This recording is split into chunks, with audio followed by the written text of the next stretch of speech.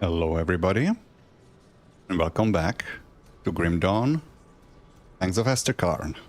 This time, it is almost accurate. We are getting very close to the Asterkarn Mountains and the content of the expansion. But before we do, we still have a little bit of a journey to go.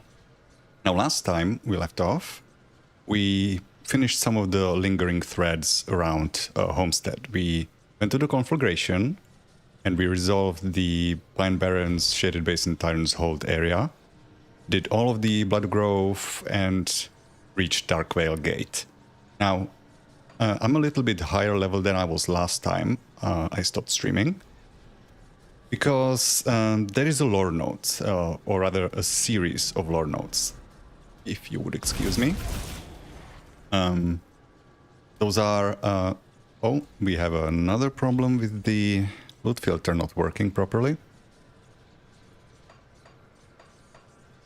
Well, it fixed itself last time, hopefully it does again. As I was saying, there is a series of lore notes, 3 lore notes. What are they called? Avaline's Note, I believe. Where is it? Just a second, something's not working right.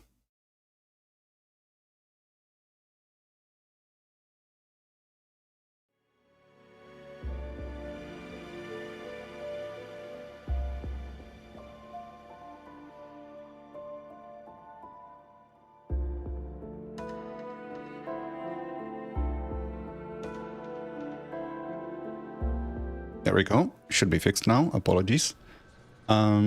Where was the lore notes?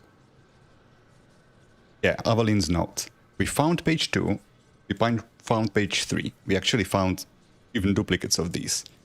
But we haven't found page 1, so I haven't read through these. I decided to do a little bit of farming, trying to find page 1. And in order to do that, I read page 2 and page 3 from my inventory to remove them from the loot drop table, because otherwise they will keep dropping until you read them. But unfortunately I was unsuccessful. I didn't find page 1, but it can still drop in here in Darkvale Gate. One thing that it did yield was a new scepter that is unfortunately level 74, but considerably stronger than what we are using, and we are not too far from being able to use it. Probably within this stream, actually most certainly within this stream, we're gonna get a pretty sizable upgrade, and hopefully we get the lore note as well. Now I have these other lore notes that I corrected around Darkvale, the village of Darkvale, but haven't read them last stream because I was a bit tapped out by then. Not gonna start the stream by immediately reading a bunch of lore, so we'll get around to it when we're back in town. Which will be probably after we finish this zone. Hopefully the loot filter fixes itself. Just gonna check that everything's working right now. It should. Yeah, looks good. Okay. Let's get going. Our objective here is to kill a leader of the Bloodsworn cultists, and also we need to go through here to get past towards Fort Ikon, which is where we are headed next, the next big hub area. And from there we have a choice. Either we head northeast towards, or I guess it's straight north to the Necropolis and the end of the base game, or we head out northwest towards the expansion. I'm probably going to head straight to the expansion unless the content in there scales too far, even though it will break the sequencing of the lore. Screw it, I want to get into the new content finally. It's been, what, 6 streams and we still haven't touched any of the new stuff, other than the fact that, of course, we're playing Berserker. So we do need to get a move on. Yeah, last time the loot filter fixed itself when I either ported back out or died. So hopefully one of those things will do the trick. Preferably the former.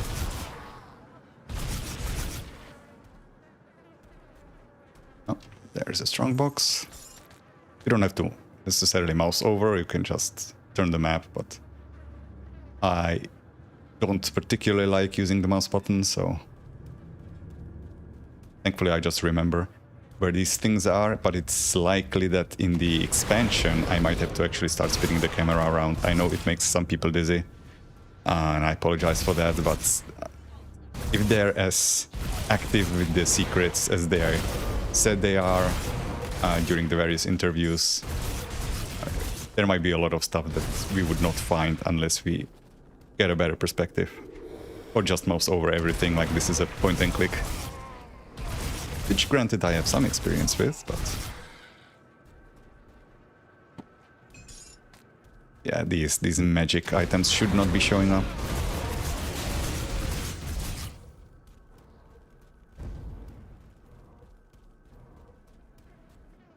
Okay, that's that. I believe I missed something. There's a hidden area down there, right? That I haven't gone down to. Yep. There's a breakable wall that leads underneath. I did miss a few secrets, I realized, over the last few streams. Not secrets in the sense that of any lore significance or quest significance, but just some extra items for money. Frankly, it's unlikely that they will drop anything important for us. At this point, we are mostly looking for just epics, legendaries, and some monster infrequents that would be relevant to our build. And those will not drop from just a random chest, or are unlikely to.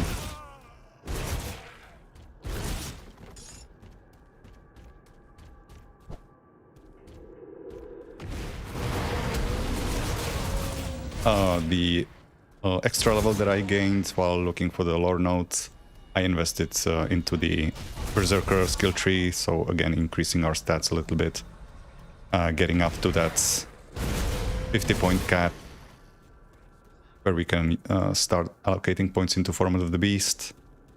If I wanted to empower myself a little bit more, I could have skipped on that and invested in Sigil of Consumption, since that is what our weapons are supporting. But I feel like it's better for me to get some tankiness going, increase my health pool, and gaining attributes is one of the better ways to do that. At least when we cannot control what drops for us. Obviously, health-related affixes on items would be more helpful than some attribute points, but we cannot really influence that at all.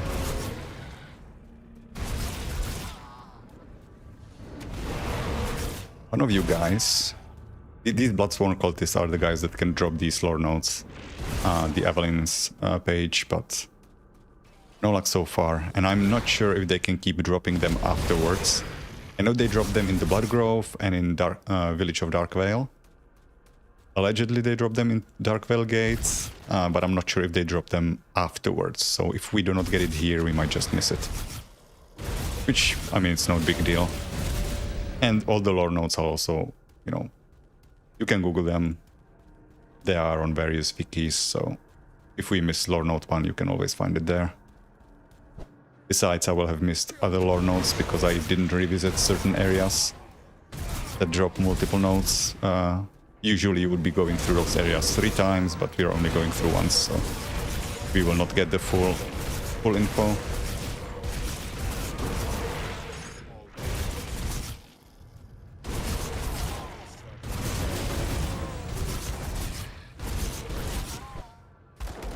This is another labyrinth.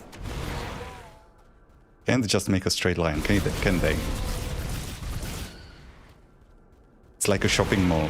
They want you to get lost in here so that you spend more money. Anybody who worked here, I'm sad for them. No, I could also be sad for them because they're all dead, but, you know, it's the important stuff that I worry about.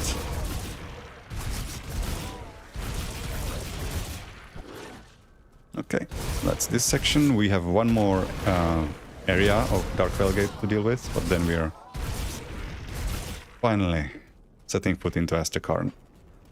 Should also zoom out a little bit. Yeah, this... I really hope this fixes itself.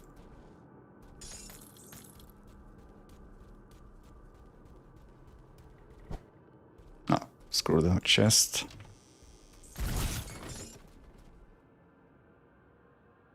These yellows should not be showing up.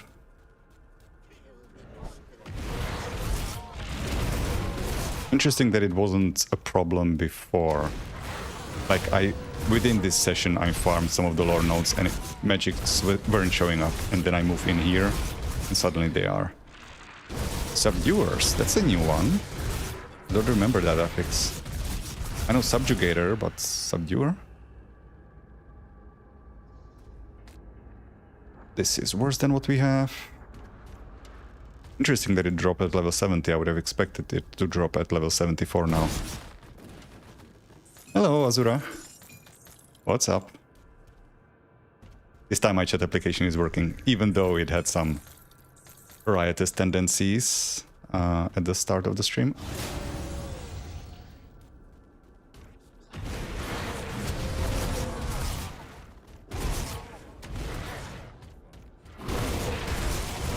Let's see a totem over there.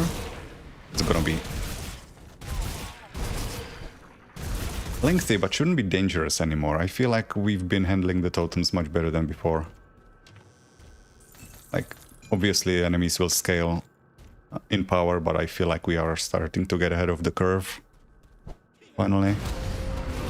And tankiness could be better, but our damage has improved markedly with the swap for level 70 weapons. I mean, we were using level 35 weapons for the majority of the playthrough. And that's not cool. Okay, I'm gonna open this swap. Forsaken, that's tolerable. Okay, hide the items. Another Infernal. I hate these guys.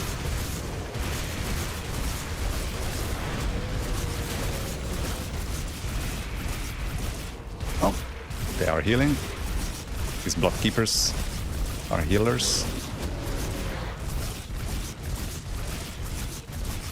Easy peasy. Good. Anything useful? Doesn't look like it. But money is always a sought after commodity. Come on, pick it up. Good boy. Who's a good werewolf? You are. Yes, you are.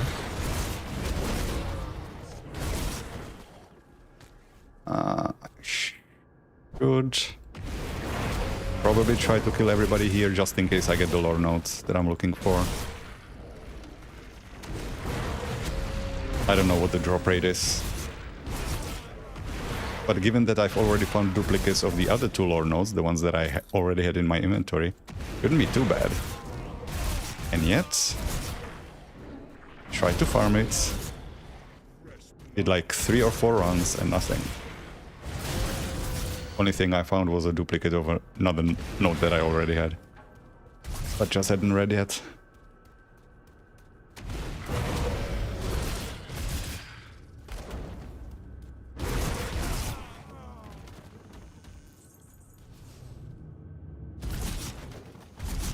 Nothing here.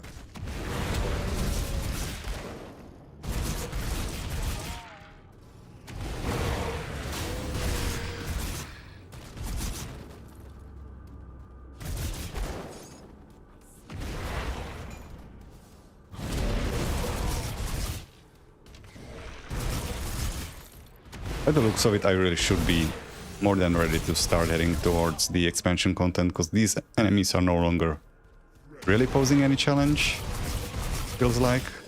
Because our resistances are basically fixed now, other than Aether and Piercing. Our health pool is not great, but improving, and our damage has just jumped up. Really shouldn't be struggling.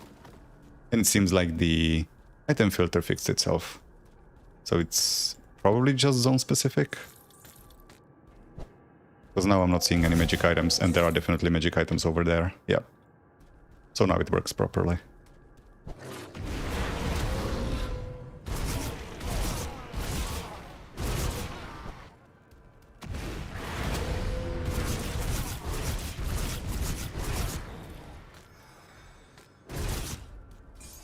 Another hidden area. Come on, pick it up. Against these visual glitches. Apparently the devs are already working on it. Or at least similar ones. Doesn't seem to be related to the HDR lighting.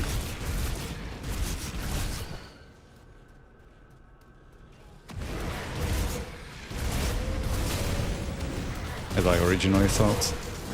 Ooh. Oh yeah, I cannot lifesteal off of these guys.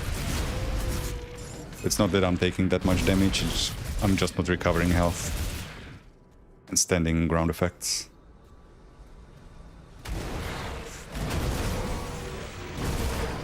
I'm saying I'm feeling kind of strong, but I still feel like there is one enemy that we still haven't killed. That we've tried, and it is the only enemy that we bailed on. And that is Grand Priest Zartuzalan back in Arkovia, in Steps of Torment. He clowned on us. Like, taking no damage, basically one-shotting us. And I'm not sure I have improved enough to be able to take him on. There is another piece of the Loghorn set, which we already have the shoulders for. Not equipped currently, but... plus 4% offensive and defensive ability. I mean, the armor is... worse. The shoulders were worse than what I have currently, just because of the resistances. Otherwise, they are not... These shoulders aren't great. But the resistances are helping. I don't feel like combining those two pieces. Mediocre pieces together will make us a stronger build, so I guess I sell it. Although it can be awakened, right? Doesn't show in here. There's probably a higher level version of this. So no, I don't even need to keep this for upgrading later. Okay, boss fight.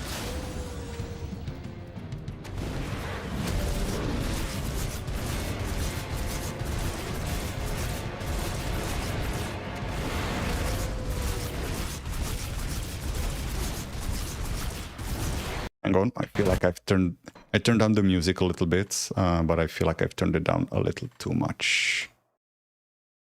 Let's nudge it.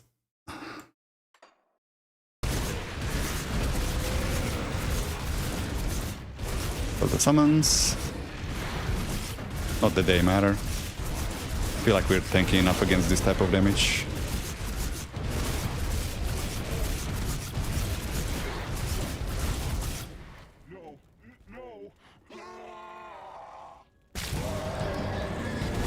Tentacles.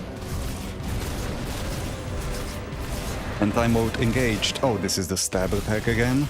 This is what was slapping us around when we were fighting our first Celestial Totem. Yeah, don't get hit by that. And don't get hit by the crystal.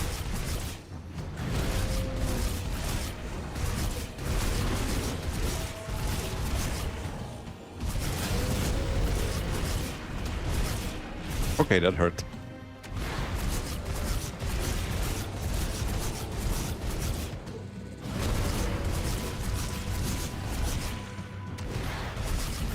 Okay, good. Kill the crystals. Come on, get out of the way.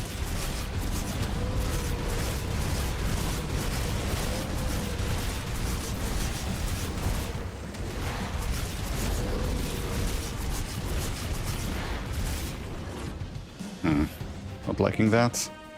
Move away. There we go.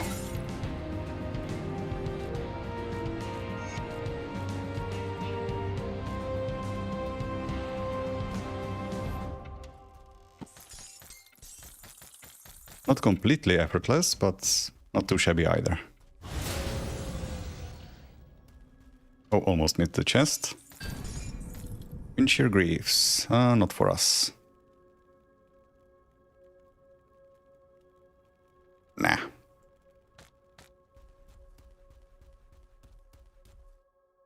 And we're out. Asterkarn Road. So from here, not too far to go. We need to find the checkpoint here. That's actually basically right in front of us. So I'm gonna do that before I go back to town.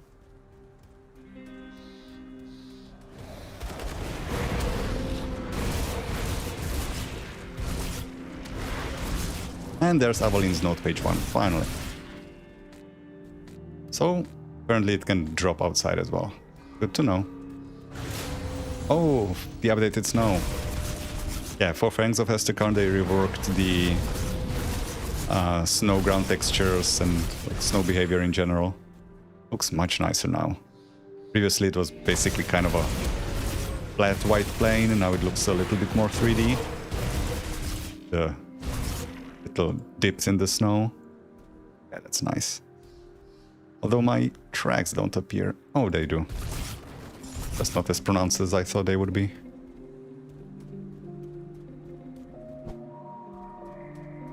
Looks properly chilly.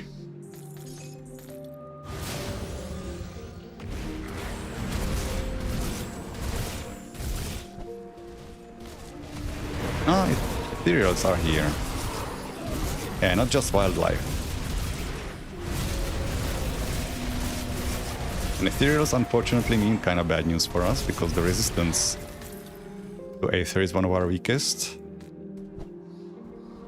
Okay, got the waypoint. Have some talking to do back in Homestead. That's gonna be pretty much the last time we're heading back there, and we're done with it. But before we do, I should check, well, first off, send some of this stuff back home to the chest. Keros's tome, so this is what we need to bring back to Captain Somer. A tome filled with dark rituals that depict the return of a great darkness from within the necropolis. And this is the notes that dropped from the boss as well, so I should read this before I talk to Somer. Just gonna move the mic, sorry for the noise. Final sermon, the end of times. Bloodsworn supplicants of Chthon, it is with great purpose that we gather here today for what will be my final sermon to you. You have devoted yourself completely, forsaking all past relations, earthly possessions, and free will. Always sounds great, right? You have proven that you are finally ready to become part of a greater whole, to receive the glorious gifts of reunification.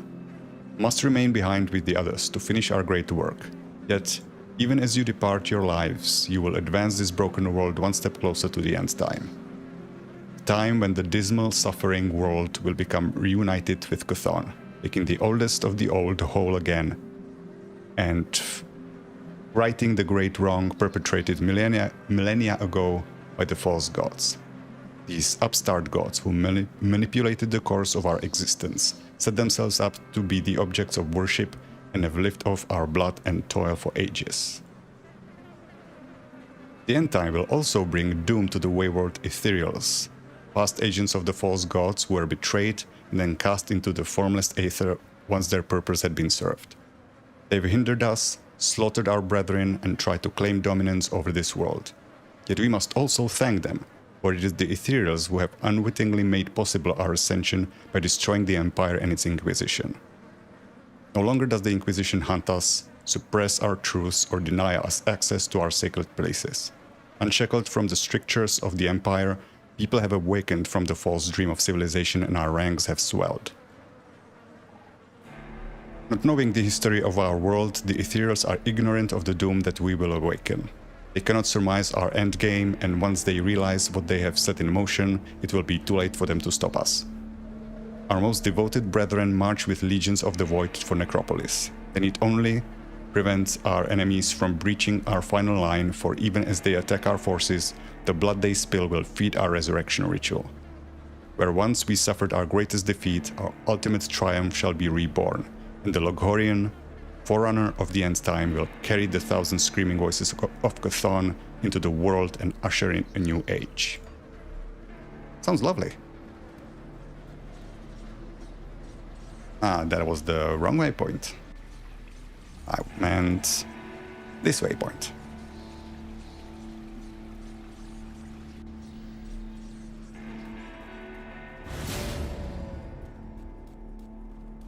Why do you have such a grim look on your face? What happened out there? Keros lies dead, but I found some disturbing information on him. That is what we just read. Let's see. I'll be damned. If the bastards pull this off, we may as well slit our own throats. This scenario is well beyond my pay grade, or would be if I were getting paid. You will need to bring this to Creed's attention immediately. What did we get? The Right Hand of Carnage, a set ring for bleeding. Not for us. Not that we don't deal bleeding, but we don't scale it, so... Also, this has absolutely no resistances, so our survivability would tank. The Inquisitor? I've already informed Creed of your recent actions. He is most eager to speak with you. Show him what you've shown me. He needs to see this. Who is the Inquisitor? Inquisitor Creed is one of Irulan's chief exterminators of the occult and the strange. Incidentally, he was outside the capital during the fall as he was tracking down just how deep the ethereal corruption ran. Creed has played a critical role in the Legion's activities after the Grim Dawn, coordinating assaults and providing insight on the enemy. How does he know so much about the Ethereals? He has it on good authority. Now stop it with the questions and go speak to him immediately. Oh, why do you have to be so mean? Can't hurt to ask, at least that's what they say. You're here. Good. We have much to discuss. I have found these notes on Keros. I've heard of this ritual. It has been performed only once before. If memory serves me, the results were, shall we say, not good. The cult must not be allowed to see this through. We must make haste to Fort Ikon at once. Will you join us? For some reason, Inquisitor's Creed's voice lines are considerably quieter than everybody else, but I'm kind of worried about increasing the volume too much, because then other voice lines start bleeding into the mic sometimes. Where do you need me? Cultist ranks scattered. We can once again reconnect with the main Legion force to the north. And just in time, too. Based on the information you've brought back from Keros, we need to immediately send all available forces to the necropolis and stop that ritual. Algrim and I will be leaving shortly with a small contingent of troops. Will you meet us at Fort Ikon? It lies just beyond the Asterkarn Mountains, through the Darkvale gates. We'll see you there. Okay, so that is the last thing that we need to do in this town. I'm just gonna sell stuff since I'm here. Again, filter for chaos damage. Just in case I missed something important. Those are pistols, we don't care. The armor is worse, we've already discussed that. There's our note. I'm starting to gather up a lot of these. Oh wait, did I want to sell that? I did. This one is the one I want to keep. Which is why it's safely stowed away among other things I will not be selling.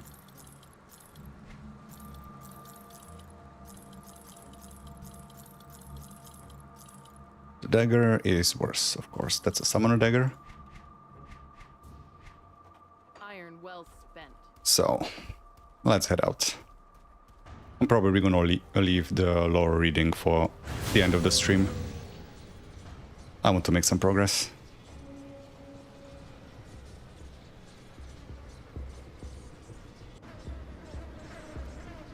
Let's go. There is something there. Oh, just Yetis. Fluffy, fluffy Yetis.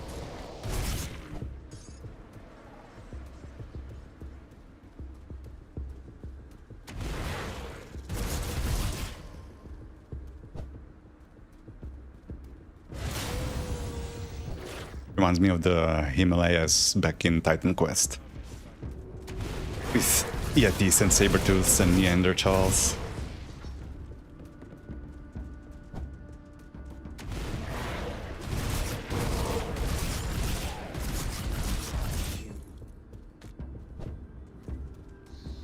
We do have one more quest before we get to Fort Ikon itself. We have a mission for the Body of Death Vigil, where we need to... What is going on? Are you in the terrain? Yes, you are. Okay.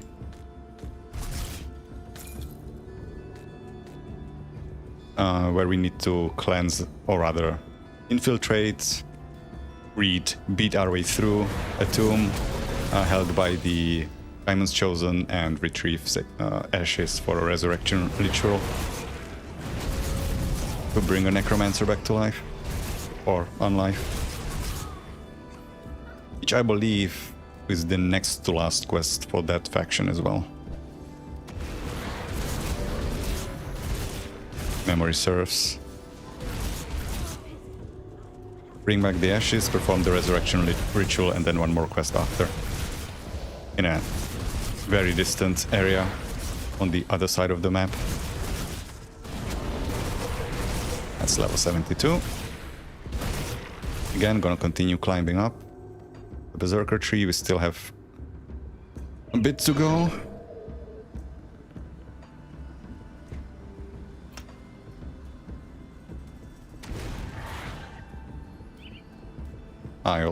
Did I invest all devotion points? I did.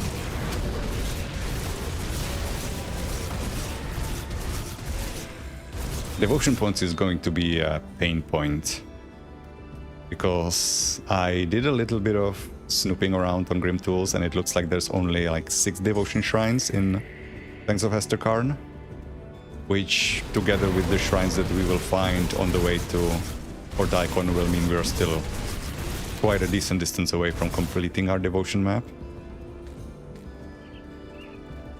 And given how big Fangs of Asterkarn is supposed to be, like just map size wise, getting only 6 devotion points will mean we'll be stalling our devotion progress for quite a while.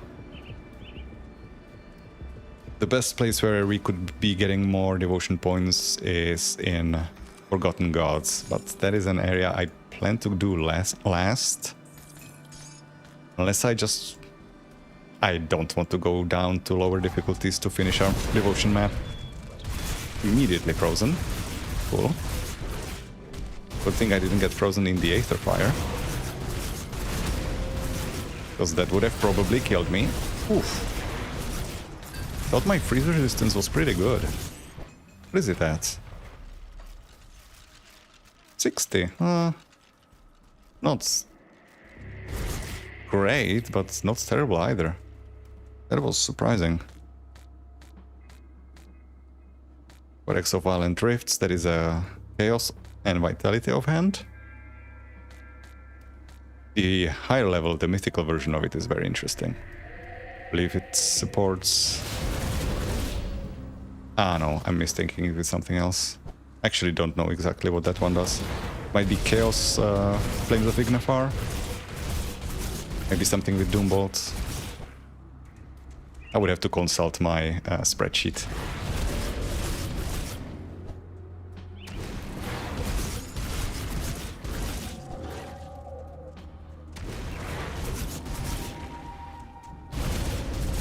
Trip South Part 1, lore note. I am actually going to read this one now, because the encounter that it is relevant to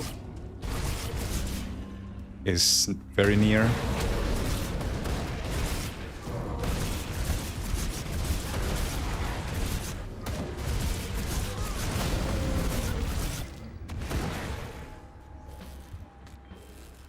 Damn ritual. Ethereal Curse. Okay, the Trip South, where are you? Trip South Part 1. The notebook is caked in dried blood and mud, and many pages appear to have been deliberately torn out. Day 3. John holds our Sylvie with one arm as he drives the wagon. He is smiling and happy as he tells us that we should reach the mountain in a few days. It's sad to leave our home, but I am hopeful for a better life far away from the dangers that seem to be ever increasing here in the north. Day 4. Sylvie is so happy, running along the side of the wagon, picking flowers. I was really worried about her being unhappy as we left behind the only home she has ever known. The wonder and splendor that is youth. It warms my heart. Day 6. The mountains are looming ahead of us, and the cold is getting sharp.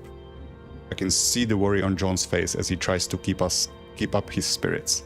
I know he only wants to protect us from the dangers, and I can only pray that we make it past the mountain before the snow. Day 8. We are in the shadow of the mountain now, and the days are shorter. Snow has started to fall, and the cold came on so suddenly it surprised us. We have warm clothes, but the wind cuts right through them. Day 11. We have reached a flat at the base of the fort. There are a few other travelers here who have told us the way through Darkwale is blocked. With our food running low, we were hoping to resupply at the Darkwale Gate, Merchant District. Now I don't know what we will do. Turning back is not an option with the snow coming down so fast. John says he is going to talk to the others soon. Day 16. The horse died today. John is saddened by this, but at least it will feed us until help arrives.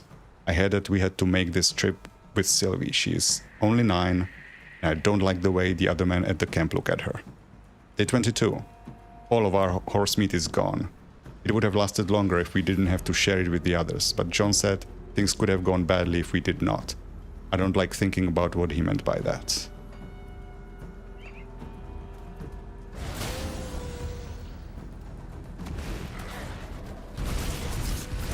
We're going to meet the survivors that wrote this soon enough.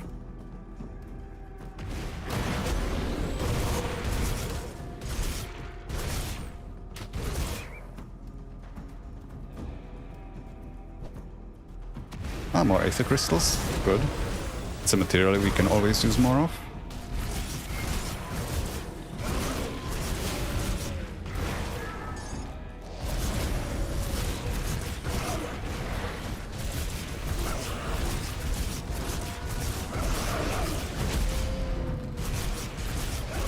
Constant freezing. He's summoning cold ones which freeze. So either I keep focusing the ads and don't do any damage to him, or I just kind of tank through it and hope I don't get perma-frozen.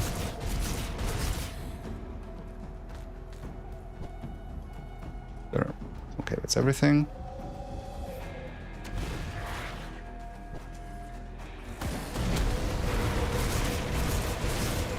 That is a big group, and a lot of freezy boys in there.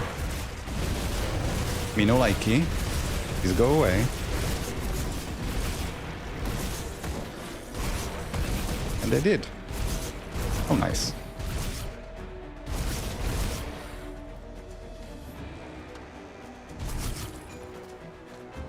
Okay, Trip South Part 2. This is where things start to take a turn for the worse. Where is it? There we go. Trip South Part 2. Day 28. Gods protect us, we have been starving. I spent the whole morning searching the woods for nuts and bugs to eat. Can't believe that it doesn't shame me to say I have been eating bugs when I can find them. When I got back to the camp, I had found that John had killed the man that attacked our daughter. Day 29. John has brought Sylvie and me a small portion of meat. I don't ask where he got it. Take a guess. Day 30. The other men asked what happened to their friend. John told them that he tried to hurt our little girl and offered them some freshly cut meat. They took it without another word and left us alone. Does friendship mean so little these times? Day 36. John offered Sylvie to one of the men in the camp. Oh, Jesus. When the man came into the tent to make his advance, John killed him in front of Sylvie and me. I am so hungry I don't even care. Day whatever. It's so hard to write, numb fingers and the cold dulls my thoughts. The dark of the mountain makes it easy to lose track of the days. Another day. Another man has been lured to our tent, in exchange of food for the promise of warmth. They must know that it's a trap. Maybe they are ready to die. They lie to themselves even as they walk into the butcher's blade. Our next visitor was wise to the attack. John killed him, but not without suffering a terrible wound. He is not sure he will survive the night. I find that I don't care as much as I should. All I see is a potential meal. Gods, what is happening to me? John lasted longer than we've expected, draining our dwindling food supplies. I took care of it. Now, I have food for a long while. Ugh. Grody. We're gonna meet a merry bunch of people like this in the first expansion. One very, very smiley man that has become a kind of an icon for some reason in the Grim Dawn community.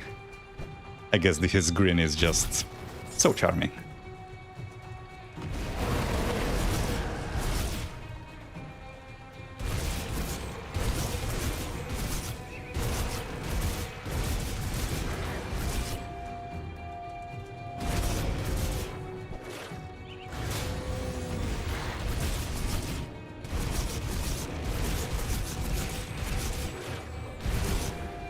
Oh, I'll just start luring them into the larger groups, fighting them one-on-one. Doesn't really have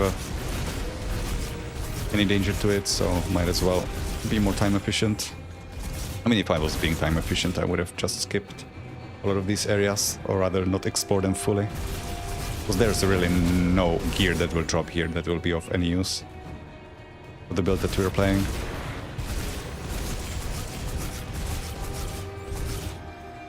And also, oh, I did want to check, what is my reputation with beasts now? Oh boy, we are almost there. Well, hopefully we are strong enough now to start dealing with nemesis. I'm not sure that we are, but give it a go. Not that we will have a choice. Trip South, Part 3. Well, first, here's Nuana.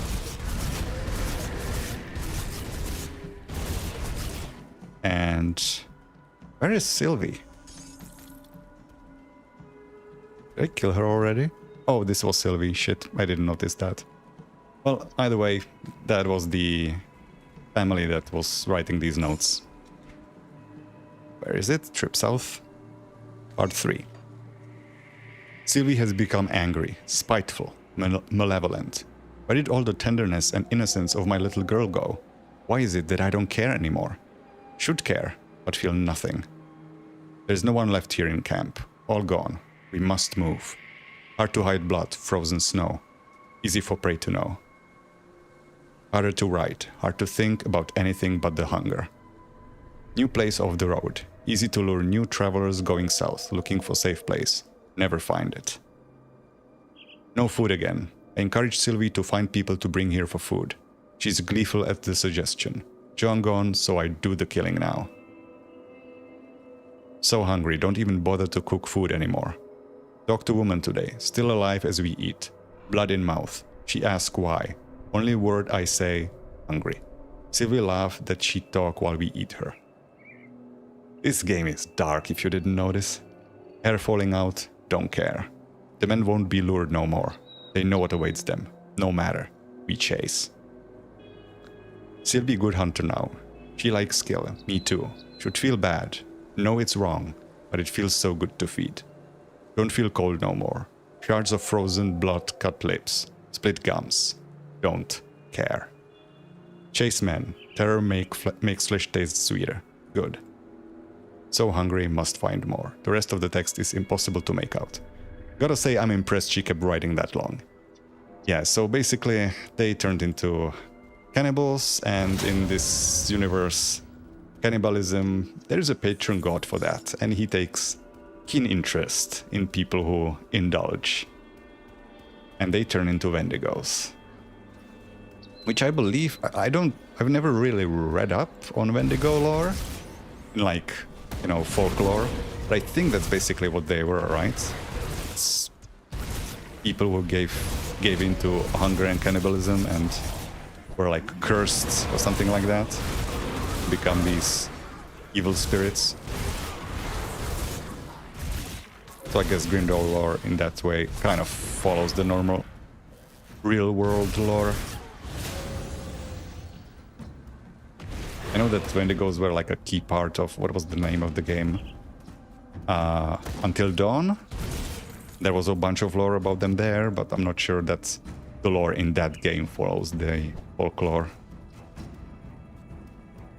accurately.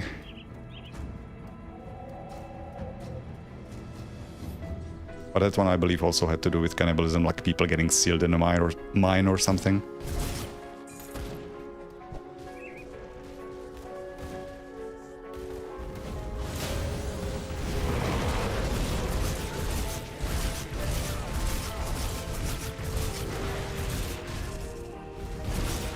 Stuff to sell.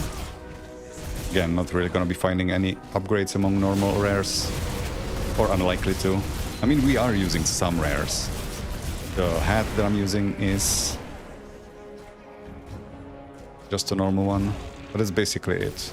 Oh, and the belt. Which reminds me, I should craft a Berserker belt now. I should be... No, I can't, because I do not have the recipe. I haven't found it yet. God damn it. Obstacles in the way of progress. I checked that some of them are probably, some of the recipes can be bought from some of the vendors in the expansion. So that's why I haven't really found any of this new loot. Because it doesn't drop, it has to be bought. And then can be crafted.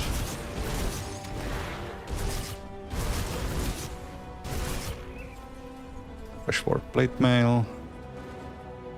Worse than what we have. We also don't have the physique for it anymore.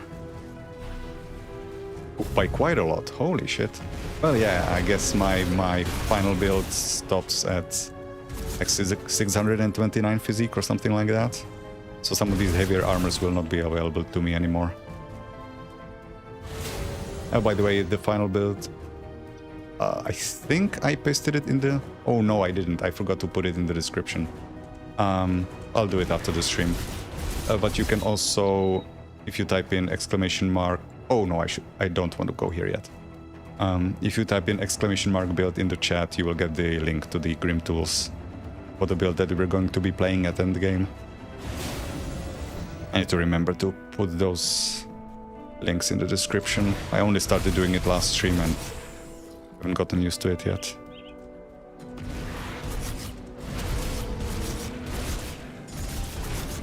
Yeah, so I need to remember to, well, it's gonna be difficult to forget to go back to the place that I just skipped, because we do have a quest for it.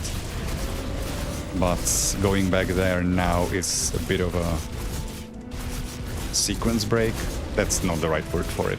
Basically, the lore that we picked up to this point told us to go like further to the west in the Asterkarn Mountains and find some like cairn stones standing around where we are supposed to find the next clue. So we're going to find the next clue first, and then we're going to come back here.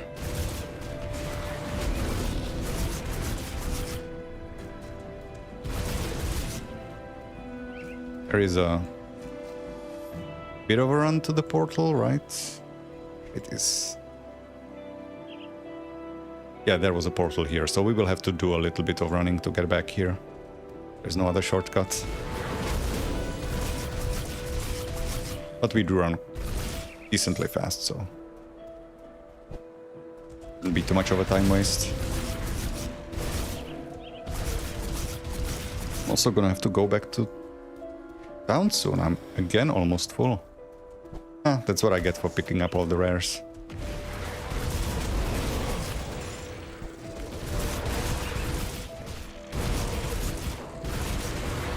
Now this shrine, unfortunately, we cannot restore yet. That is the Shrine of Mogdrogen. We do have the rune stone of Mogdrogen. We do not have the spirit. For that we need to get past Fort Ikon. That's one scepter. This one is worse.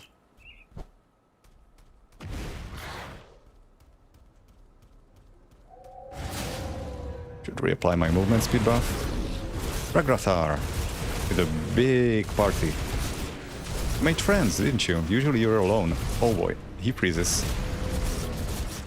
It's interesting given that the item that he drops is bleed focused and not cold focused. Stop it, please.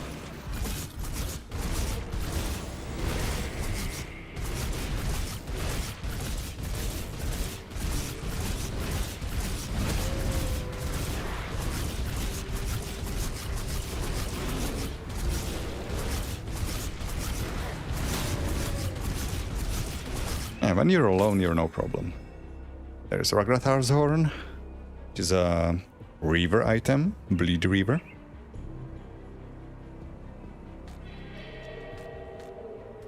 And an interesting one at that, because it gives % chance to reduce the cooldown of a skill that you're taking for bleed damage, where cooldown doesn't matter that much. Because you cannot reapply, or rather you cannot stack bleed, you can only reapply it. So I guess it's only useful for like moving forward quickly, applying bleeds to a group, moving forward again, applying the bleed again without having to wait for the cooldown. But you can't really like spam it on a single enemy and make them bleed faster.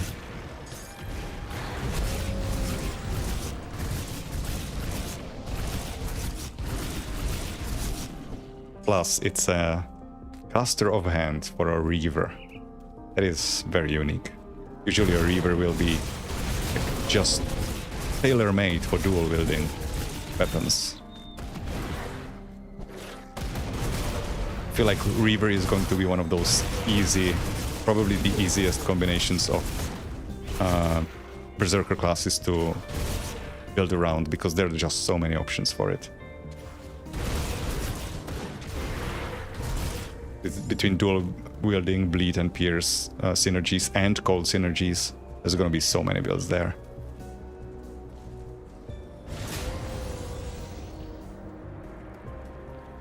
There's our waypoint.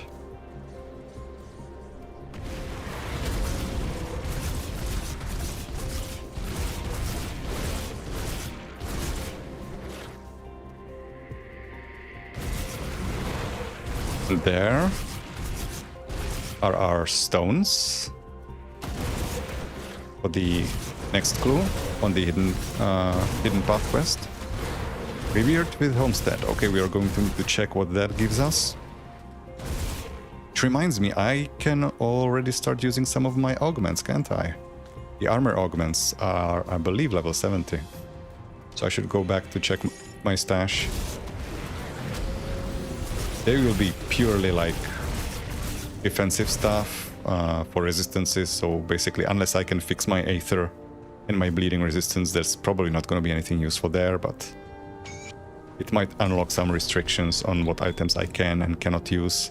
I've been making, like the shoulders for the Loghor set that I've been rejecting for a while. Only reason I'm not using them is because the resistances aren't correct.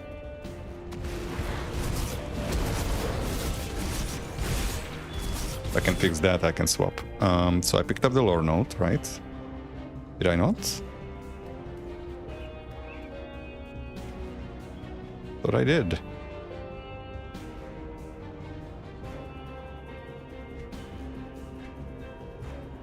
Huh. Okay, where is it then? Should be somewhere in here. Or no, there is a corpse in here, isn't there? Yeah, there it is. Firstly, I'm gonna invest the devotion point that I just unlocked. We were heading towards Elemental Storm, even though, again, not currently useful, but will be. Where do I want to put that? Probably Curse. It has a what? 25% chance to proc. That's good enough. Okay, the lore note. Desecrated. Where did it go? There it is. So the hidden path, desecrated. The sight before you may bring you pause, Seeker, and rightfully it should. But the ignorant followers of Mogdrogen have found their way here. The defilers entered our ritual grounds, befouled the shrine and threatened our secrets. Revenge was swift and justified. Know that their entrails littered the valley, but remain scattered for the mountain yeti to fight over. Fear not, Seeker of the hidden path, for the way forward is secured. Return to the Asterkarn road and follow it southeast. Underneath the Legion ramparts, the marked stone awaits. If you are truly sent here by the three, then the way to Bismiel shall open to you. So that is the path that I skipped last time. We were in that keep. Now I can go back there. Well, I could have gone there already, but I wanted to do it in sequence. So now I'm gonna port back. We do have to run a little bit, but not too far. And our movement speed is kind of okay. Technically, our movement speed, or rather our mobility, should be much better than it is, because I should, by all rights, be applying a mobility rune to my medal, and I should also have leap, but I really don't feel like juggling 4 mobility skills on the same build. I'm not that much of a tryhard. If I have to run a little bit on foot, well, so be it. It seems like too much of a hassle to be juggling. I mean, it's unusual for a mastery to have 2 mobility skills, and if you are werewolf, then Berserker has 2 mobility skills already built in. And then you have evade, and then you can get a rune. That's a bit much. I don't want to play piano just to move around.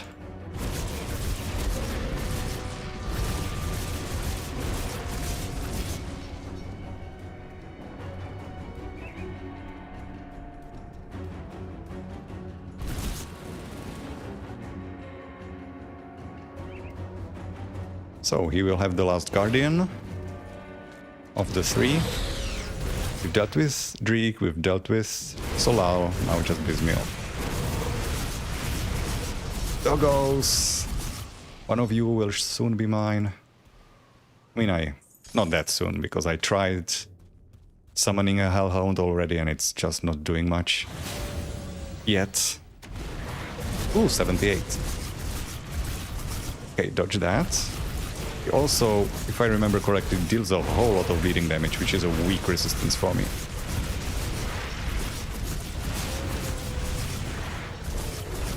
Ouch. For some reason, she's not using the attack that applies that bleed, feels like. It was like a double claw attack, and she hasn't used it once. Okay, well, all the better for me. Oh, full inventory. So let's go sell stuff. The nearest shop is Homestead.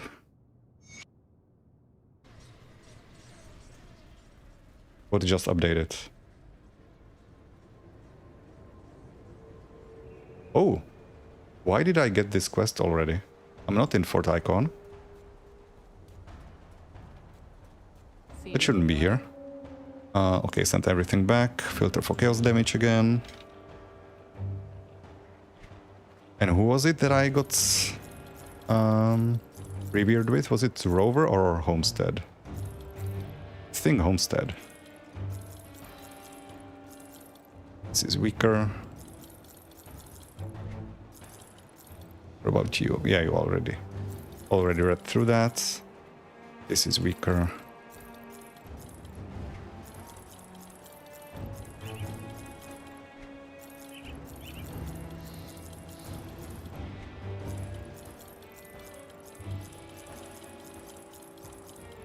All right.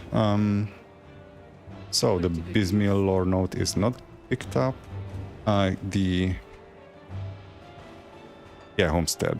Homestead and Rovers, and I wanted to check my stash. So Homestead Quartermaster or whatever it's called. Oh, now there's... Oh, that's a different family. Never mind. And the Quartermaster is here. What does he sell for us?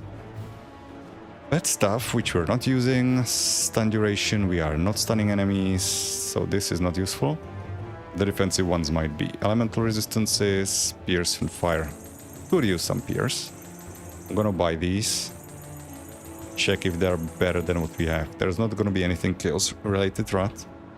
There is chaos resistance, not chaos damage. So screw that. Let's go check the stash. So we can start applying these augments. This one is poison acid, that is fine. We don't need that. Pierce cold, sure. Is there no aether? There is no aether. Okay, so I guess the most efficient one is the pierce one. That is the only one that's fixing a resistance we are lacking in. So let's put that. What will we be keeping for a while? Probably the gloves. And that fixes our resistance. Let's have some in reserve, just to be safe. I'll keep an eye on Okay. Get me out of here.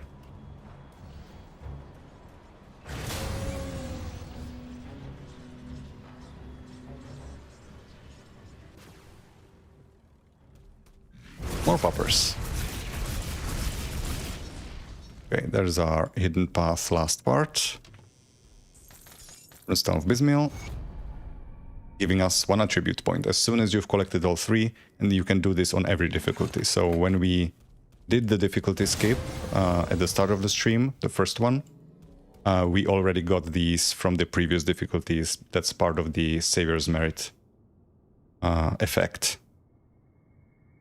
So, Runestone of Bismil. Runestone carried by the followers of Bismil. There is an inscription along the edge. And so by the light of the eastern star, the 3 joined together at their sanctum. Bound by divine blood, their quarrels put to rest. The covenant of the 3 was forged. So, in order, you're supposed to go somewhere where rivers are, swampy, east. So what is in the east that is swampy and near a river? Well, There is East Marsh here. That's a swamp. There's a river. It's in the east. We will go there, but not yet. There will be a quest leading us that way. For now, oh, Spideys. For now, let's see how bad this next fight is gonna be. Because this boss is horrendous to fight. And I think I'm not prepared for that. Once again, completely hidden. This is a boss you can easily miss. 79. We might get one tapped. I'm gonna give it one try, but I'm not holding out much hope. Okay, when she triggers this red aura, fucking run. Because any projectiles that you hit her with, she will retaliate with a whole barrage of highly damaging projectiles. That will basically shotgun you if you're in melee range. This is gonna be one circle running exercise. She also likes to heal a lot. Whoa! Okay, yeah, no, not doing this. Not yet. That is rippy. Okay, we can go back to where we were. Asterkarn Valley. It's too early to be fighting a monster like that. She's one of the scariest endgame bosses when you fight her in... Oh no. I was going to say, when you fight her in Shattered Realms, she's one of the worst bosses to encounter for basically any build. But I think we have bigger issues now. We have reached Nemesis status with Ethereals. And our resistances for Aether aren't quite capped, but I don't know what the new... Oh no, never mind, I do know what the Nemesis are. Because Ethereals didn't get a new one. Ethereals already had two Nemesis. Archmage Alexander and Valdaran the Storm Scourge. So hopefully we get Valdaran, because I don't think I can handle Alexander.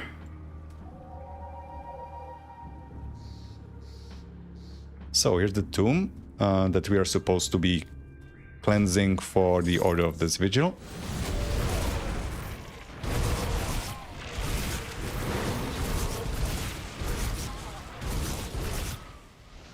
And then we're off to Fort Ikon. That's everything else dealt with. And from there, the expansion. And that's where my knowledge ends. So like, so far, things that I've been doing outside of the werewolf or berserker. I've known the locations, I've known the lore, position of the lore nodes, quests, everything. From this point on, I have avoided all spoilers, so I will have no clue. I will be missing stuff, I'll be figuring stuff out live. As soon as we leave Ikon towards whatever the first area is called. I don't know that either.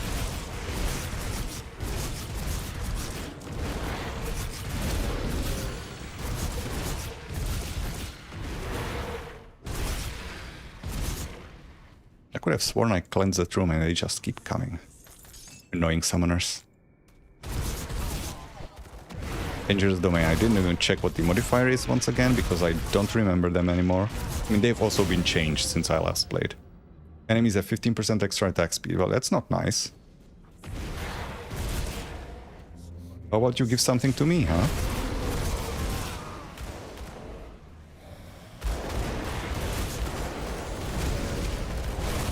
Oh, you're right. Yeah. True. This is Tomb of Korvac. This is for a different quest. Yeah. Oof. Motherfucker. And I'm dead. Cute. Yeah, you're right. Absolutely correct. I mean, I would be clearing this anyway, but yeah. So the moment I say, so far I have known all of these areas, and then I say something that's wrong. Yeah, no, this is not a tomb. This is a tomb that would be significant if I was playing as ally with the Kaiman's Chosen.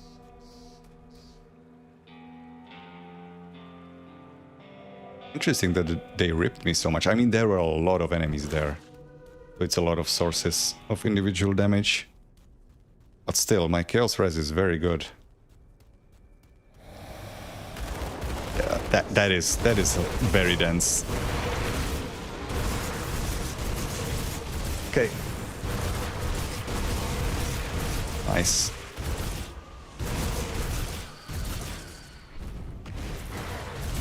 Painful though.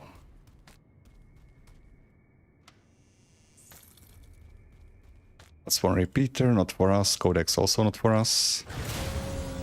Thanks for the correction, by the way, Atabarki.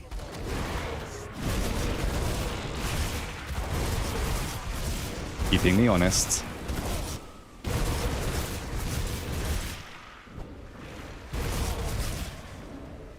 Ah, there's another totem. Oh, interesting. This is a very Bloodsworn heavy area, but we are getting a spirit totem. What was that? Oh, Stormheart. Right. So this is related to this lore node here. When we read the diary of Dela Thornsbury in the fields near Homestead, I also realized I didn't invest point here. We read about her having like some duel with her lightning blade Stormheart, which she found in some tomb. Well, this is the sword, and this is the tomb. We now have her sword, and we are going to need that sword for the hidden boss fight, I guess we should call it. It's not really a quest line. That is available on Ultimate in Vanilla. You're going to have to bring this sword somewhere. Though interestingly, I could have sworn you needed to bring this sword with you to the tree in Bloodgrove in order to get the lore note that I have in my inventory. But I got it even without the sword, so maybe I'm misremembering. You definitely need the sword somewhere along the quest line. I thought you needed it to start with, but it's also possible that the game simply considers stuff that you have in your stash as stuff that you have in your inventory now. Because we can restore shrines and do other stuff like that from the stash now. So since I already have a Stormheart in my stash, I got the lore note even though I wasn't carrying it with me. Could be the case. Which is nice, because normally you would have to get here, realize what it's for, and take it to the tree. Like, you still have to do it the first time around, so like, you still need to figure out the quest line basically just from the journal entry that you find for Dela Thornsbury. Which again is another neat thing that Grim Dawn does. Like, if you don't read the lore and you just follow quest markers, you're not gonna get everything. But if you pay attention to the world, make some good guesses, you'll be rewarded. Or in this case, punished because you have to deal with one of the most annoying fights in the game.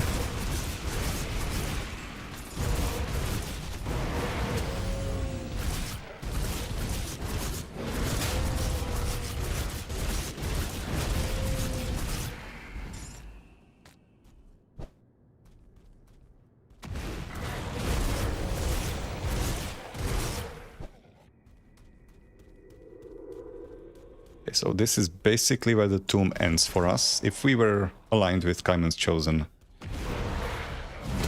there would be another area past this, where we would be learning some disturbing secrets about what Kaiman is doing, which is going to be very relevant for the second expansion.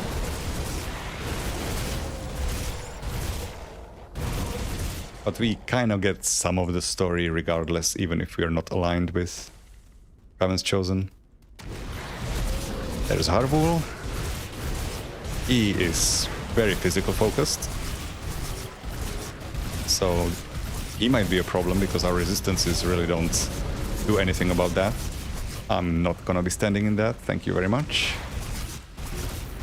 Thank you for the offer, but no. Not taking rocks to the face. Mark of Harvul. Physical Warcry and Physical Virus Might. Warlord Medal.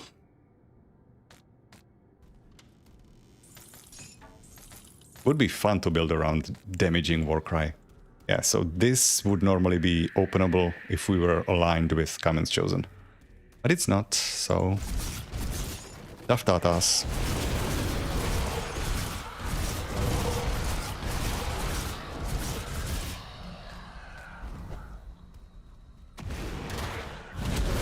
I have to try sometime to make a character that simply does not pick a second mastery until after you've made a choice with the Order of Death's Vigil or Commons Chosen, and then align with Commons Chosen and then become a Necromancer. If there's a new voice line, or like, they definitely don't just kick you out, but do they react at all? Would be cool if they did. Did I do everything? Not quite. Do I really care to go back here? I mean, we do have a waypoint right outside here, so it's not like I have to walk back out. This exit will take me back out of the tomb, but it's not really necessary. I can just portal out, so since I don't have to run back out of here, I will make the detour. Just to show everything.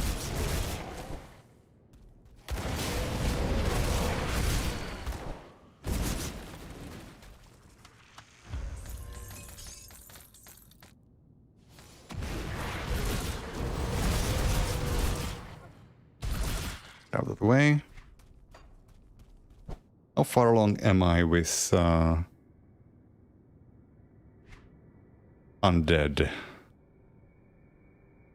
By the way, Ataberkin, do you know, was this always Arkovian undead? I think they updated it, right? It was only undead, and now it's Arkovian undead, so there's gonna be another undead faction. Probably in the expansion. We still have some distance to go. But not much, we're really getting close to a bunch of nemesis. Okay, so that's it. We can go out. Back to the waypoint. Or Rift Gate. I keep using waypoint from fucking Diablo 2, even though I haven't played that game in like 15 years.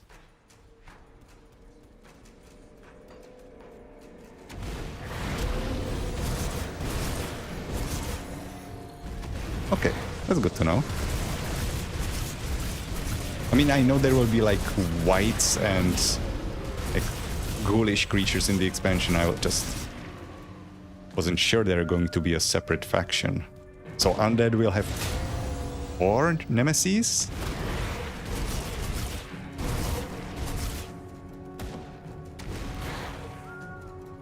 Oh, I see. That's Vigil. I mean, the Arkovian undead is a bit weird though, because there are some undead in Ugdenborg, the like early area of the first expansion, and those are classified as undead even though they have nothing to do with Arkovia.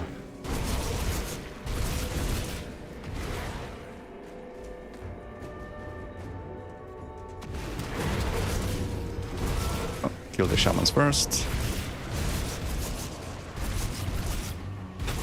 That is a funny name. Motivating Yeti Horn. What is it? Is it shouting words of encouragement in the middle of combat?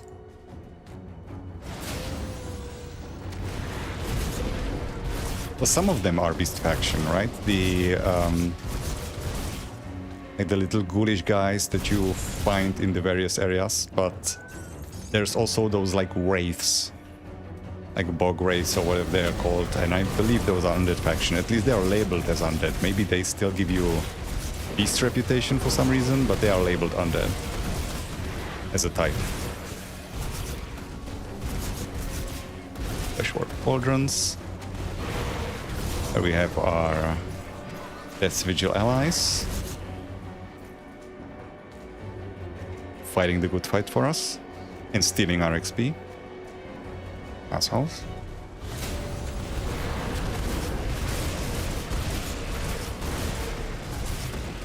So I'm gonna get a nemesis in Fort Ikon. Yeah. Which will mean, if by all logic, it will mean that there will be 4 undead nemesis.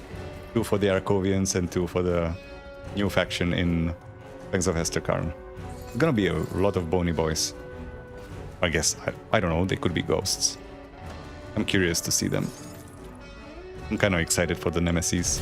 Not exciting to be fighting them this early on, but what can you do? Savage Totem. Kill the corrupted first, because I hate Aether damage.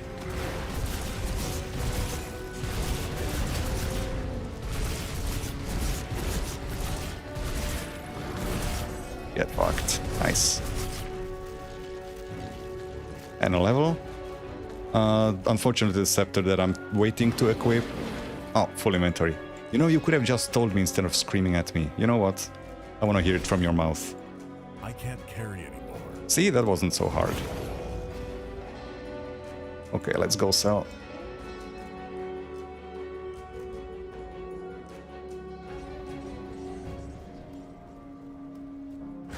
And level up.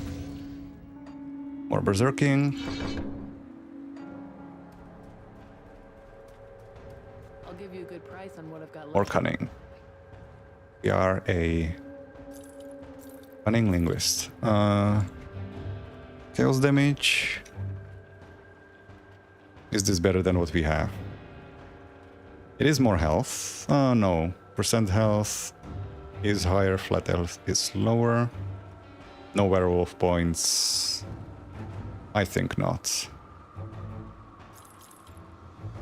Ultosis Polders. Yeah, we're getting there in the levels. Can't sell you. That would be a mistake.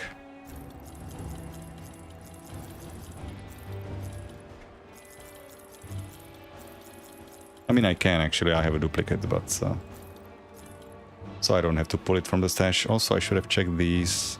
Oh, 75. Ah, this casting speed. We have ones with attack speed, so nope. Even though it does give us Aether resistance. Nah, I'm not gonna be losing attack speed. I already have nearly 155. Every little bit helps. Better our attack speed, the smoother our sustain.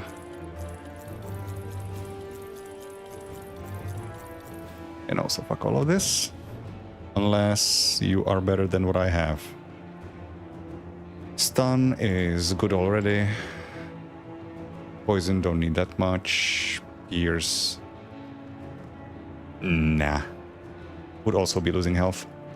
See you around. Okay, let's get a move on. Was that all bags? Yes, it was.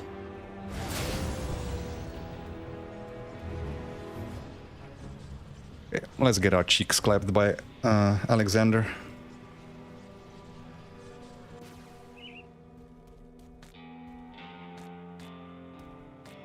Because this is gonna be ethereal area, so no way we're avoiding a nemesis now. Rip me.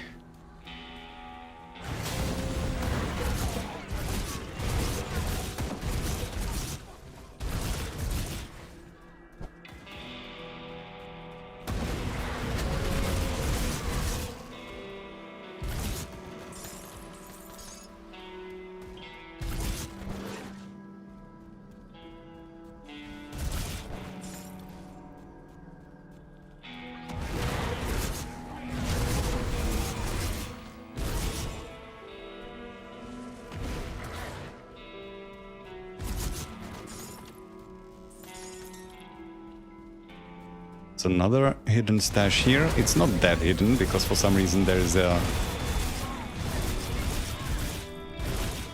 an outline on the map. It just feels like kind of wrong, right? What is this? Well,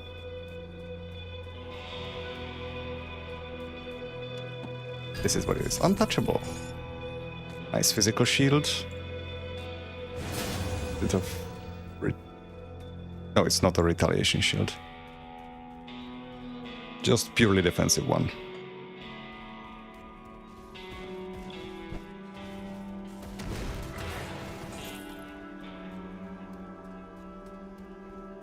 Yeah, but come on. I've slammed my head against such bullshit in the previous runs, or at the previous streams. I fought Elena as a level 50-something werewolf when she was level 75. Died there like 8 times, but hey, we got her down. Surely I can handle Nemesis, right? No cause for concern. My wavering voice is purely coincidental. There's nothing to do with fear. At least it's gonna be a Nemesis that I know.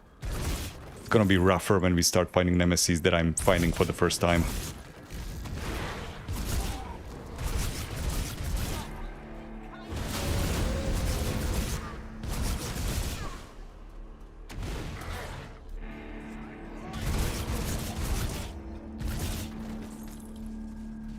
Gonna check real quick that everything looks okay on the stream.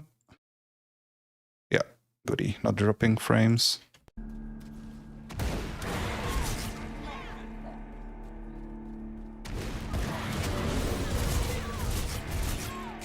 Man, the AoE of my Curse of Frailty is so tiny. I might need to start working on that, just for convenience. Groups of enemies are starting to get so big that one curse is not hitting them anymore.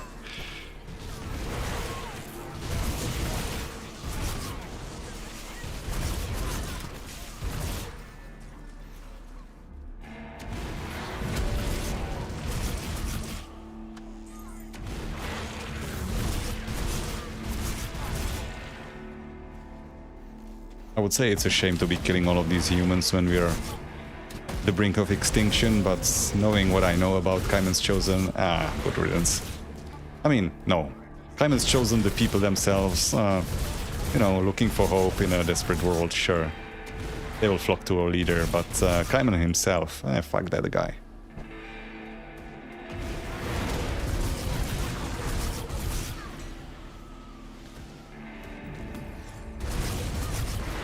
No, I was gonna leave you alive, but then you chose to be rude.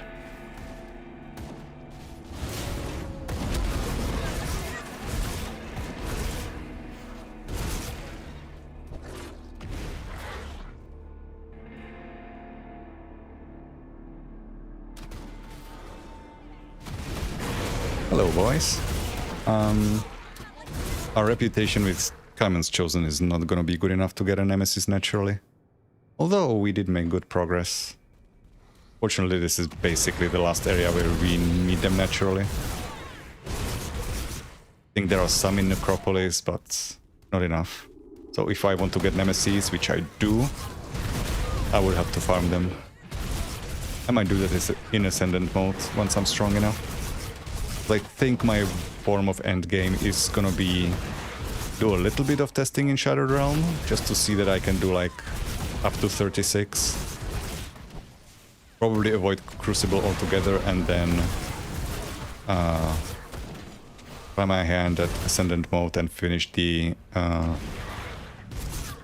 reputation farms there with like Cronley Gang and some of these smaller factions.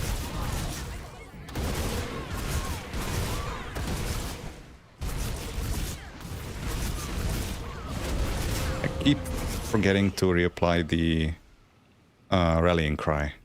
It's dropped several times. I mean, I don't need it particularly, but the movement speed on it just makes the experience a little smoother, because I'm not particularly overcapped, if I remember correctly. The movement speed, yeah, only 5%. So I drop below if I let it drop off.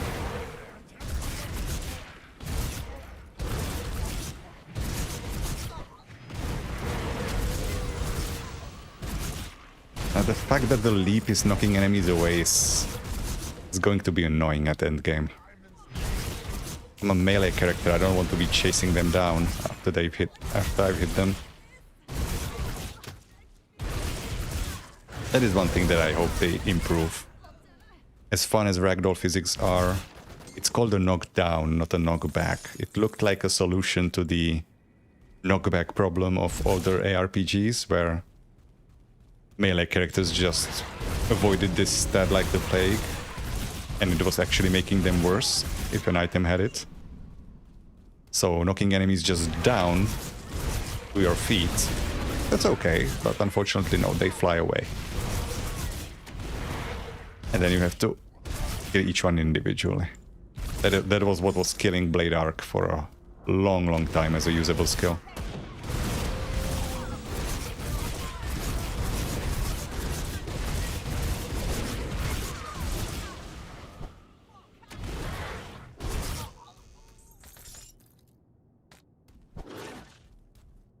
Gonna be another... What am I stuck on? I can't pass through. What the hell? Is there another staircase? There is. Please work. That was weird. I mean, I've seen blockages in like breakable or openable passageways that for some reason glitched and wouldn't let you through, but on a staircase, that's a first. Does it work the other way? Nope, it's just a solid wall. Intéressant.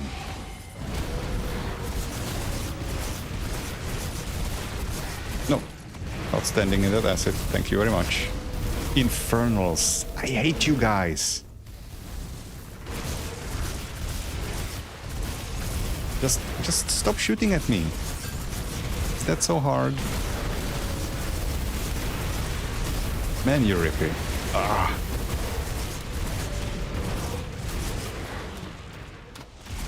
Let me go. Thank you. Holy shit. Oh, that's a double rare. With bonuses to battle search, which is relevant to us.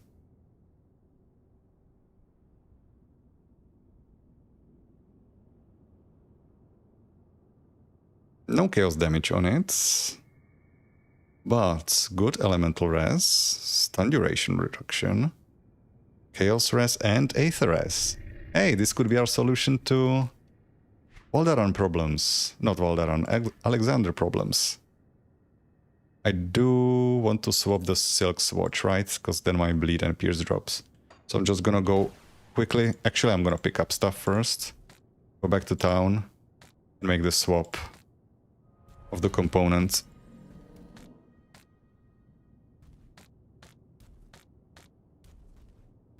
Okay, for that we need to go all the way down to Devil's Crossing.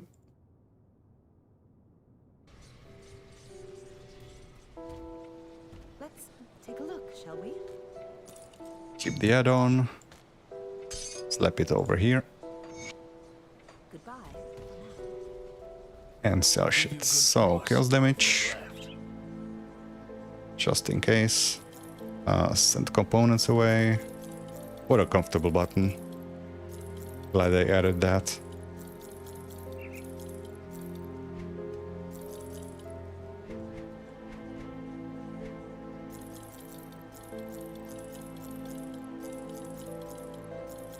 Okay.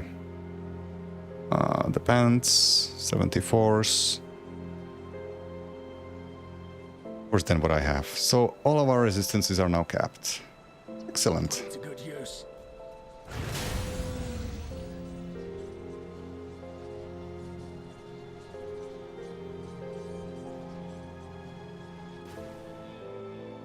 Good thing I'm not filtering out those rares in the end, because I would have missed these.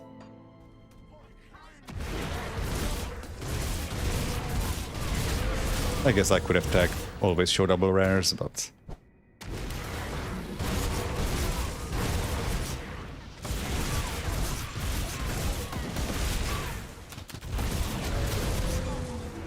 Oh yeah, the staircase should work now, right? It usually fixes itself either if you walk long enough distance. Nope, still. Oh, the last staircase. Which one do you mean? The one in the lower level? I can check it out.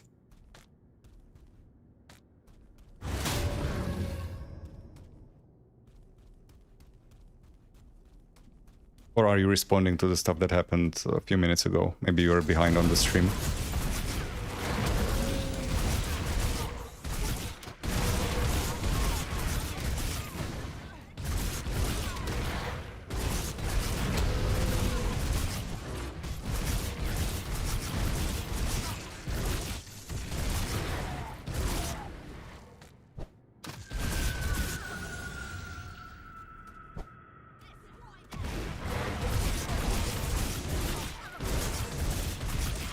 Okay, one more floor.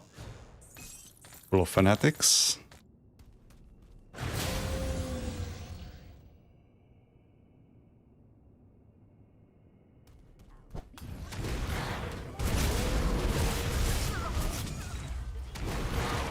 This is usually the area where you go to farm reputation with this faction, because this is the most dense area without any interruptions from other factions. How long will it take to get to level 94? Well, I'm taking this slow, right? I'm doing a full lore playthrough. I'm not doing like the most efficient stuff that I could be doing for XP, just like experiencing the game for the first time after years of not playing it. So like I could do things definitely faster.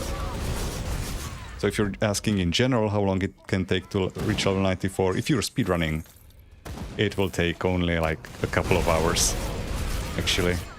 Or like under 10 hours, I think you can be level 94. Wrecked by Protoss, I believe, has done it in like 6 or something. But for me, doing things normally, I believe it's gonna be still several streams, so like, I don't know, 12 hours is my guess. Because I'm currently getting like, say, 4 to 6 levels per stream. Which are usually like 3.5 to 4 hours long. I could speed things up because I have the XP potions in the stash if I wanted to, but I mean, I'm going to be doing all content, all the expansions, so like there's no rush really, because I'm gonna have plenty of time to gain the XP. I'm still gonna spend a good bunch of the game at max level anyway.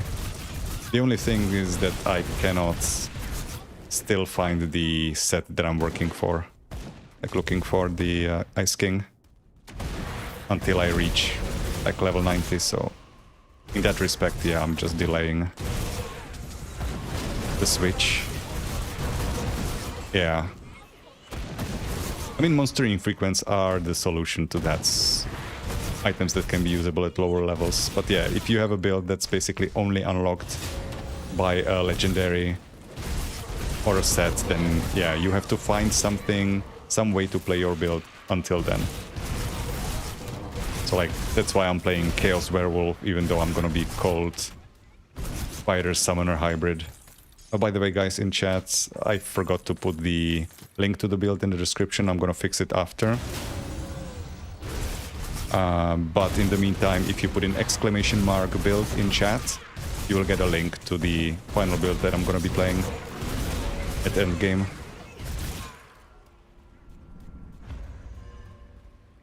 Okay, so I'm gonna first do this. And then I'm gonna back out here because there's another like sub-dungeon in the, in here.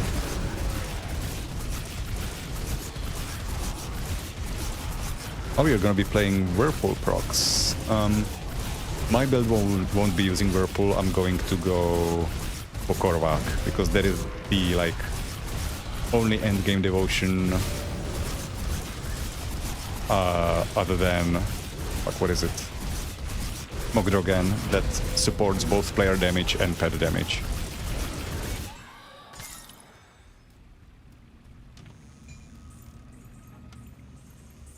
I'm bleeding a lot, or was that burn damage? That hurt. Okay, so I'm not gonna go up there. There's the Ashes of Empyrean that we wanted.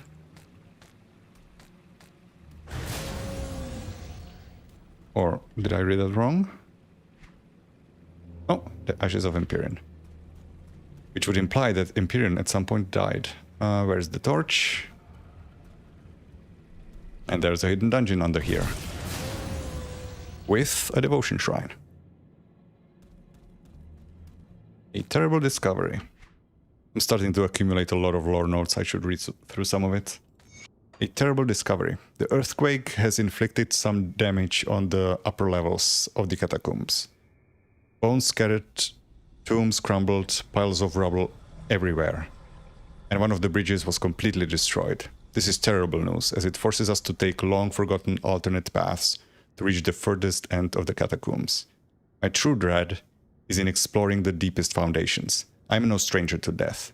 I have combed over battlefields and waded through blood and gore to recover the brave heroes lost in combat. However, this secret place where the bones of cursed and nameless damned are banished makes my skin crawl and my soul scream. With every step, I wish to turn and flee from this unholy place. I have long proposed that keeping the remains of so many wicked men in one location is unwise, but thus far my voiced concerns have been dismissed. Criminals, witches, heretics, cursed, murderers, and the insane have been secreted away down here. I can feel their malignant souls heavy upon the air, drowning us in their combined guilt, pushing the crumbling walls until they buckle, calling to the dark hollows of the earth, imploring vile things to seek this prison and release the centuries of evil that is trapped within. I've discovered a great tear that has opened up beneath the catacombs. Several support walls have collapsed and fallen into the darkness below. There are scratches on the floor, and walls, as if something scored the very stone.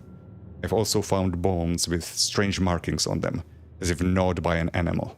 And lately, I've been hearing sounds coming from the walls, as if something was skulking in the darkness nearby. Some wretched thing gliding along the shadows, staying just outside the light. My worst fears have come to pass. Must flee and warn the others. Caretaker of the dead, Alistair Pencroft. Yeah, ghouls. Good news. More friends. Apparently friends that are able to bring down an entire stone tomb. I mean, if Harwood was anything to go by, yeah, he was shaking the earth. And the guy that we're going up against now isn't much better.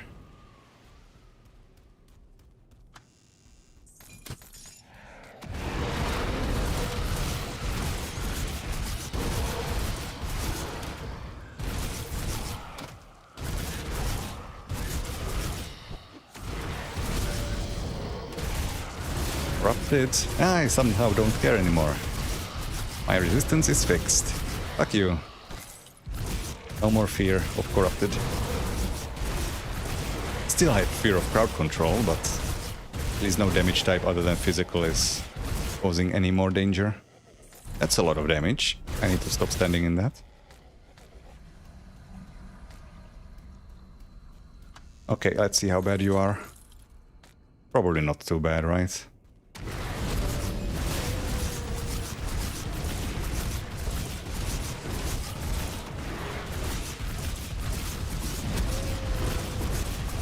Here it comes.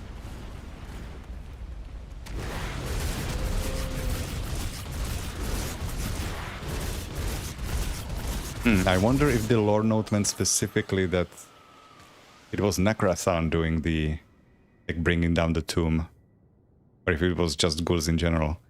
What does this do for us? I mean, Bone Chilling Cry is helpful. Chaos and Aetheras. And it actually deals chaos damage. Can we afford this? If I lose 35 poison, I should be fine. Well, let's just pick this up. If I lose 35 poison, I'm fine. If I lose 15 chaos, still fine. If I lose 10 bleeding, still fine. I could use that. Where did it go? It went here. I'm gonna stash it under here somewhere. Here you go. Go on. There. Okay, one more level. And I can equip the weapon.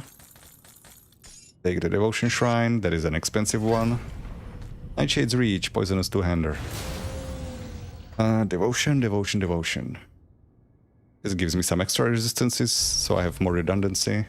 If I make some equipment swaps. I also have several augments that I haven't applied, because there was no need. Eye of Dominion. That is an item that I wish had a higher level version. Unfortunately, this is where it ends.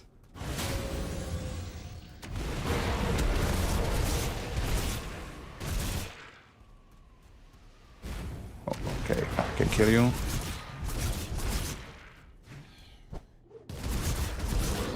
Oh, there's our chest.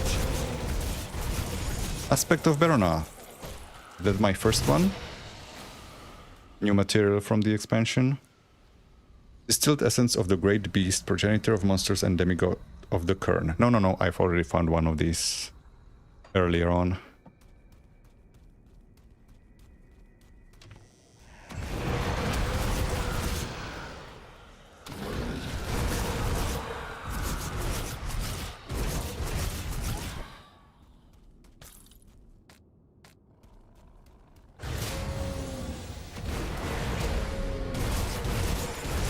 Unfortunately, we do not have a rift gate up top, so we have to trek out of this on foot.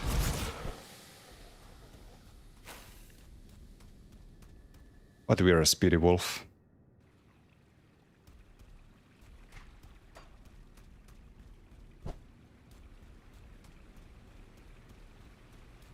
And this brings us out. Almost. One more load screen. You know, they could have just dropped us outside completely.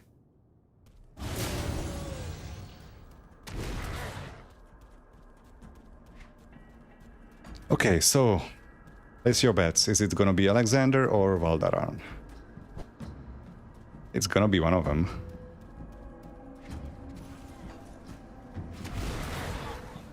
Kinda hope it's actually Alexander now. Because Valdaran can... I don't have projectiles really that he could reflect back onto me, but he does tend to sometimes consider something as a projectile even though it's not. And then you're surprised why you're dying. Like I think some like curses that you're placing on an enemy that periodically tick, he still will reflect on. And that's just not cool because those tick every second, so every second he's spewing a barrage of projectiles.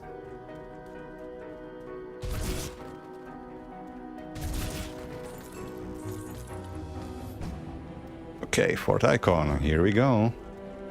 Let's talk to you. Don't go in there, the ethereals have torn open a rift. More are pouring through. Will you be alright? Once things calm down, I'm sure someone will come for me. Don't worry, the Legion takes care of its own. Alright.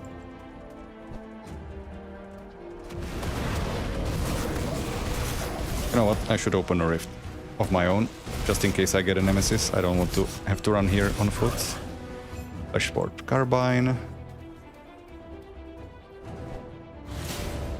Again, let it drop off. Come on.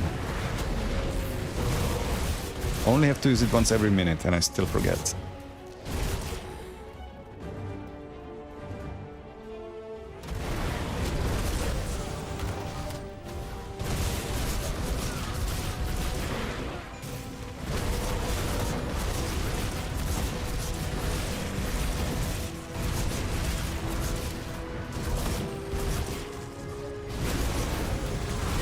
Aether Blaze, hello.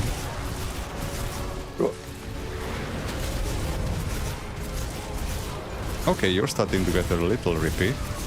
Calm down.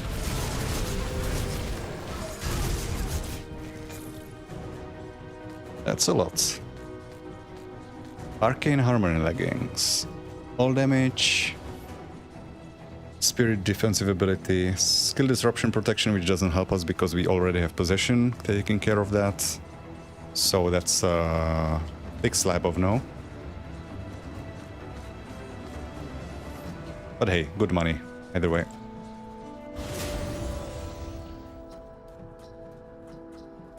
So I'm not gonna talk to you yet. I'm gonna at least resolve the area or inside Fort Ikon, and then we're gonna head out, I think. I'm gonna sell all of this stuff. Again, I'm gonna filter for chaos damage.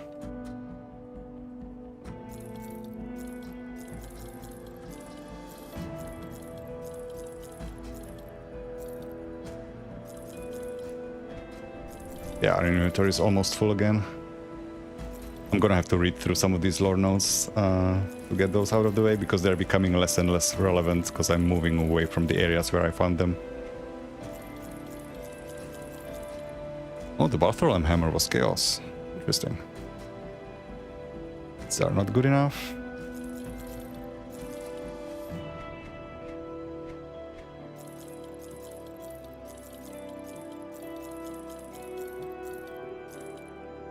Ship this over. Put it to good use.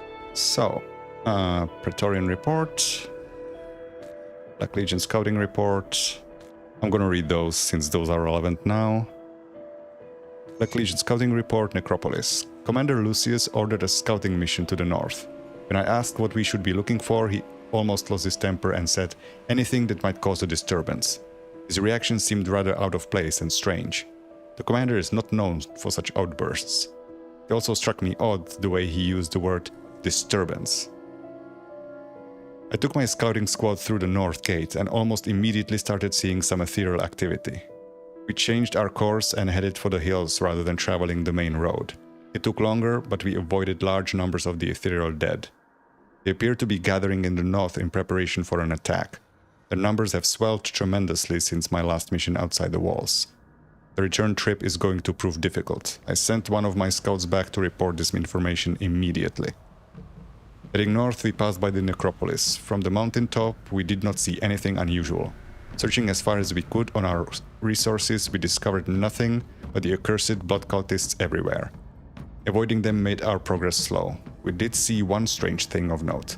The cultists appear to be collecting blood in vast quantities and hauling them in wagons filled with large glass cisterns. We followed for a bit to see where they were being taken, but were spotted and forced to retreat. That's that one, and... where the hell did I get this? Oh yeah, that was in one of the tombs that I was in. And this one, Praetorian's report. The air reeks of sulfur and smoke. It is difficult to breathe as I write this report. We have been ambushed, facing overwhelming odds.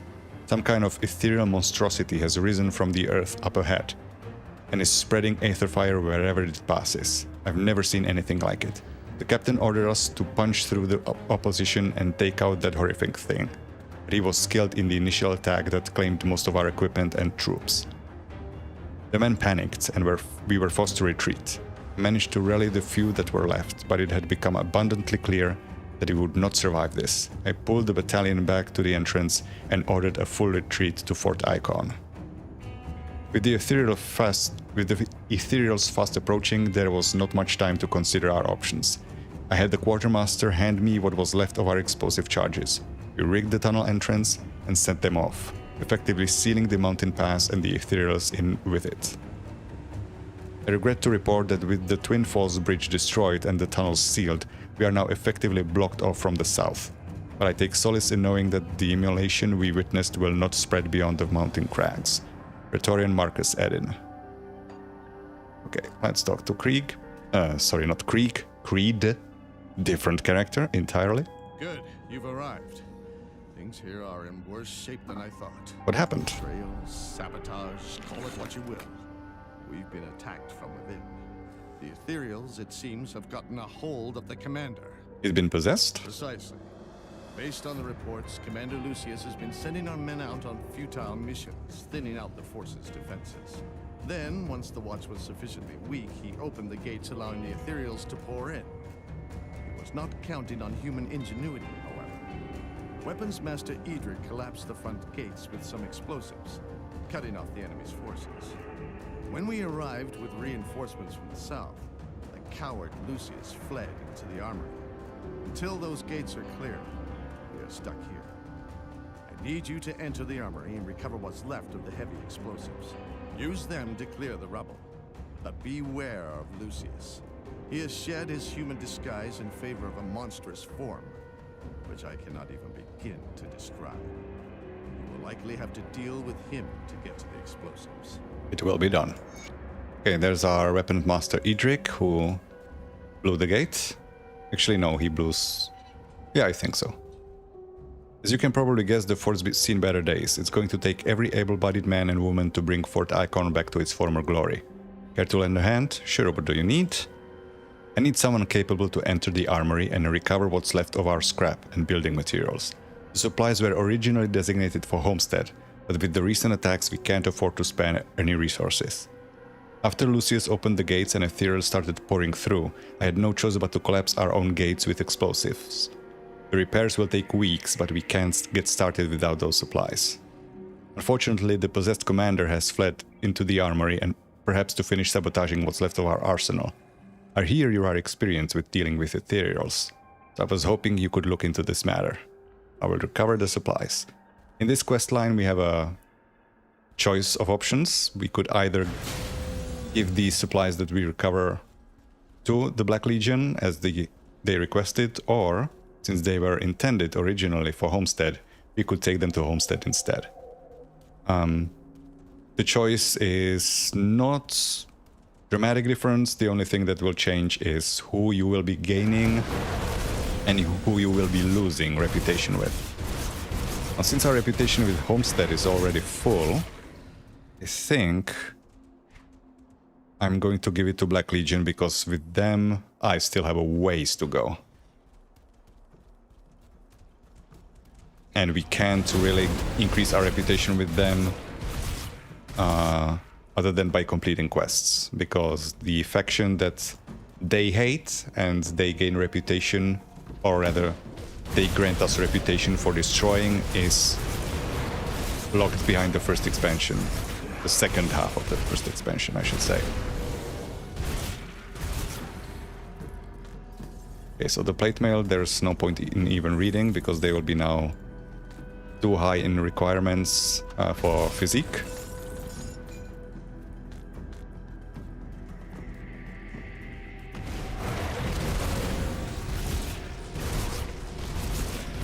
Now these guys, which we have unfortunately already met many times because of monster totems, this should be the first place where you encounter them.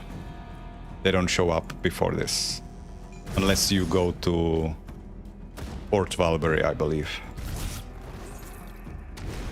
which is another area where you shouldn't really be headed yet, even though you can access it directly from Homestead.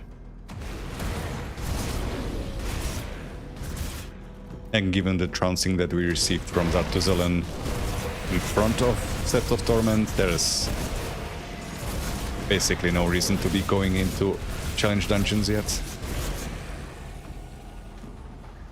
We're simply not ready.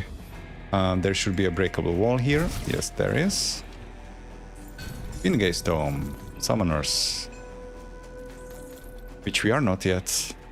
I tried, but... I did try in the worst place I could have, but it still sucked. Maybe when we get the Korvag devotion I could try giving Hellhound another whirl. Otherwise I'll probably have to wait until I get the set.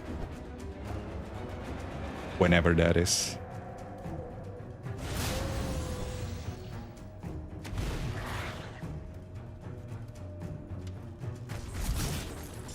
Okay. Now Lucius, the next boss that we're going to be fighting, has received a new weapon that he can drop. And I mean, I was already fascinated by the original one because it was absolutely crazy, the concept that it was trying to push. A melee spellbinder. An arcanist in melee. Combined with necromancer, two classes that have no melee attacks. At least no base melee attacks, so you would have to use something from a component. That seems like a crazy thing to do. But the crazier, the more I'm interested in trying. And the new weapon seems... Actually don't remember what it does anymore. But it looked interesting as well. I know I have a build planned around it as in the future. Okay, compilation of Fort Ikon reports. After the explosion that destroyed the armory, I went back over this past week's reports and compiled this collection of excerpts which I found to be relevant. They are pulled together and arranged in order the events took place. I do this in hopes that it will illuminate how this has happened and raise the questions of what might be done to avoid future attacks like this. That is, assuming we survive. Captain Frederick Backnell. Report number 1. Report from the North Wall, Night Watch. Report from the North Wall, Night Watch. While patrolling the upper wall, I witnessed a soldier enter the armory. I would not make note of it except that he appeared to have been looking around the courtyard to make sure none could see him as he entered the gated door. The torches were out in that area of the courtyard, so it's impossible for me to say who it was. Report number 2. Report from the officer of the watch. Several men have gone missing, and we suspect that they have deserted. A complete search of the fort and surrounding areas has ended with no sign of them, however. The scouts have found no sign of tracks and have concluded the men never left Fort Ikon. Report number 3. Report from the Master of Arms. I have discovered 10 small casks and 5 large casks of gunpowder missing. It is difficult to account for the missing supplies since only 5 people in the entire fort have access to the keys that would open the black powder storage. Commander Lucius headed the search himself after receiving the worrying reports, starting from the bottom levels all the way to the top of the towers. Nothing was found.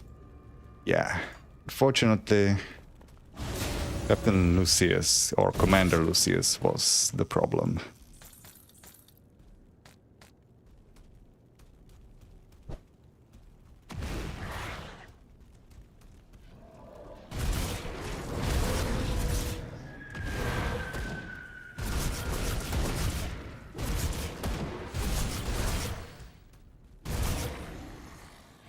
Ah, this is blocked. We have to go around.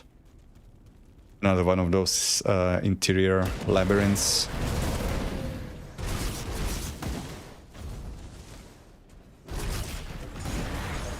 Okay, finally drop the shield.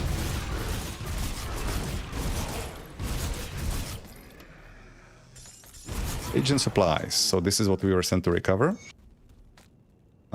And we also need the explosives from Commander Lucius to open the gate that was collapsed by Weapons Master Edric.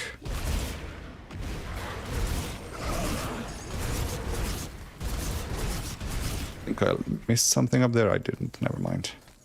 Maybe there's a breakable wall, but I don't care enough to go check.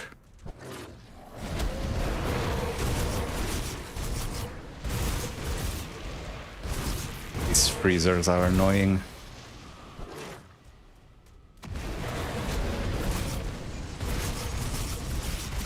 Crowd control resistances are going to be one of the big problems for our build to solve. I mean, I did manage to align them somewhat in the final build, but if there are crowd control resistances available on ascended affixes, that would definitely help us. But I'm not sure there are. There are so many affixes that I don't actually remember everything that's there. I know about a lot of the mastery specific ones, but the generic ones I'm not clear on.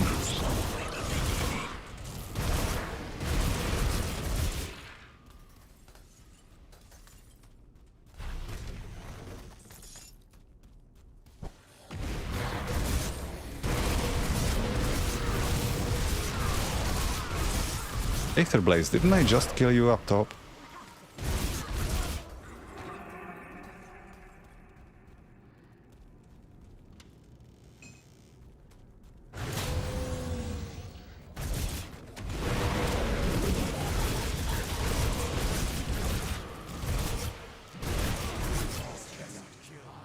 I'm surprised the Nemesis still hasn't spawned.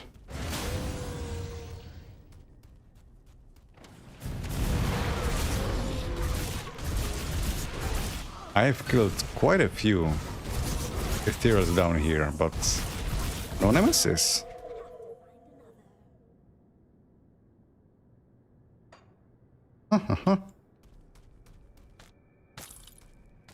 Color me surprised.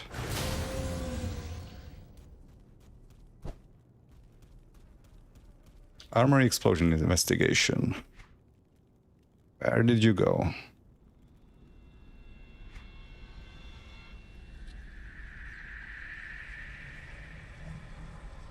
Should be highlighted, but I'm not seeing it. Oh, I didn't even read the hidden path text. Jesus. Why did it go here? I had 3 slots. Okay, armory explosion investigation. This is my final report on the massive explosion that has destroyed the north courtyard. It is intended to be read with the compiled notes pulled together from the past week. With the intent of establishing a damage report and the death toll, I assembled a squad of soldiers and led them into the shattered depths below Fort Ikon. The explosion appears to have blown down into the sewers, making the smell in the armory ungodly. That, in and of itself, has made it almost impossible to go down there. The plumes of smoke reduced our vision and choked the air. Crumbling walls, supports, and floors were in constant danger of additional collapse. The explosion appears to have been centered on a single large support below the armory. At the bottom of the devastation, we found several dead men, charred almost beyond recognition.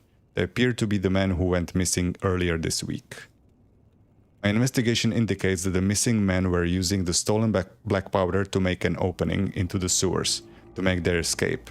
In closing of this report, I'd like to raise two concerns. The first is, one of the men was an explosive expert and should have been aware of the destructive potential of so much powder. By itself, I wouldn't give this detail a second thought, if not for my second concern. Another of the men has been with the Black Legion for nearly 8 years, with no signs of dissent or disagreement with command. In fact, he was due for promotion to a commanding position soon. Something doesn't fit here.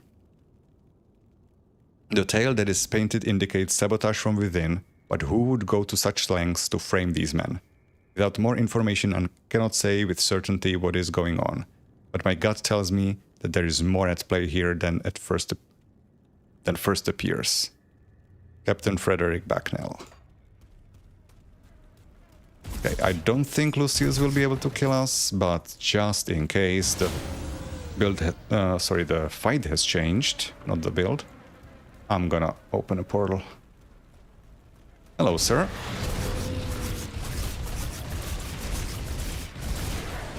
Come to relieve you of your command.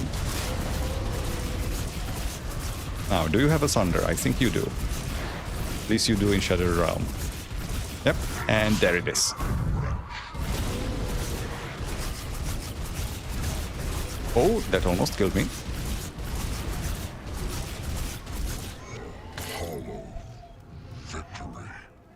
Lucius' Blade Arm. Yeah, so this is the potential Spellbinder. Wait. No, not Spellbinder.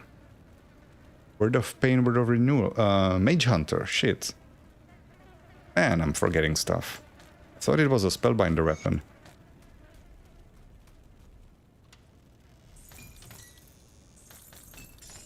I mean, that's not much better, because that means you also don't have any weapon pool skills. Necromancer at least had those. Should read the notes. Untitled letter. I have successfully infiltrated the fort as you commanded. It is ironic that the commander of this garrison is one of the weakest minds I have ever encountered. There is so much turmoil and fear that resides within him. He was easy to manipulate and overwhelm.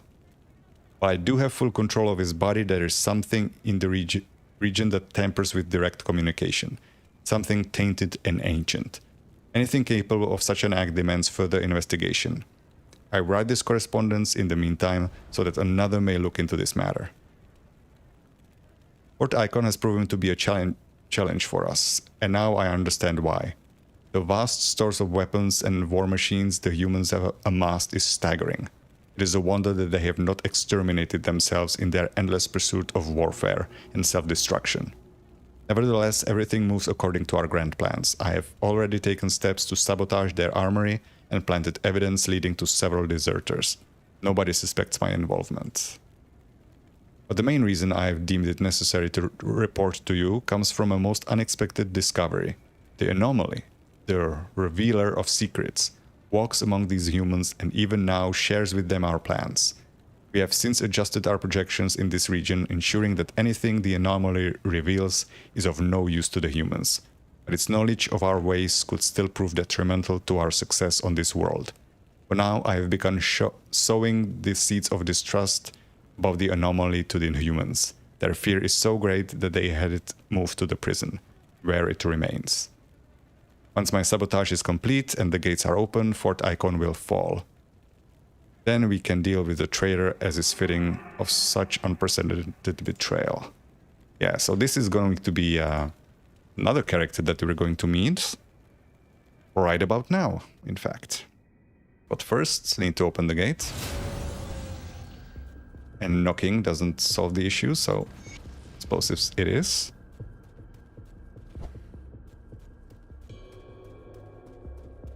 Report back. Oh, I also said I'm going to bring the items to the supplies to Black Legion, no, not Homestead, so almost made a mistake there. Have you recovered the supplies? Yes, here they are. Level up.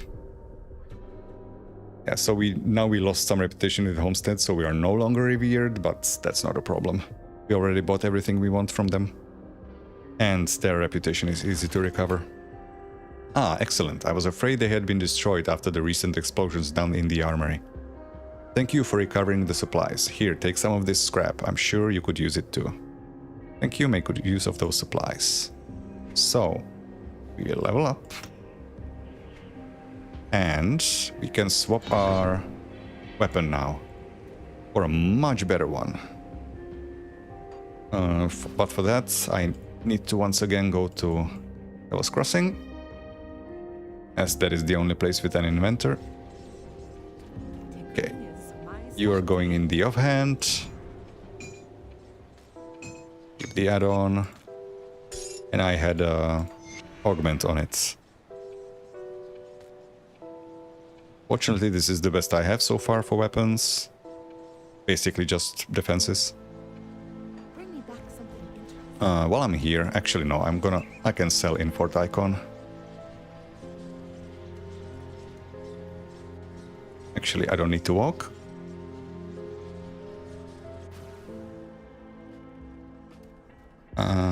Over here. Give you a good price on what I've got Again, left. filter for chaos.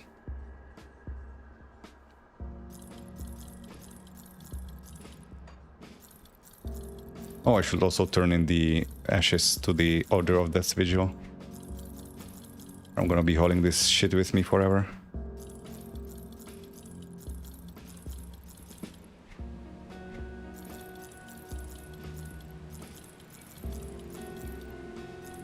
The medal is 84. Oh boy, I didn't even realize that's so far.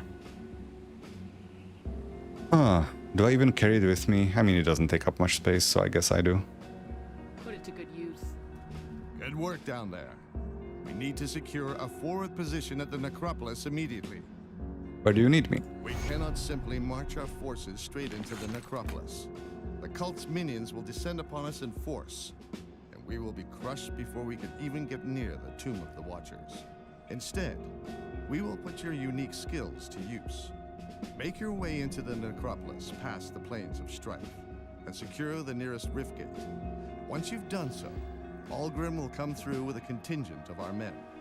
With the element of surprise on our side, we will strike at the enemy from within. I will head to the necropolis at once. That is a lie. I will not.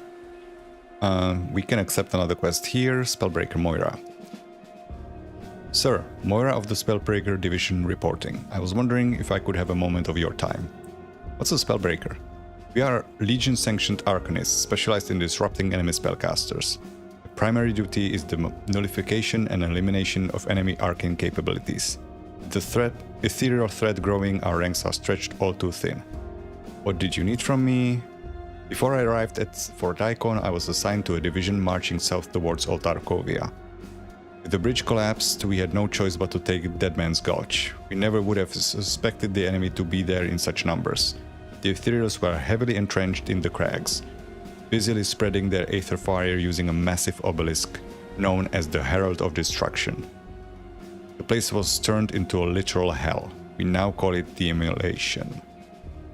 Few of us made it out of there alive, but we managed to seal the mineshaft. I've heard word of your exploits. If you could enter the Immolation and destroy the Herald, then you will severely cripple the enemy's ability to terraform our world, and I will have revenge for all the lives lost in my battalion. Will you do the Legion this service? I will deal with this threat. Now, one thing that's kind of annoying is that my quest log is now so massive, I actually probably won't even see any quests that I get for the new expansion. There's Captain Reef. I'm thinking I could clear some of this off, but that would delay the expansion even more. Choices. You're not from the Legion. Perhaps there is something you could help me with. Something that can't involve the troops. What is it? With the recent ethereal attack, I cannot allow this deception to carry on any longer. Anastasia, the witch who was allowed to enter our fold, must be put down. The Inquisitor insists that she not be harmed, but the trust he has in her is misplaced. Commander Lucius was an honorable man and a dedicated soldier up until he was possessed by the Ethereals. I refuse to believe that the Anastasia's witchcraft was not involved in his corruption. As we are all under strict orders not to harm her, I need someone outside the Legion, such as yourself, to handle this for me. Will you enter the fort prison and deal with the wretched witch? Why does Creed want her kept safe if she is dangerous? The Inquisitor is convinced that Anastasia has valuable information, but I have found her to be nothing but a web of lies. She is a witch tainted by the Ethereals and needs to be exterminated. To let a witch into the fort? I always believed it was a mistake, but Creed and Commander Lucius wished to hear her out when she arrived at our gates with her hands above her head in surrender. She somehow earned their trust and was allowed to roam freely, spreading her ethereal taint throughout the fort and weakening our resolve. It is thanks to her actions that Lucius became possessed, I'm sure of it. Alright, I'll deal with her. Now, Creed will tell us not to harm her. Secured the rift gate. I have some questions. Who is Anastasia? Why do you ask? Captain Reeve mentioned her. Now I understand. All you need to know is that regardless of what Captain Reeve may have said, Anastasia has been a valuable ally. Her knowledge of the Aether has helped save many lives. In spite of whatever Reeve has told you to do, Anastasia is not to be harmed. Very well.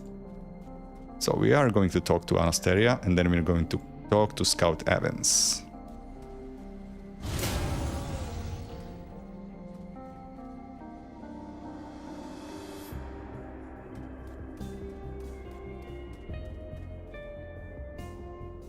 My, what a curiosity you are. What is this? A human, and yet not. There is an aura about you, stranger, but I cannot sense the spirit. Tell me, what fate has befallen you? I was possessed by an ethereal, but it left me at the hangman's noose. What a marvel you are. They say that to become one with an ethereal, you must lose all that defines you, but it seems there is more to the mystery than rumor lets on.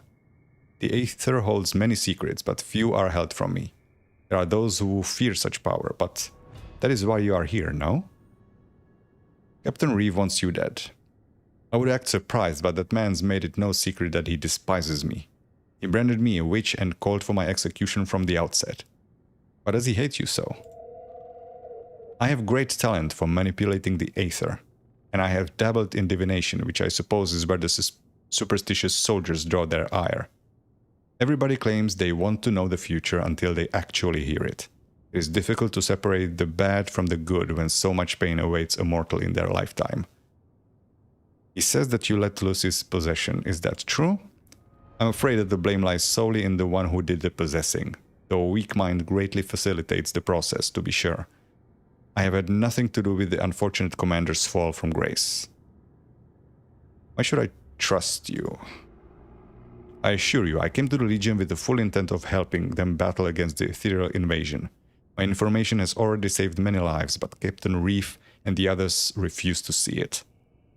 Will you join them in condemning me for what I do as well? I will defy Reeve. Ta-da! Now we are allied with a new faction, the Outcast. Every time we do something for her, we will be losing more reputation with the Black Legion.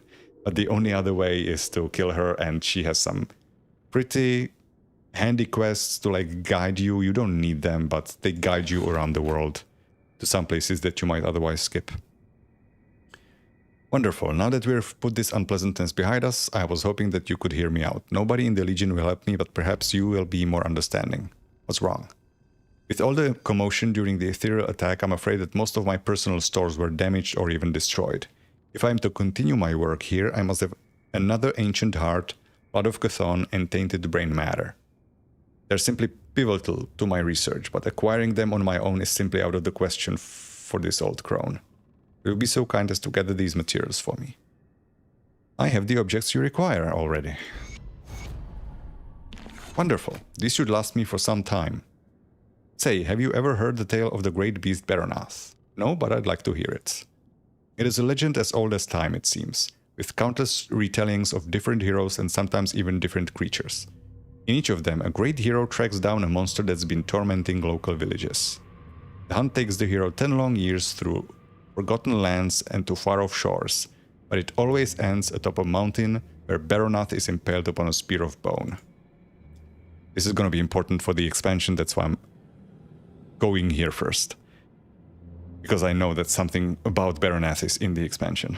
The beast plummets from the peak, and from its spilled blood were born the fiends and monsters we dread to this day. The details are muddled in folklore, but one fact remains constant. Baronath once lived. To have a piece of such ancient lineage could prove useful to my spell work, and I believe I know where one such spawn of Baronath dwells. The people of Burwich call it Kaliska, the Bone Hunter.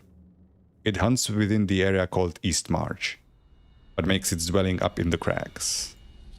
Track down this creature for me and slay it, then harvest one of its fangs and bring it to me. So, East Marsh is the area that we would go to complete the Hidden Path quest.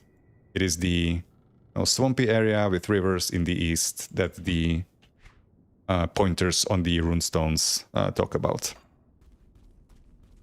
I am not going to go there, I'm going to go to the expansion now.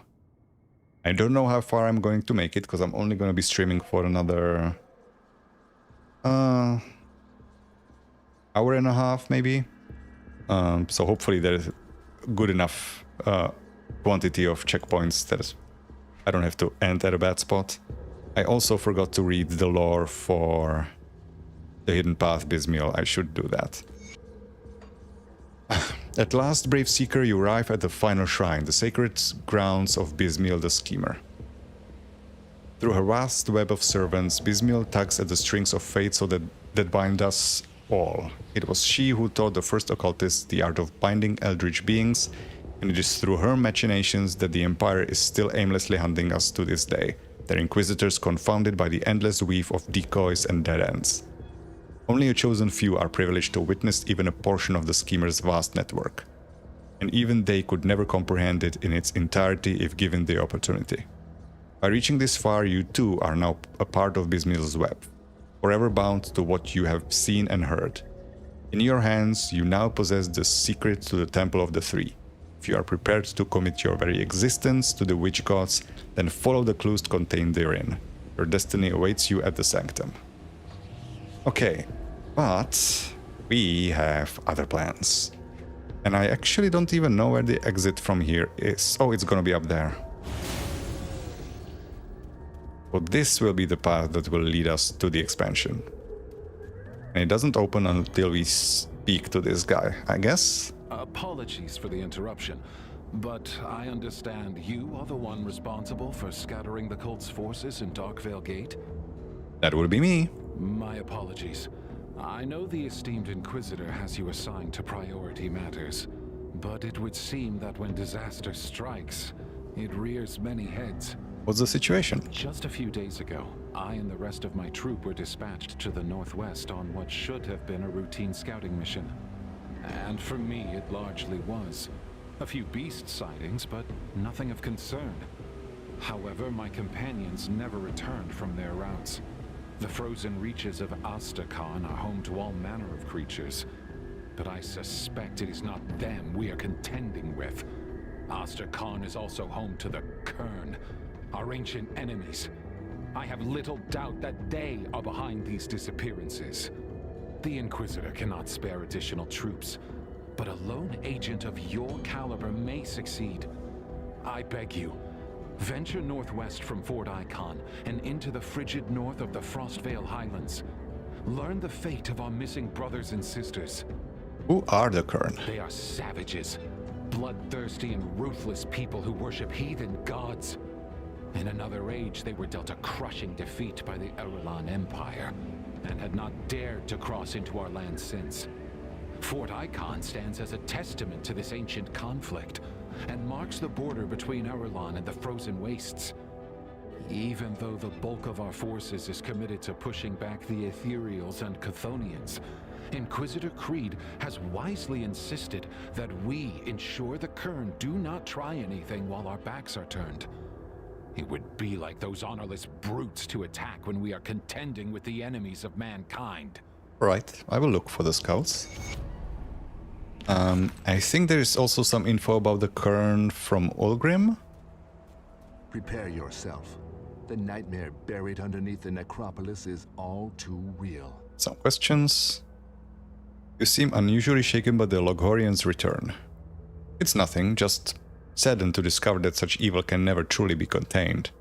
If I get too emotional during the fighting, just hand me a handkerchief. You say this thing has been summoned before? Yes, many centuries ago at the Battle of Ikon.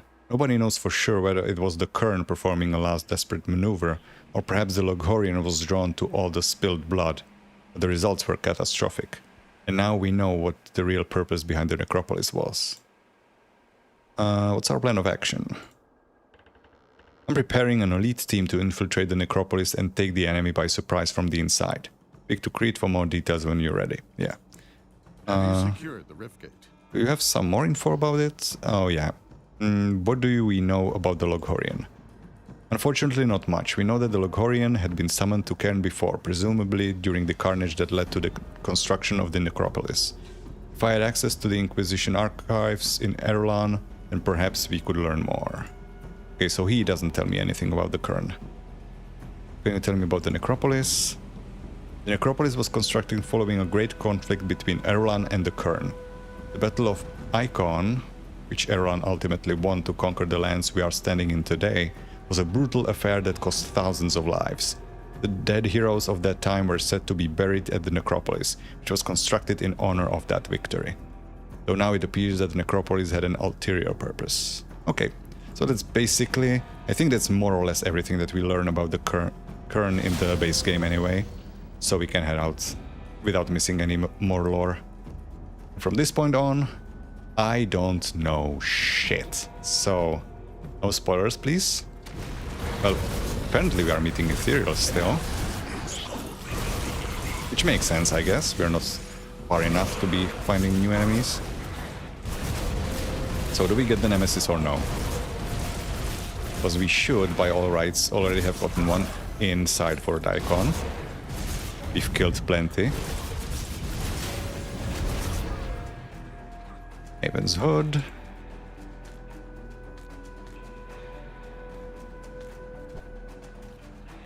Does this lead anywhere? No, it does not.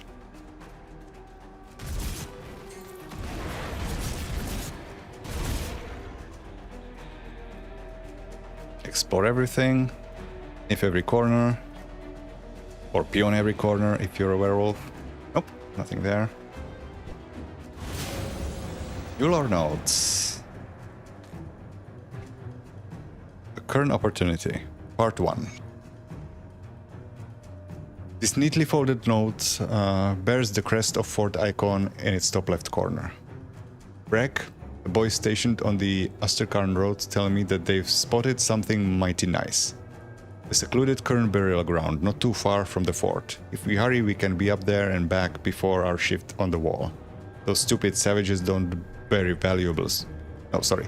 Those don't bury valuables with their deads? Oh, I see. They just leave them in mounds for any sucker to come and pilfer. It will be easy. So here's the plan. Before dawn, we meet at the western gates. I offered Lachlan a split of the spoils if he lets us through without a peep. Then we make our way up the mountain under the cover of dark.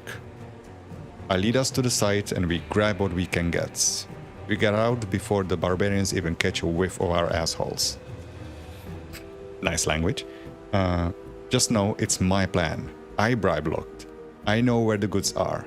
I just need you to help carry the haul, so don't go thinking you're suddenly the brains of the operation and get an even cut. The split is 7 of every 10 for me. Calder. Yeah. Curious how that ended up. Calder. I think all we'll find is his corpse. Is my bet. Because from the looks of them, the Kern don't take no shit from anybody. New music incoming.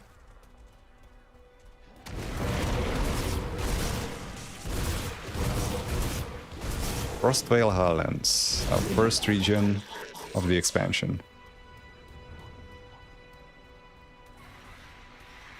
Frost Rocks. I'm gonna turn up the music because I want to hear the soundtrack. Music volume. There we go.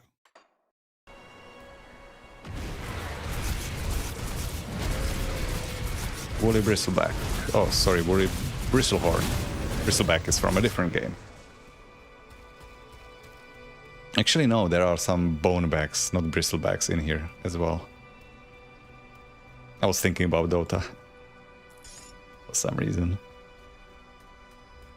Okay, so we have some broken down war machines. Looks like. Catapults, yeah.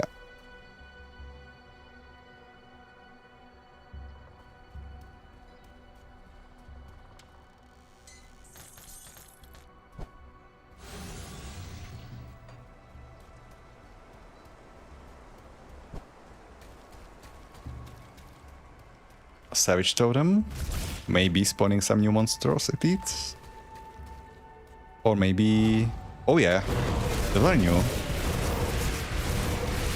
some cold Fire Thorns, that hurts. What the fuck was that? New trolls. Oh, this is getting exciting already. Please stop. Whoa. Fuck me. Arctic. You bastards. That's a welcome. And a half. Blood Mist Boots. Chaos damage. Are they better than what we have? Bunch of movement speed. Defensive ability. Recklessness. Is a skill that we're using, but not more useful than Bone Chilling Cry and Blood Mist. Chaos damage, bleeding damage on hit, on being hit, with 2-second recharge. I can afford this. Poison rest loss is not gonna hurt us. Okay, so this is when I get to the next town or checkpoint, I can make a swap there.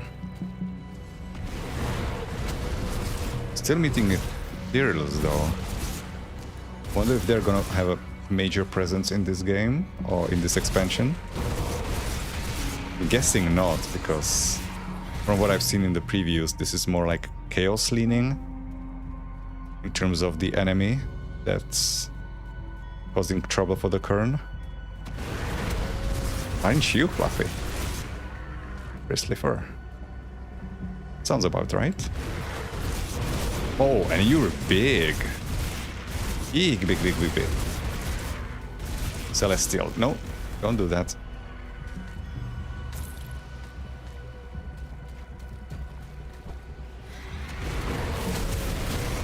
Oh boy. What is that shit?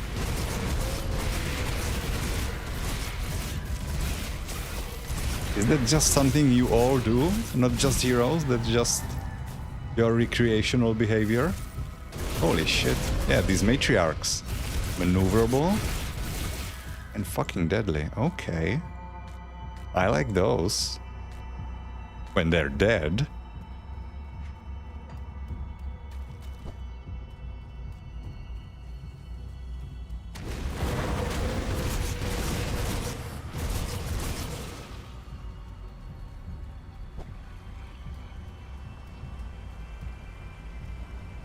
Looked like a place I could maybe go, but apparently not.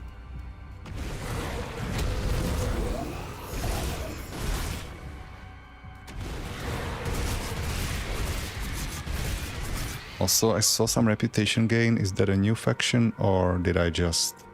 Oh yeah, that was... I just regained the reputation with Homestead that I was losing for the quest with the supplies.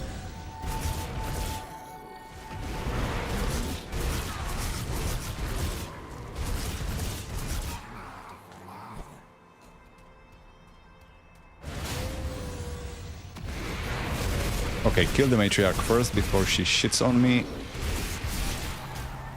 She tried.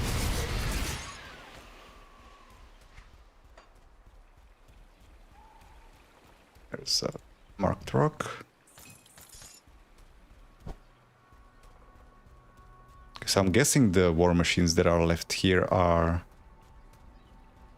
Kern, right? Because they would be laying siege to Fort Ikon, not the other way around.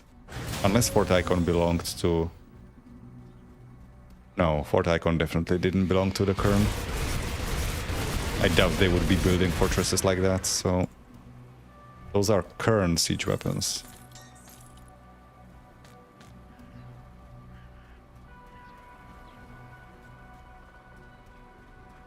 This is blocked. Wait, where's the way forward?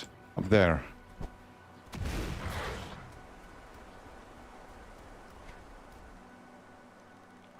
Might have maybe been something hidden there.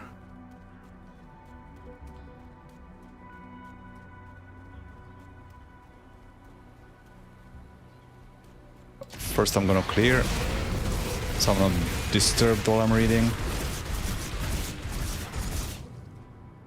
Frostbloom Crest, Winds of Asterkarn and Ill Omen, so that would be a Veil Walker item. Or just anything around Winds of Asterkarn. Scholar Reinhardt's notes, entry 1. Shit, I have so many notes, I'm losing track of where they are. I think these are... yeah, they have a different shape. Reinhardt's notes, entry 1. The parchment is quite old and faded by time. With any luck, this will be the first of many entries as I make use of these pages to pontificate upon my work here. May it serve the Empire well. My mission in this miserable, cold land is to survey its people, to observe and learn with the singular goal of discovering weakness, so that we might exploit that weakness if circumstances arise that require such crude manipulations. We are unwelcome strangers here. As such, I have employed a local sellsword whose task it will be to provide security and guide us about, disguised as travelers on pilgrimage. My attendants and I have shed our imperial regalia, weapons and equipment, replacing them with the crudely fashioned furs and odd animal leathers worn by locals. It is a filthy manner of dress, made worse by the particular furs our guide has equipped us with. They are heavy and thick with oil that fills the nose with the repugnant odor of whatever horrible creature was born wearing them. Some sort of large beaver, if my guess is right. I don't think so. Thus far, I have observed that the people here are strong-willed and able-bodied, if a bit dim. They appear to follow a set of simple yet barbaric customs, which I have witnessed many times in my few short days here. The first morning of the expedition, our guide, a hard-faced native named Bjor, whose gnarled skin belies his true age, refused to leave camp until he had consulted the entrails of a freshly slain crow. Not to eat, not to brew some foul concoction, but to plan our conveyance around the finer details of a bird's innards. His nocturnal behaviors are no less strange. In the early hours of our third morning, was relieving myself in a nearby bush. Didn't need to know that. I caught a glimpse of him returning to camp covered in all manner of gruesome fluids, his face smeared with blood as if he had bathed in it. The evidence of another barbaric ritual, I assume. In any case, I digress. I find them quite odd and more than a little primitive. It is these very customs that I have come to study. Though it is a bit outside my current task, it bears recording here. Our guide has mentioned, quite regularly in fact, that other intelligent peoples dwell in these lands. Or perhaps people is a bit generous. By his colorful descriptions, I surmise that they are more beast than person. Yet he claims they hold complex customs, follow a rigid social structure, and will tax travelers careless enough to pass into the lands they occupy. He seems to admire them for some reason. Mysterious indeed. I should very much like to observe these natives. Okay. Ooh, what is this? Cairnstone. Should I have done that? Glamorous chest. Is someone going to be pissed that I destroyed this? Well, now I'm committed, so I guess I should continue. If that leads somewhere. I mean, it's clickable, so I clicked on it. You can't blame me. We have snow. Arctic again. Okay, first the matriarchs. Before they again drop a fucking mountain on my head.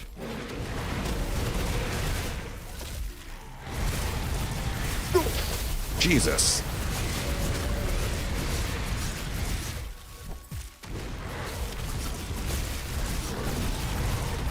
No, no, no, no, no. Arcane. Okay, I did want to get hit by one of these to see if Arcane dispels my transformation. It does not. That's good to know. That would be so debilitating. Just lose your main attack, lose your entire build to one spell. Okay, so they can be both ice and lightning. In terms of what projectiles they fire.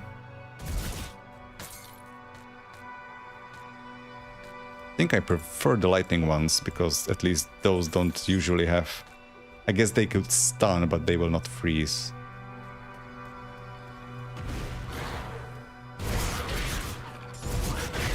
What was that? Astorian Ranger wood chips. What are these? How much wood is this? Huh? It's gonna be for some quest, I'm sure. Astorans. What are you? Some sort of rat thing? Armadillo? Well, you're dead either way. Where am I going? I like this wind. That's a nice touch. Haven't really had, like, if we have rain or stuff like that, you never have effects like this in the base game. What a beautiful environment.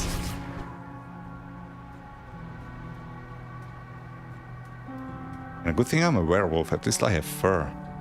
This looks cold as fuck. Okay, I guess we like do a circle.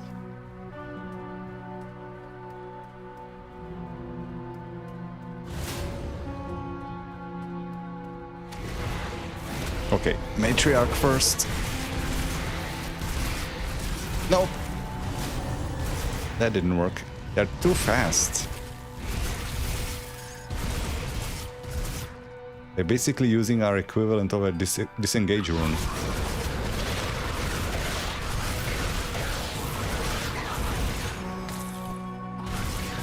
Asterkarn Lodge. Oh, I guess the thing that the lore note said about beavers might have been kind of accurate. Because, yeah, they look like beavers. Flat tail. Okay, I guess he wasn't as dumb as I thought.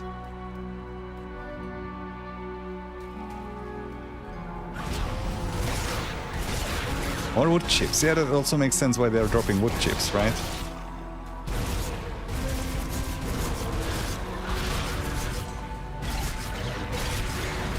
Astorans, okay. Astorans are beaver people. Is there one secret behind the waterfall? I guess not.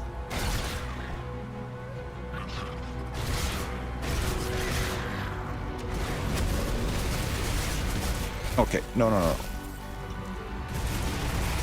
Get me out of here.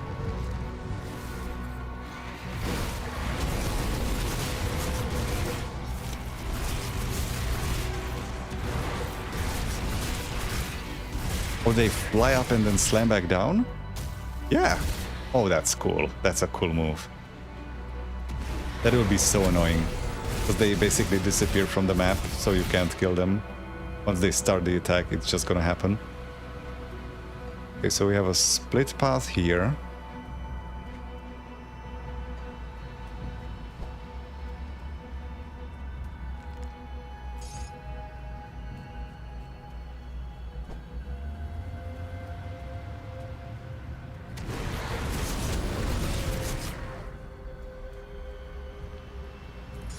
Jesus, I can barely see over the wind.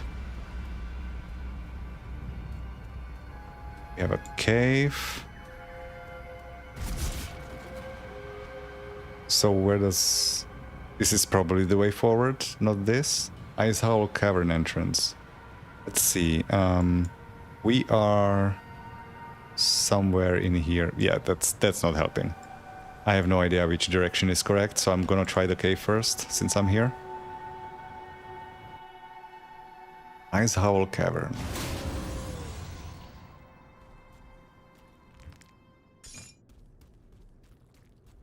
Wasn't Ice Howl an enemy? Thought it was like a wolf. Oh, no, that was something else. Sif Ice Howl. Oh, I do want your ring eventually for the complete build on this character.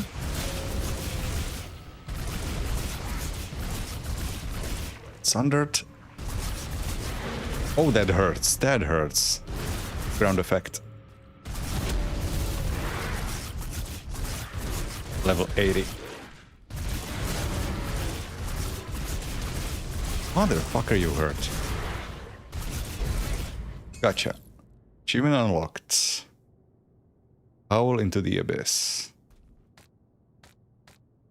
Okay. Nemesis status with beasts. Well, that's the last thing I wanted to hear.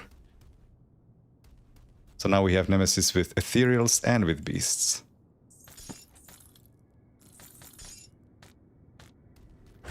And with ethereals, I at least know both the Nemesis, but with beasts, I don't know what the new one is.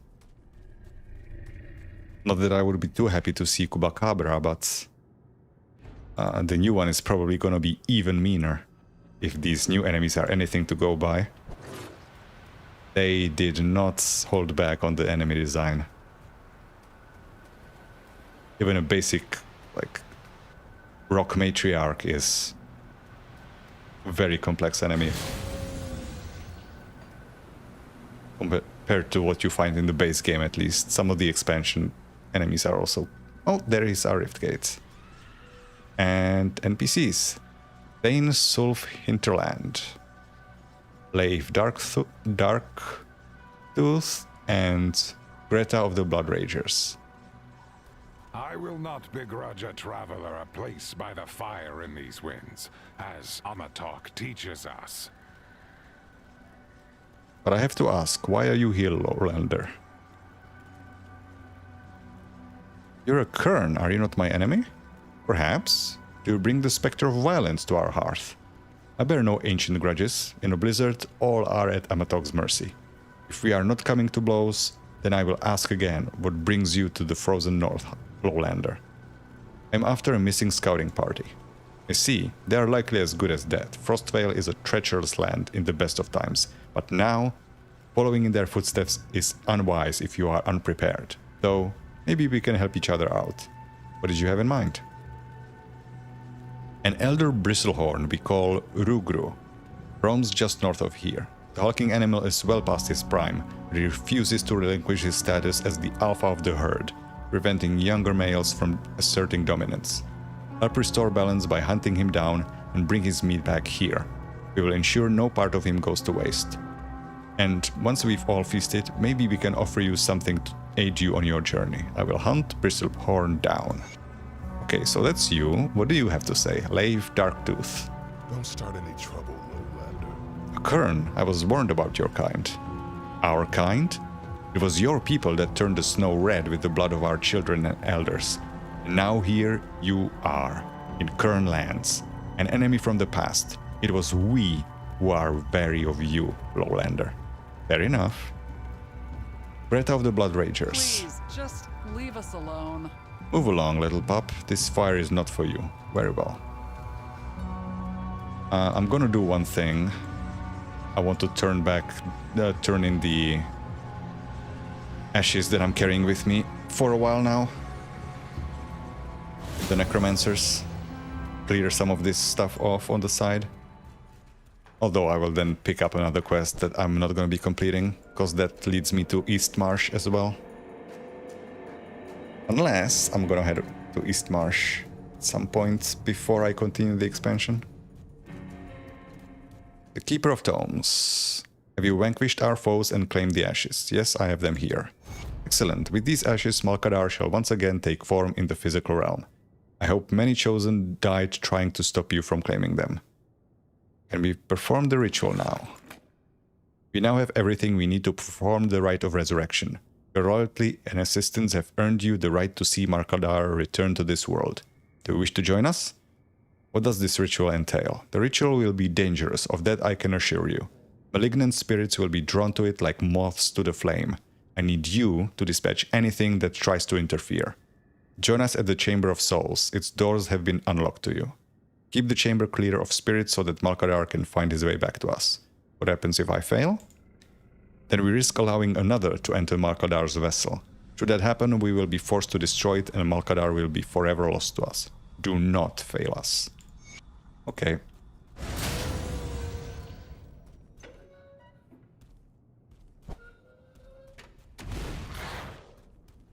Order Doctrine. The Order of Death's Vigil was founded upon the principles of Uroboruk, our immortal Grandmaster. Uroboruk taught us to never be fulfilled by life's countless mysteries, to reach ever deeper into the font of knowledge. As members of the Order, it is our sacred duty to preserve and maintain knowledge, regardless of its origins or unsettling nature, as it is not for man to discern its value. Knowledge is a wealth easily squandered by those who fear it, as evidenced by the near eradication of our Order's founding doctrine, the art of necromancy. Mastery of the ultimate fate which awaits all men, represents an unparalleled frontier of learning. So it falls upon our neophytes to conquer their fear of death, to accept its harsh lessons. For not even in death does duty end. Is this Warhammer? 40k? Everything is in place. The ritual will require my complete attention, so it falls on you to keep the dead contained while I search for Malkadar. I will be shielded from their presence, but should any of the spirits remain when the ritual is finished, the results could be disastrous. Are you ready to begin? What do I have to do? The ritual will draw spirits to itself like a beacon in the darkness. Make sure that whatever comes through the veil is not around for long. Must keep the room clear so that it is Malkadar we bring back, not some wayward soul. I'm ready. Okay, I'm gonna finish this, then I'm gonna return back to the expansion content.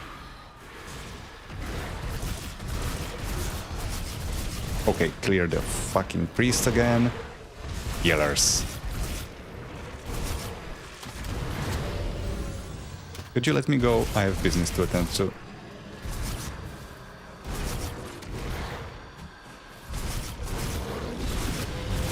Oh, there was a bunch of curses that I suddenly acquired. I guess that is the reflective guy throwing my own debuffs back onto me.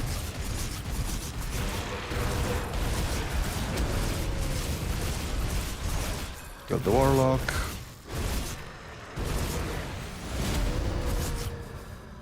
Still not done. Oh yeah, that's Noveria Stormfire, the Arcanist that we had to kill for this ritual, now came back to whoops, exact her revenge, and apparently she can sunder. And doesn't fuck around, does she? What sunder is it? Oh, it must have dropped off now, so it's not showing.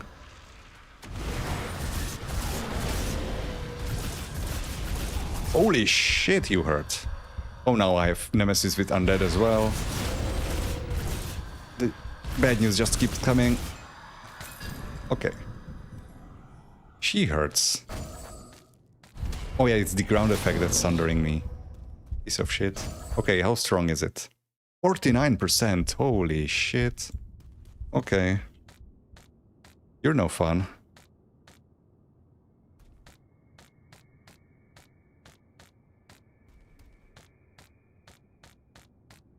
There's a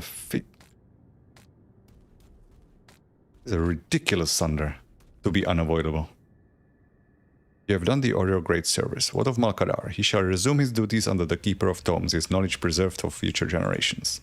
So we're level 75, which we want to continue climbing the tree here. This Malkadar, champion of Death's Vigil. So it is you I must thank for my resurrection. So what happens now? That is for the Keeper to decide. I am hers to command. Are you her slave? A strong way to put it, but in a sense, whatever the Keeper wishes shall be done. Why would you agree to this? To gain access to the innermost secrets of necromancy, I had to agree to this binding, so that all I learn is not lost should I perish. It was a price worth paying, an honor, not a curse. Will you obey me? Malkadar cackles. You may have participated in my return, but you are not the one who performed the binding. I see. No pet for us. Yet. Malkadar once again walks among us. You have done well. The ritual is complete, the spirits are banished. Revered with this vigil, something I want to check in on. Indeed, the rite of resurrection was a success, and our brave Malkadar is once again able to serve me and the Order. Malkadar has to serve you? His continued existence is tied to my will. For as long as I demand it, he shall serve his duties. That seems wrong. Is it so wrong to sacrifice yourself wholly in the name of a greater cause? Malkadar knew what was at stake when he joined the First Circle and learned its secrets. His knowledge must be preserved for the good of the Order. To require anything else. You have proven yourself to be a valuable ally, and the Order thanks you for your service. But now I must come before you with a task I can only entrust to our closest allies. But it's so important. This quest would not unlock unless we are honored with this faction. Our master Uroboruk. We have information that may lead us to him. I've already sent several of the Order to explore the area, but none have returned. And so I turn to you. You have proven to be both resourceful and deadly. Attributes that should serve us well in tracking down our master. We have reason to believe that Uroboruk was recently in an area known as East Marsh, not far from Burridge. It is a foul place filled with toxic waters and vicious wildlife. I fear that I may have sent our acolytes to their deaths. But you may succeed where they have failed. Will you investigate this lead for the Order? I will search for Uroboruk. So that is the third thing that is leading us into East Marsh. Which is why we're not gonna go there. I'm gonna sell while I'm here. And check what's new in the reputation. Oh, we have the Covenant of Sif. But this is... Is this the ring I wanted? Hang on, I need to check my build. By the way, guys, if you want to see the build, it's... put in exclamation mark build in chat and you will get a link to the final build that I'm gonna be playing. Covenant of Sif. Yeah, it is it. I didn't know if there are multiple versions of it. So that's a ring I want to keep, but it's level 84. And it even rolled with... Hang on. I did want Amarastas Flurry on it. But I wanted the prismatic prefix, but I can reroll prefixes soon. Probably. So this is almost perfect other than the fact that it's level 84. So you go here for future use.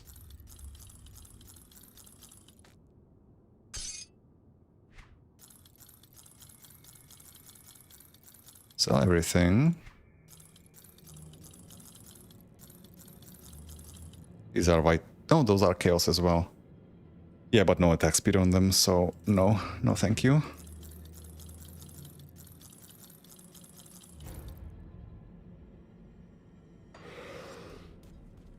Okay, let's head back.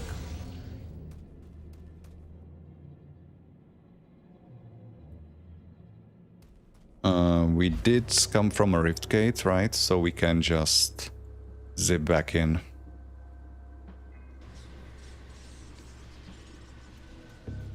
So currently our quest is to explore the Frostvale Highlands in search of the missing scouts. And there should be something about the beastie that we're hunting.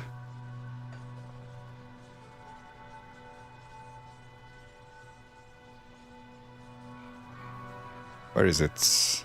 Wrath of the Beast. Acquire the Fang of the Bone Hunter. No, that's the wrong one. Hearth in the Blizzard. Yeah, this one. Acquire a choice flank from Rugru. Bring the meat to Thane's Sulf hinterland in the Frostvale Highlands. So this is what we're doing now. We have a little too many quests on the quest log, so it's not showing. This is probably gonna be the way forward, so I'm gonna check up.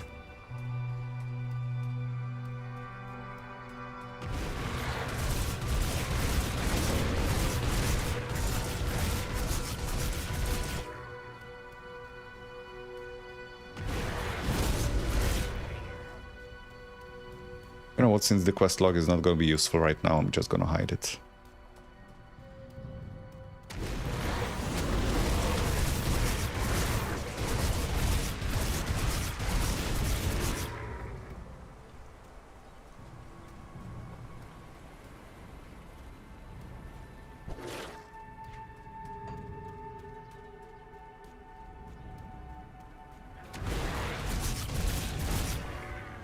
I believe Vrugru was described as a bristlehorn or something. So he's one of these guys.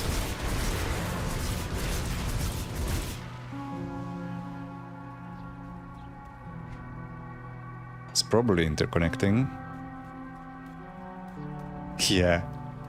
I would love to see the statistics on how many people are starting Werewolf. I would be surprised if it isn't like 80% of people that are starting Berserker are playing Werewolf as their first character. And I mean, it's logical. It's not just that, you know, it reminds you of Diablo 2 or something like that, but also it's just so well supported just by the base skill, because it has lifesteal on it baked in. Whereas if you want to try Were-Raven, you have no ability to lifesteal on it. It doesn't deal any weapon damage, it has no lifesteal skill. So how are you sustaining early game, right?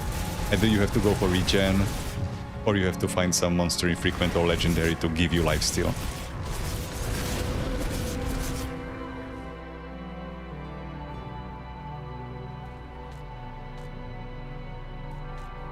Choice flank.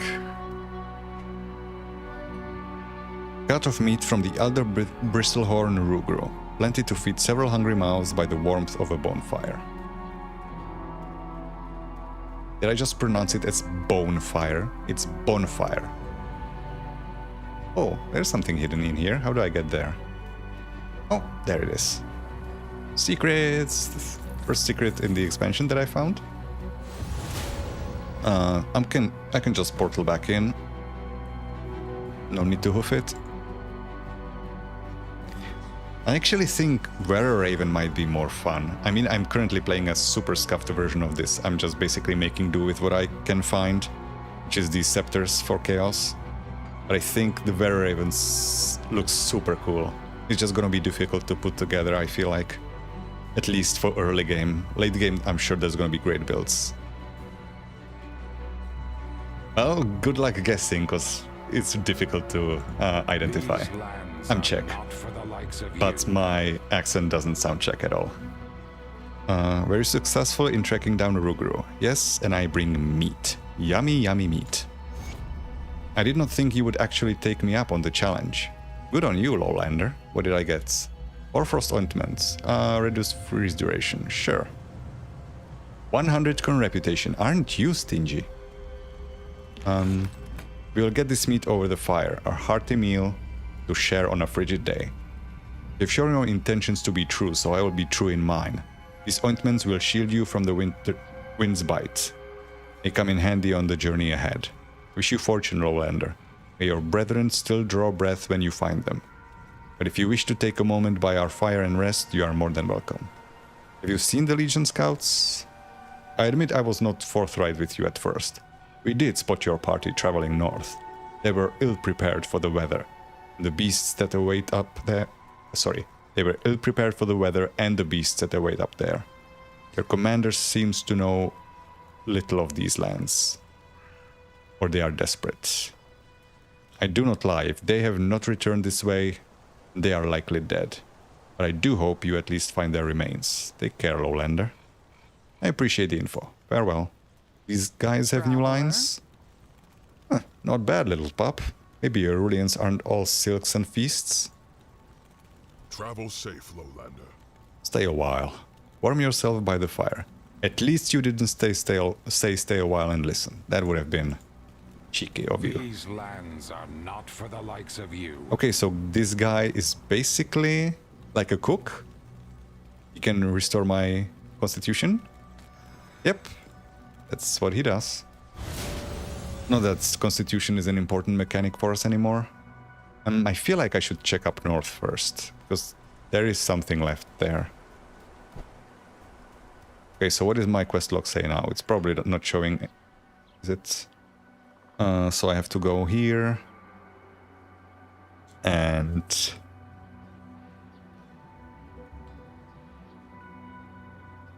it's not showing anything else. Okay, so I just continue the same quest that I'm doing. Explore the Frostvale Highlands in search of the missing scouts. So where does this lead?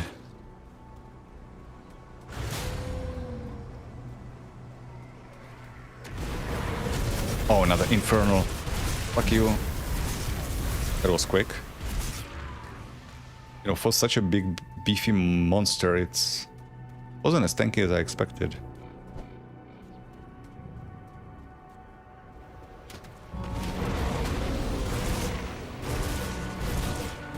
Undead. Okay, so, but you are not... Krakowian undead. But you're not a new faction either. It is Kern, so what do we have here? Faction vendor. New quest on Respected, new quest on Honored. Yeah, so basically similar to the other factions. I think every faction... well, no, not every faction has 2 quests, but each faction has at least 1 that unlocks with Reputation. If I'm remembering right. A Current Opportunity Part 2. Also, they made it all the way up here.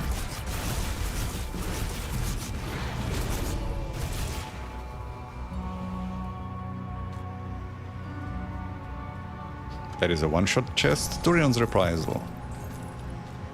It's a Retaliation Shield for Sorcerer, which is a very interesting combo. Oh, we also get a Rugru's Mane. What does this do? That is a cold Force Wave Battle Mage. Fascinating. 100% chance on block to reduce the cooldown of Force Wave by 2 seconds. Oh, that sounds fun. And we get flat resistance reduction on field command, so we don't have to take Elemental Storm. That is neat. I like this design. Alright, so a Current Opportunity Part 2.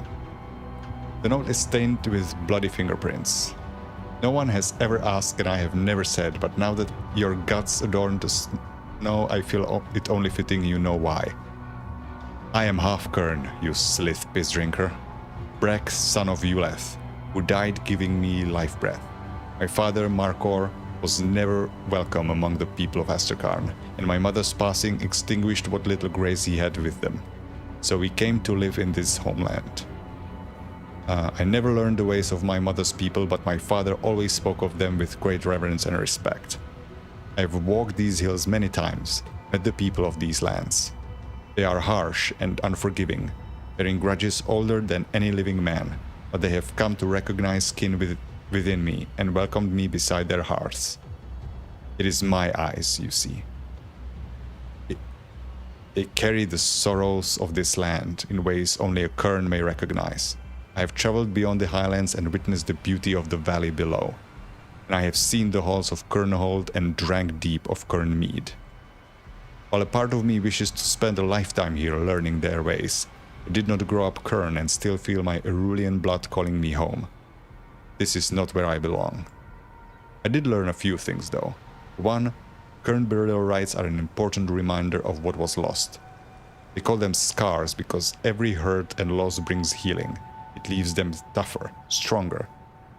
Their belongings are left behind for worthy successors to bring newfound glory to old tools and weapons, not to be pilfered by rats.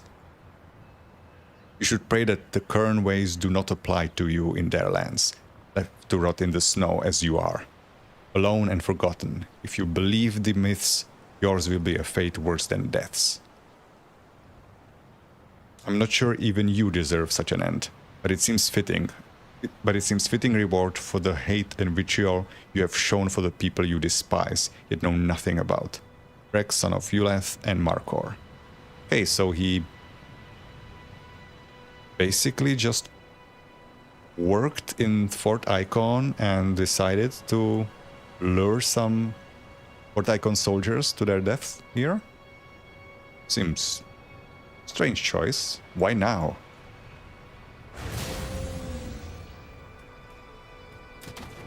Oh, well, this Cairn wasn't my fault. You shot it, not me.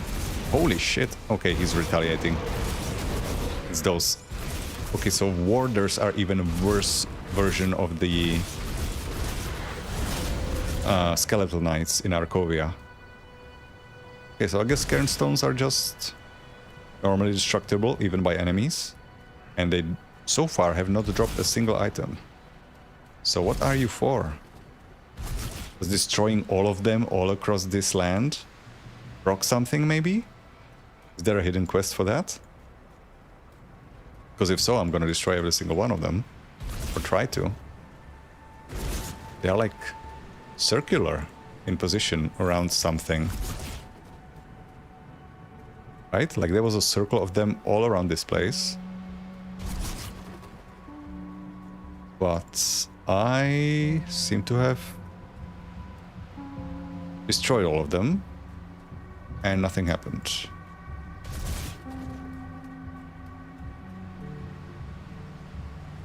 Maybe I'm overthinking this.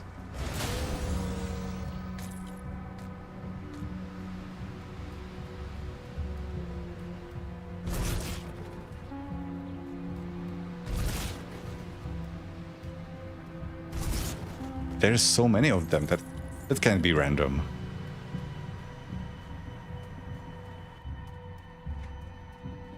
Okay, so this I did check the hidden spot, so now it's just south.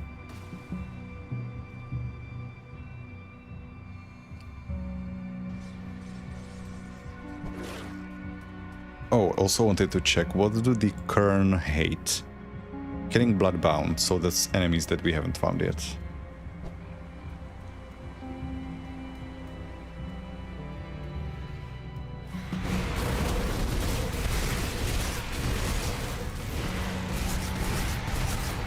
Get me out of there.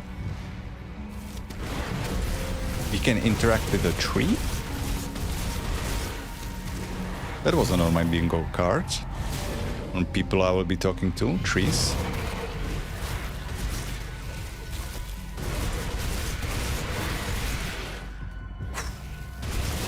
Almost got away. Okay, so Frostpool Mantle. It's cold, physical, so this is a good, like... What is still damaging me? Oh, it has a ground effect. Where a Raven item. What is this? Fulminated tree. This gnarled tree has been shattered by a lightning strike. Okay.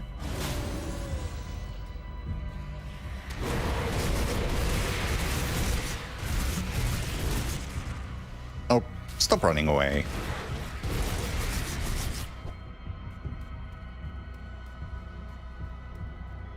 That looks like a interconnecting point, but there isn't. Okay, nothing here. There's just an overhang here, or... This protrusion looks strange.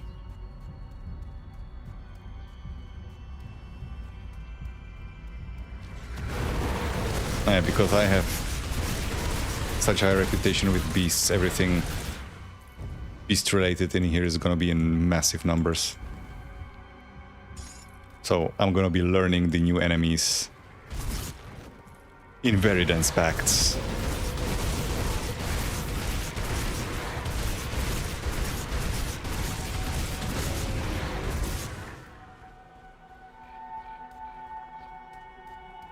There's a lot of these like overhangs that don't seem to like lead anywhere, have any items on them.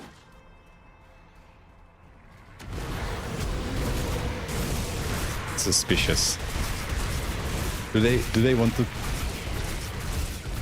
get you to a position where you feel like, oh, I've seen like 20 of these and there was never anything there, so I'm gonna stop checking them, and then on the 21st one there's something there and it's important.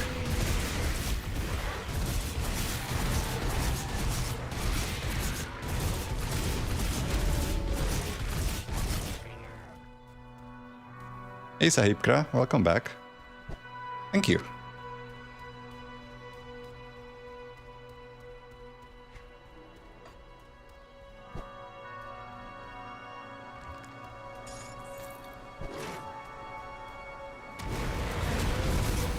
Okay, again, matriarch first. It's gonna run away.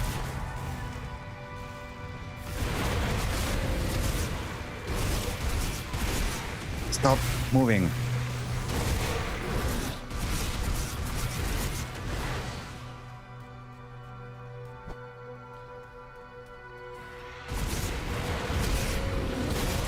Oh, that is not what I wanted to press.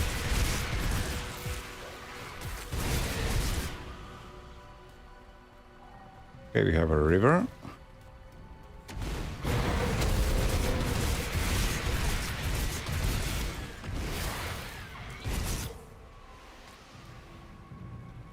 Again, I'm gonna hide this because it's not really showing anything useful. Can't go in there.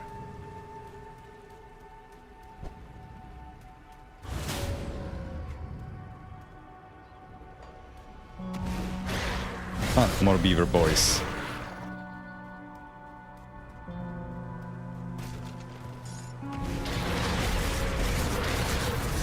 Oh yeah, their lodges also look like little beaver dwellings.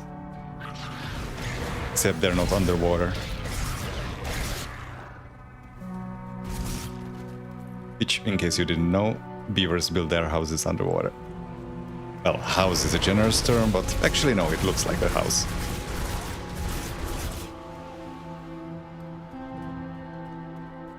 The entrance is underwater and then inside it's dry.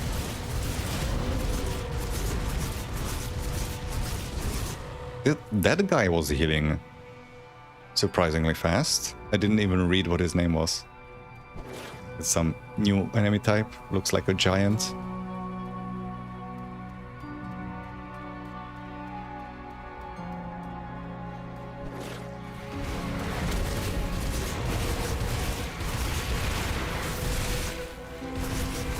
Oh, that's the blizzard.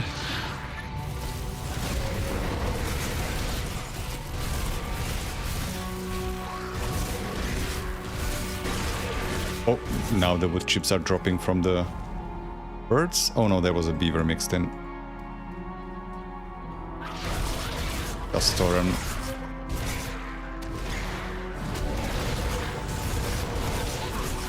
Does this keep spewing new ones? Yeah, it does spawn new ones.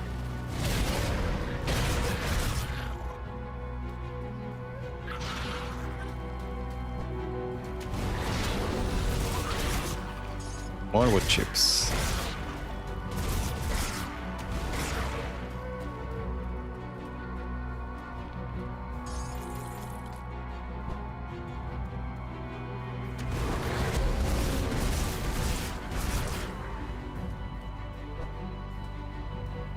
Okay, so we have some new NPCs here. Alien. Watch yourself out there, lowlander. Lowlander? This far from home? If you are here to kill us, I won't make it easy. Your partner looks in rough shape. That is Wayfinder Nokken. Okay, let's start with that. Nokken, all it took was a momentary lapse in awareness.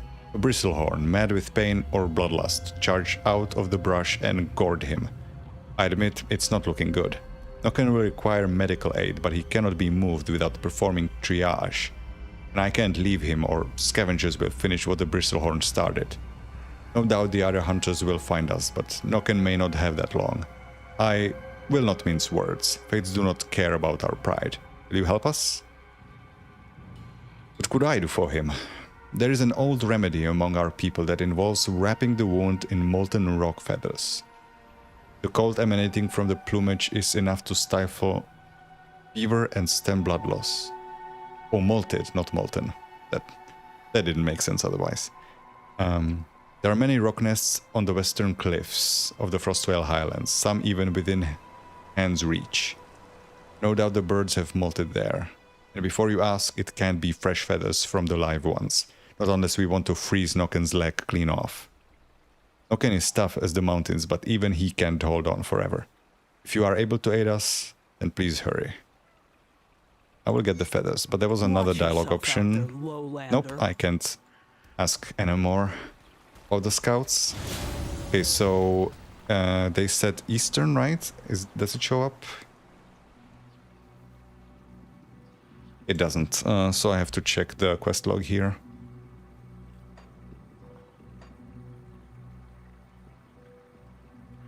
Feathers of a bird.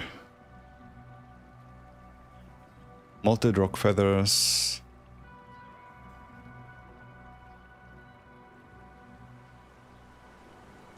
I think she said western cliffs. Okay. So over yonder. Is that maybe why there were those outcroppings? It's because there will be some rock nests on some of those.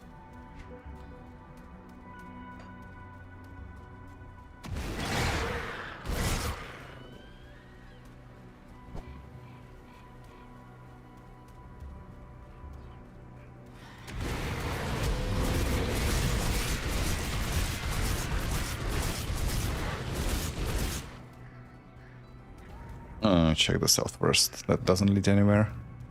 For sure. I need 3 of those. Oh, there's an interconnection.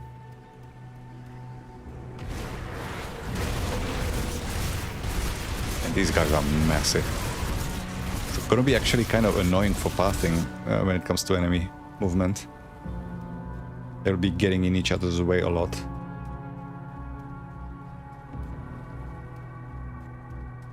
Okay, not here. What time is it? Oh wow. Already? Okay, I'm gonna need to wrap this up in like the next hour-ish.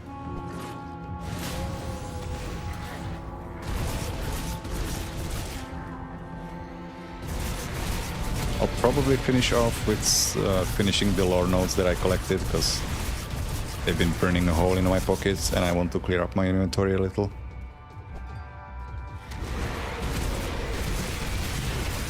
And it wouldn't really make sense to carry them over onto the next stream. I already neglected reading them last stream. Frozen Aster, what is that? Brilliant flower with petals that are as light and fragile as the morning frost. Is that a material? It is, okay. But the wood chips aren't. So that is for a quest.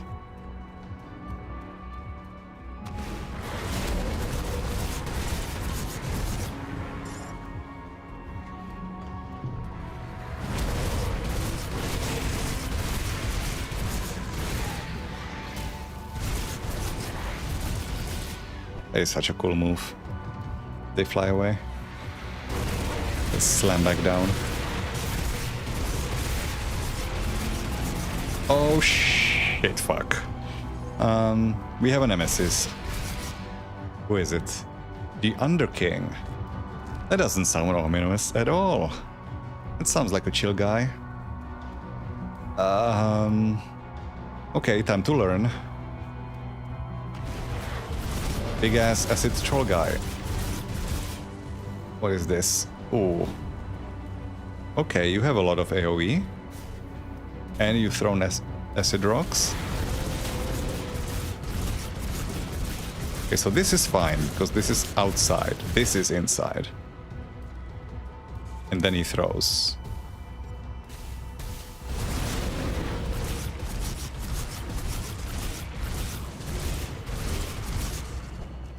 Oh, it doesn't cover the entire interior. Oh, that hurt though. What is that?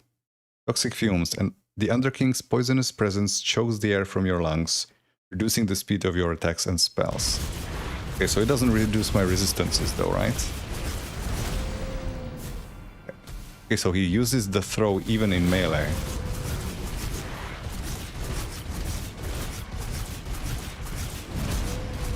How bad is this? Pretty bad. That hurts.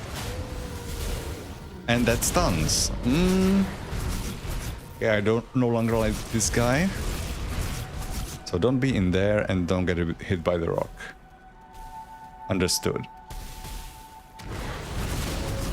Ouch, Jesus. My acid res is maxed, by the way. Not even maxed, it's more than maxed. It's 84 instead of 80. He still hits this hard.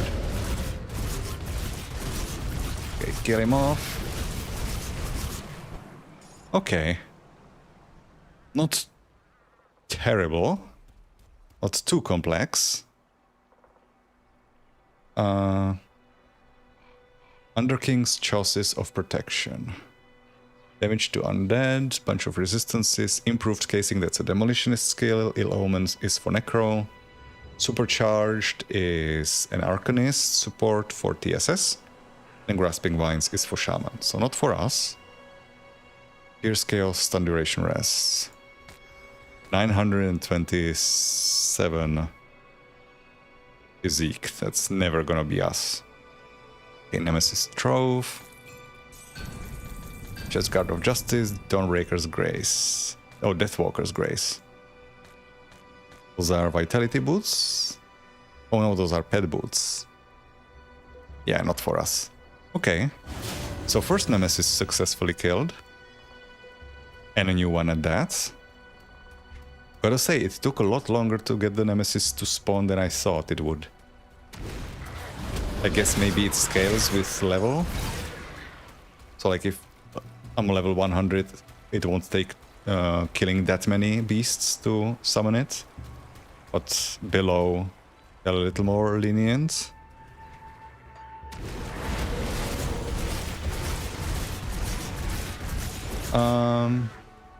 Not currently.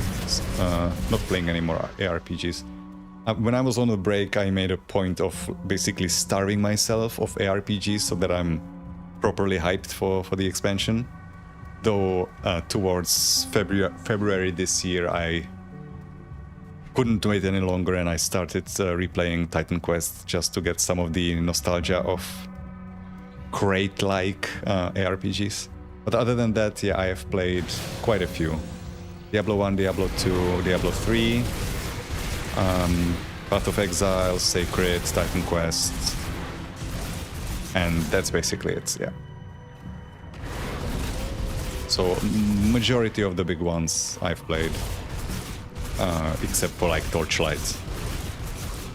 And I haven't touched Path of Exile 2, though I will probably give it a go once it's fully released. I don't usually do like early access stuff. I prefer to just get the final product once it's done. Okay, so we have a shrine. Bramble Boy. Kill that first. Another Infernal. Fuck off. Jesus, they hurt. Bloodbound Dranghul Brutes. Those are new. Wraithborn Leg Wraps. Aether. Yeah, not for us. Marrowband is for skeleton summoners. Or summoners in general. You have another Woolly Bone Guard, but that's not for us. Although Woolly Bone Guard is different from the one that we have. We have a Ruguru's main. Woolly Bone Guard is Brute Force. Oh, that is one-handed Upheaval Brute Force enabler. Normally you can only use Upheaval and Brute Force with two-handed weapons. Oh yeah, Devotion Points. Okay, with this we can unspec the Crossroads. Since I opened the portal here already, I'm gonna do that. I'm gonna go back to Rails Crossing, sell stuff while I'm there.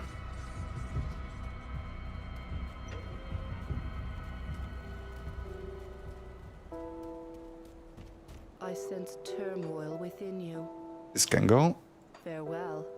Now I'm gonna invest in... What is next? We have the Raven, we have this. Hang on, I need to consult my Plan Devotion map. Just a second. So next up would be either Murmur or Stag, Kraken, Amatok. I guess we start heading to Amatok. Or rather, taking Amatok. It is some defenses at least. Because this will not help us until we swap to two-handed. Stag could be an option. But doesn't really do much for us right now. I think we get the most out of Amatok. Or how about her? How about Rumor? Sorry, Murmur. Cold Acid, Avoidance, some health, DA. Vitality Rest. It's probably best to take Amatok first.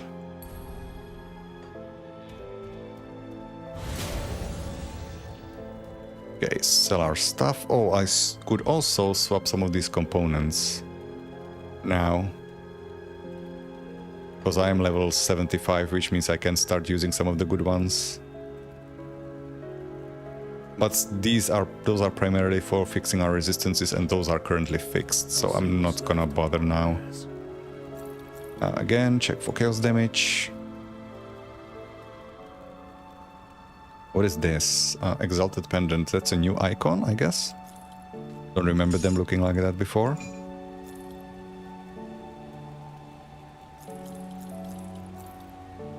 These are chaos, but worse.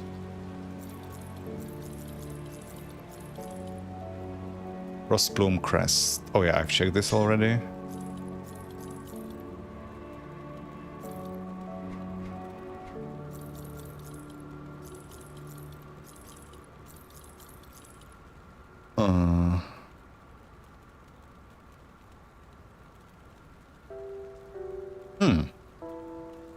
All damage and chaos damage, which means that's 80% for our damage type.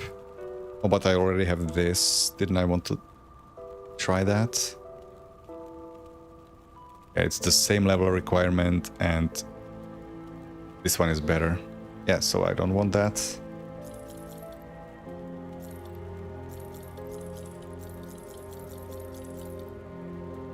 Oh, the Blood Mist boots. Yeah, I wanted those. Recklessness versus Bone Chilling Cry. It's chaos damage. Speed, Aether Rest, Stun Rest, Entrapment Rest. And a proc. I guess it's not fully more efficient because Bone Chilling Cry reduces enemy resistance to our damage, but let's have some fun with the proc, why not? I can actually just... I don't need... Oh, Mark of Mogdrogen is health, so I do want that. Mark. Not Mark. Mark. Mogdrogen requires 4 ward stones.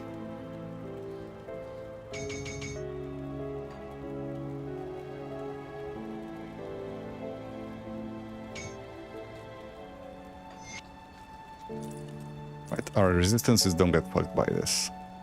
Acid is still good, and I haven't even activated Blood of Dreeg. I'm gonna remove the component and move it to stash. Let's take a look, shall we? Keep the add-on. Zip. Be safe out there. Okay, back up north.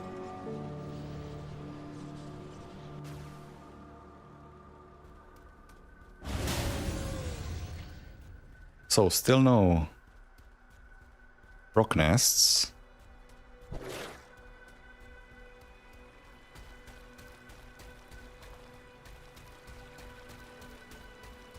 Second waypoint of...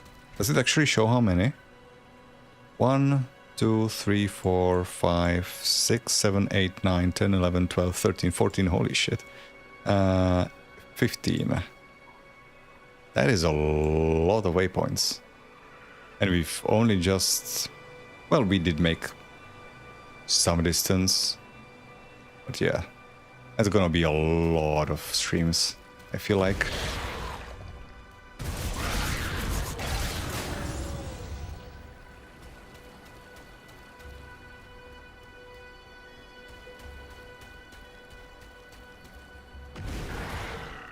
There was a stag. Was it even aggressive? Died immediately. What is that? Garmir the Lost. You look unfriendly.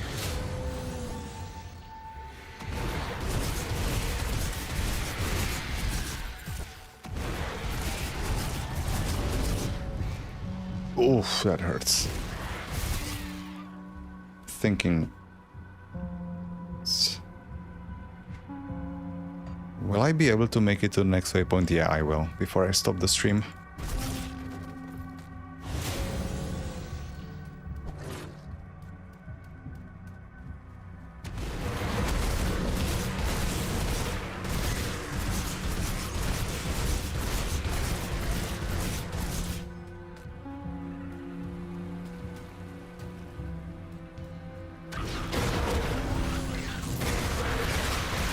More beavers. I'm gonna be so oversupplied with the wood chips. Still don't know what they're for. But I have what, like 14 of them. They drop like candy. Which, that never made sense to me. Candy doesn't drop. At least not where I live. Again, kill the matriarch. Almost ate it. The bunny, rabbits, human remains. Oh, then there's one of the feathers. Are you a Monty Python reference, little guy? Okay, so we can just attack wildlife for no reason. The stag was probably not aggressive, the bunny, same thing.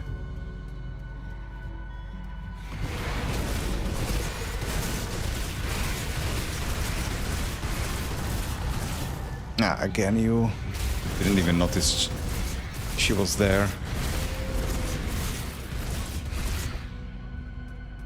Okay, so you guy. No, that's not him. It's another. Pick it up. One more.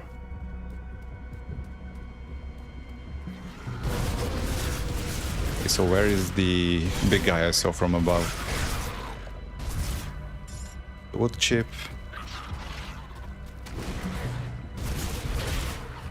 Oh, no. No house this time.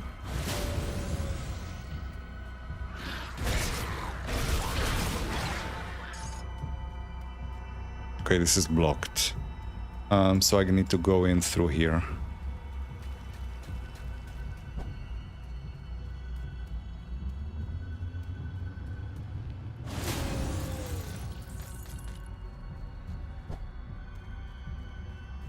Getting a little tired, so I'm gonna be a little bit less wordy than usual. I still want to finish reading those lore notes though. Okay, rabbits. I'm not gonna kill you since you're not hostile.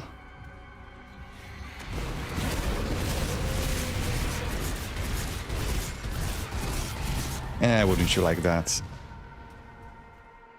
And now it doesn't leave the fog. So what was it that left the fog on the ground? Is it the wave attack?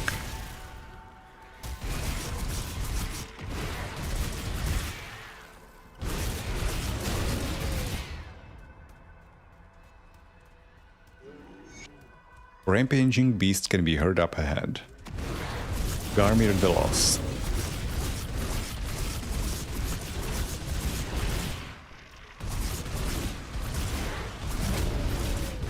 Oh, he looks angry. Those are cool looking effects. But you're kind of slow.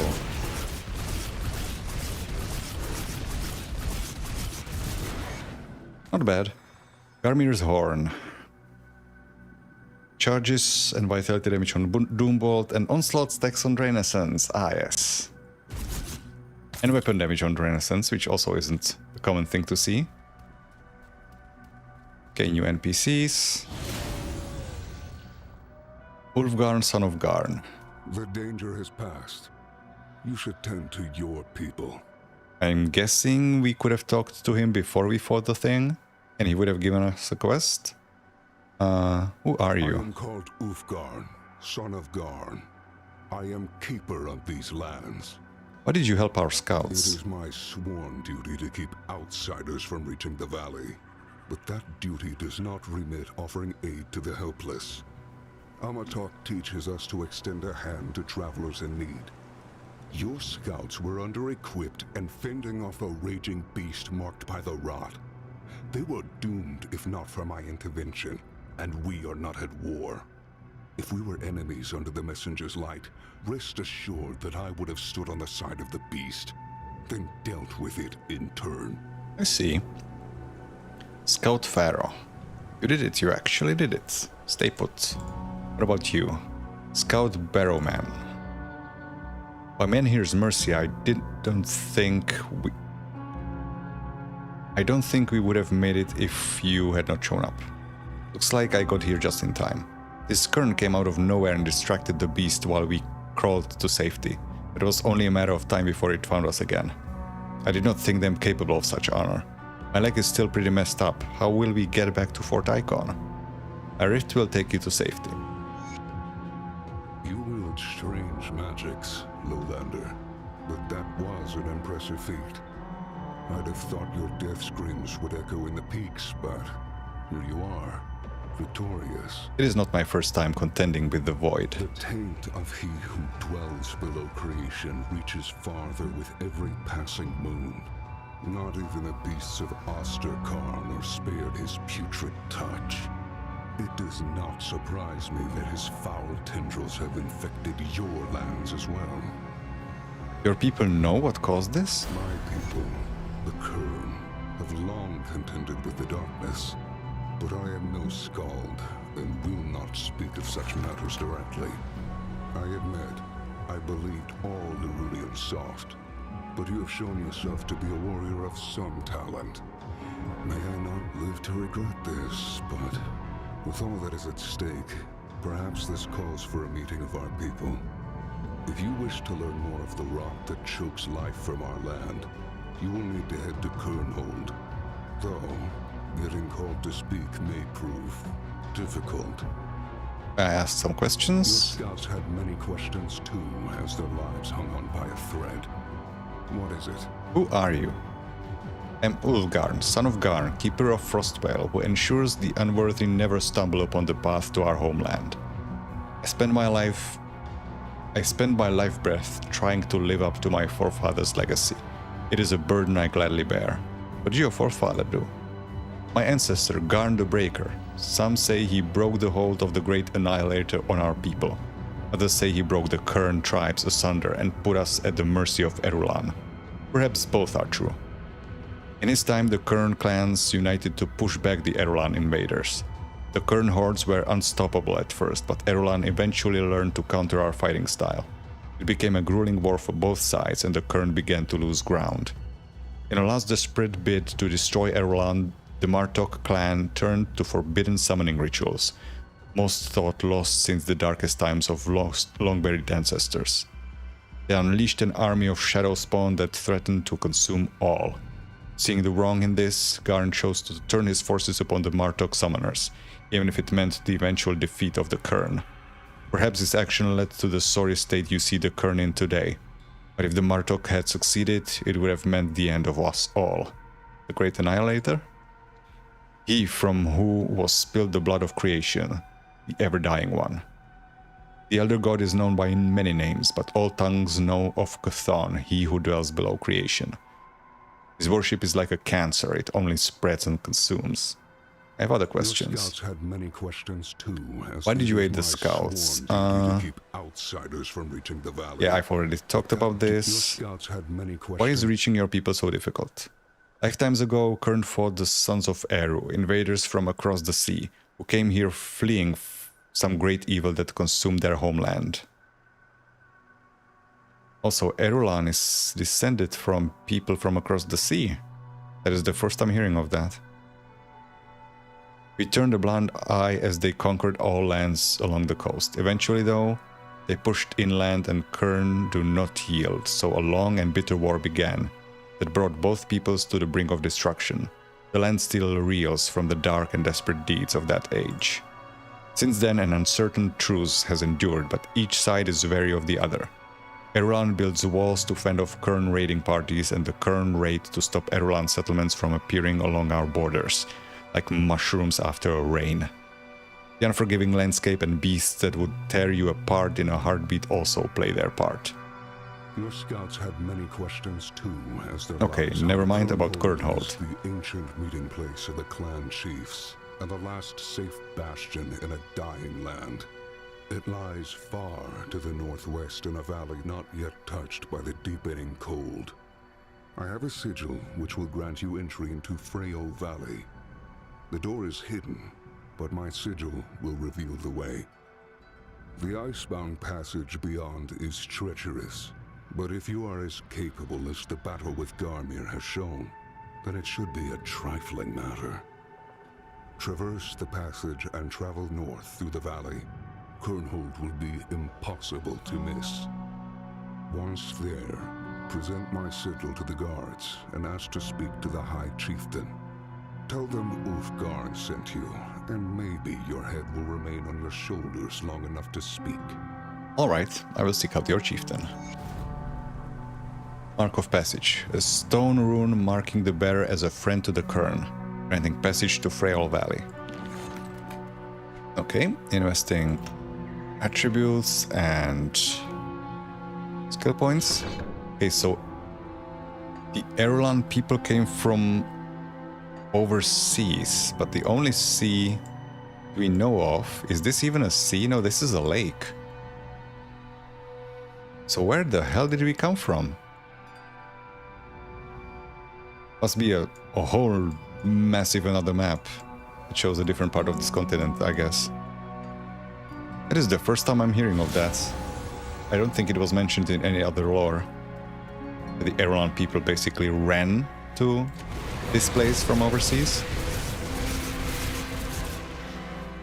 Curious what they were running from. Maybe that's gonna be the lore for Grim Dawn 2 eventually. I also still need one more of those feathers, right?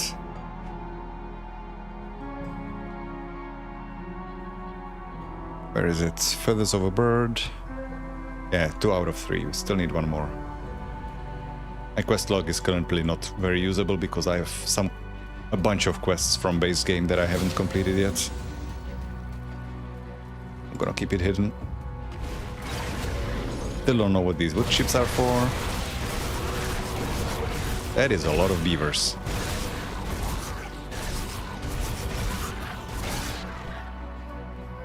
The Wanderer. The Dark Wanderer, perhaps? Frozen Husk. Oh, we don't even turn bodies around here anymore. They're so frozen, we just have to destroy them. Loot them. Nice touch. Okay, the Wanderer. I journeyed through the frozen wastes, devoid of home and hearth. My people gone, my duty buried beneath the ashes of war. There was no shelter along my path, only the blinding white of untainted snow. Cruel gods denied me a battle death alongside my kin. I walked alone, a warrior without purpose. If blades would not separate my head from my shoulders, then I would let the snow claim me along with my shame. When a blizzard struck with blinding force, its icy winds cutting through the flesh and bone like a banshee's cry, I thought my death denied had at last come. As the bitter cold dragged me down amid the swirling snow, I laid myself to rest upon the frozen ground. Snow would be my mount, the stars my final witness. Then a figure appeared through this flurry. Slung across his shoulders was the steaming carcass of a deer he had only moments before brought down. Dropping the beast beside me, he drew his knife and split open its belly. Without hesitation, he tore away a piece of the still warm flesh and offered it to me. "Eat and be strong," he said. "The cold cannot pierce a body filled with warmth and blood." I admit I hesitated and did not reach for the offering at first. But as I lay there in the snow, I finally saw the Wanderer clearly. His features were cold and angular. His incisors unnaturally sharp, and his eyes gleamed a piercing yellow through the storm. Hey, Craftlin. This beast's life breath was given willingly that yours might continue. Bojuk, warrior without a tribe, the Wanderer spoke once more. Will you squander this gift, or will you allow its strength to join with yours? I grasped the meat and ate it raw. I felt the blood pour through my teeth and stain my beard. As warmth poured back into my limbs, and my heart beat with renewed purpose. For a moment, neither of us spoke. Then the Wanderer turned and walked away without a word, disappearing into the heart of the blizzard. I watched him leave until his silhouette became one with the cascading snow. I never saw the Wanderer again, but I will never forget his mercy so long as life breath still draws into my lungs. The stag's horn will adorn my helm until I, at long last, meet my destined death. What was the name? Bojuk. So if we meet him, we know who that is. Let me check. I kind of missed your message because I was reading the lore. Just gonna check what you said. Tested cultist plus Shami Ice King. Tanky as fuck. Shaman is an interesting choice because the set doesn't really provide anything for Shaman. In fact, it actively blocks ways to make cold. What is his name? Briarthorn. So I guess you can use it as like a full fighting build instead of hybrid summoner. I guess it could work, yeah.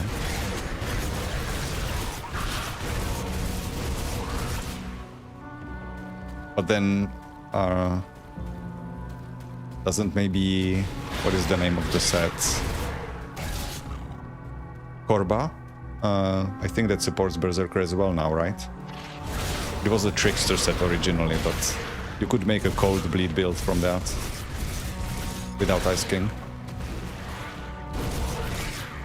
Because Korba converts... oh, I guess it wouldn't be a good combo for Shaman and Berserker.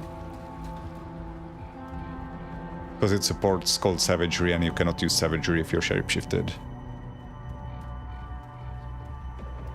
Nice. Mak. Oh, you talk? Unlike its kin, the Castoran appears to be non-hostile to humans. It chitters away in an incomprehensible tongue. What is it? Castoran continues its wild chittering and hand-waving. Okay, then. Do you need something?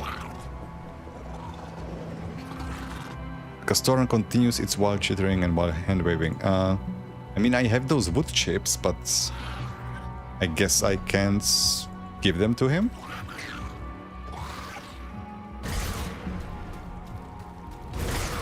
So what do you want, then?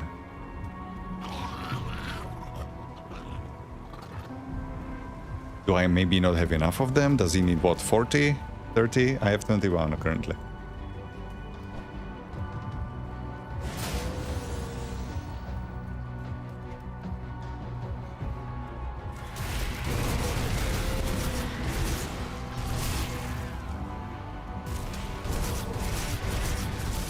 Oh yeah, the Cold Wendigo Totem medal. That is a funny one. Kind of wish they kept the Spectral War model that was making Wendigo Totem deal double damage. That was a funny item. I wanted to make a build around it. But Cold Wendigo Totem also sounds fun.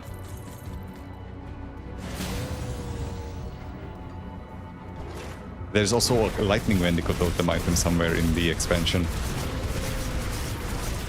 Might not be expansion exclusive in the sense that you can only find it in the expansion content, but was added with the expansion. Not sure if it's a monster infrequent or a legendary anymore. Too many items added, can't keep them all straight.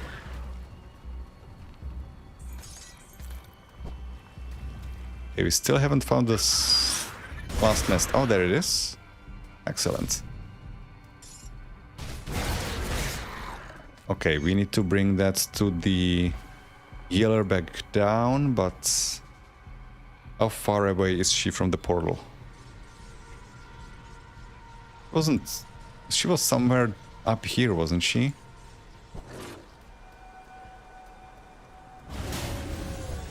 Wish she was a little bit closer. Oh, that is the tree that was struck by lightning. I still can't do anything with that. Right? Yeah. So then, where are you? Up here? She was on the eastern edge somewhere.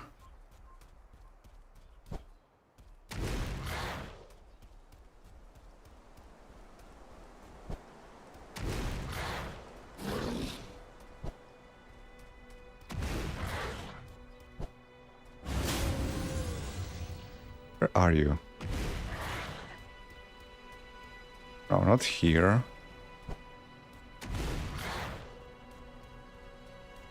There you are. Oh, I didn't even talk to this guy. Wayfinder Nokken. Start any trouble, lowlander.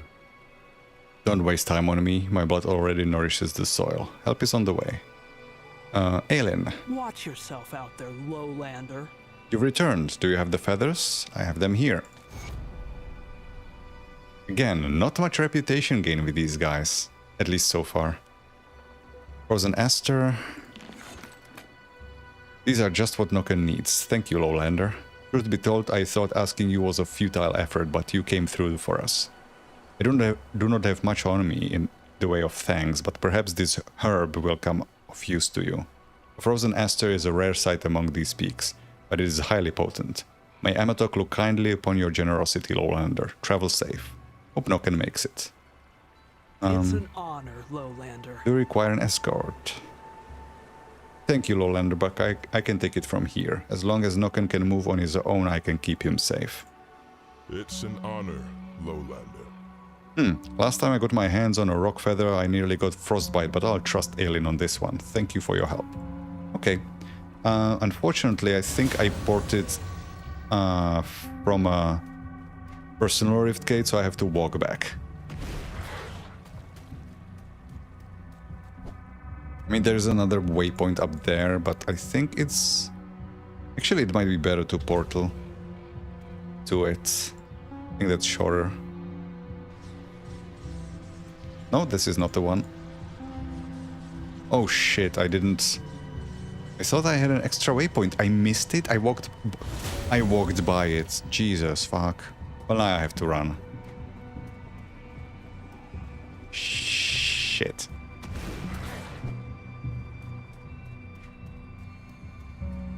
I thought I activated it. I must have walked a circle around it.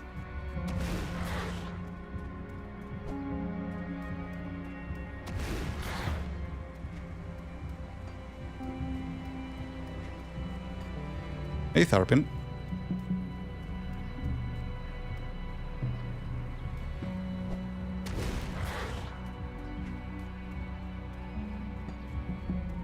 Oh, you guys probably missed it. We just fought our first nemesis, and it was a new one. The Underking. Not too bad. I thought it would be a little more... I seriously didn't activate this. Thought it would be a little more complex, but he basically had 3 moves. Nasty ones, but... I didn't activate it. That's so embarrassing. Fuck.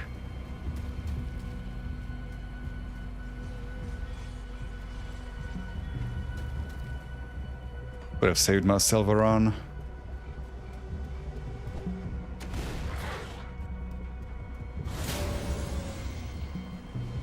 Yeah, it was not too long before you joined. Like 30 minutes maybe. Okay, so...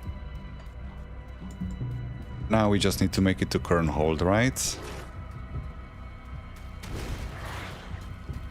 All other quests are complete.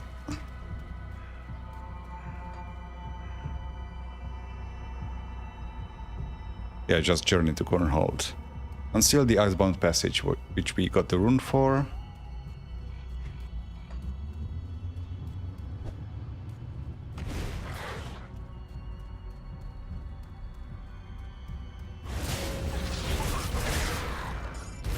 Still don't know what these wood chips are for. There's the little Astoron that's not hostile, but I can't give them to him. Maybe there will be an item or something that I need to complete to be able to speak his language or something.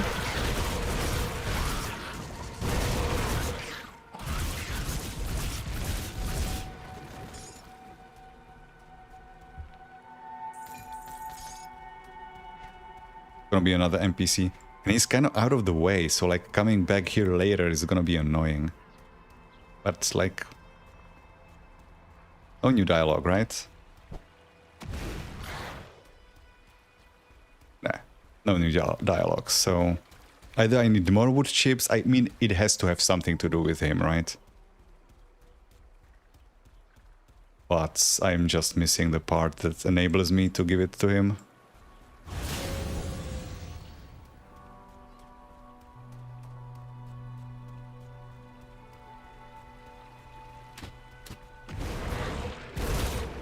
Ooh, nice water reflections. They changed the water? It didn't used to look this good.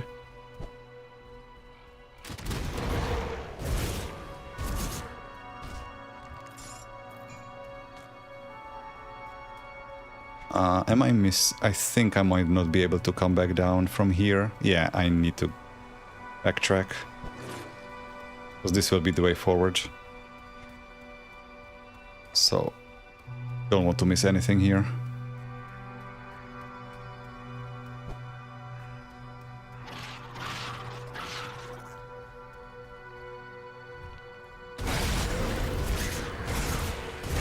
More wood chips. Like, they're just dropping so many.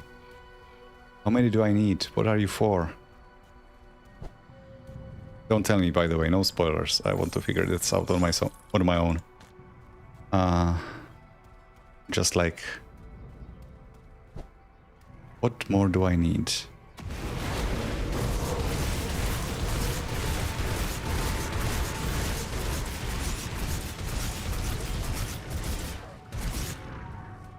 Scholar Reinhardt's Notes, Part 2, or Entry 2.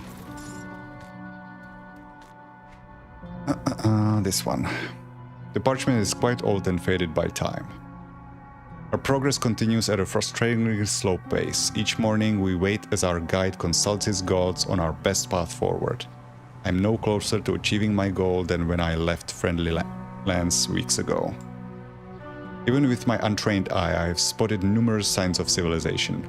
Path markings, small sites of worship, where offerings are made to unknown gods, remnants of temporary camps. Yet Björk continually steers us away from the beaten path. Forces us to hike along the banks of rivers or pick our way through flooded bogs, all while claiming the hewn paths, which are obviously made for human conveyance, are too dangerous to travel. 2 nights prior, Björk berated and threatened my assistant Buxley for attempting to fell a small tree to use for firewood. When I questioned him about it, he would give me no reason, saying only that we must not cut any of the trees along the river's edge. As soon as we reach civilization, I plan to hire a new guide and leave before Björk can follow.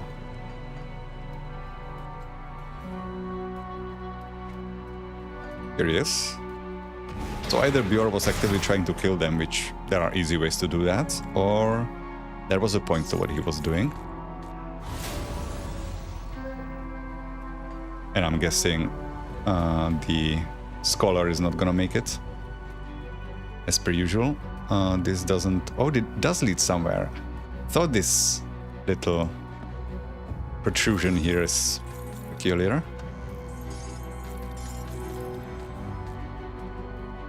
Okay, so that's the second secret, or maybe third that I found in the expansion. This also looks like it could lead somewhere, but... like there's something on the other side, but probably not. I mean, this doesn't lead anywhere, right? I checked. Yeah, I checked. Okay, so only one way to go. Still don't know what this beaver's deal is. Muck muck.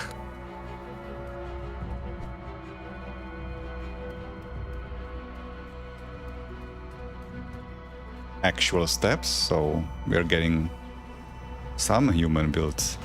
Well, actually we have the cairnstones, so I guess those are also human built.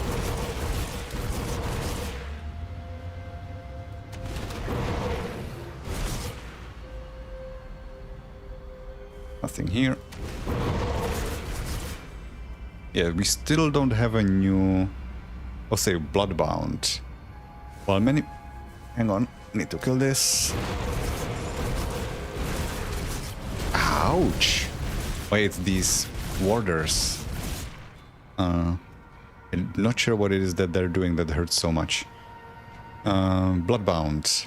While many mortals cling to the promises of the cult of Chthon out of desperation, the Bloodbound Kern worship the dying god with their entire being. They are the resolute bannermen of the end times, whose actions have left a festering wound upon Asterkarn that refuses to heal.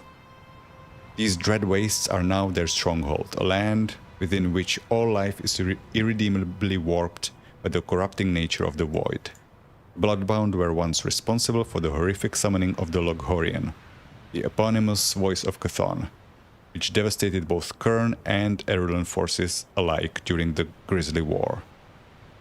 What other terrors eagerly await on the brink of the Veil while their willing servants gather blood for in their name? Okay, so we have this new faction. I'm not even sure what enemy I fought that gave me a reputation with them. Maybe the corrupted giants over there?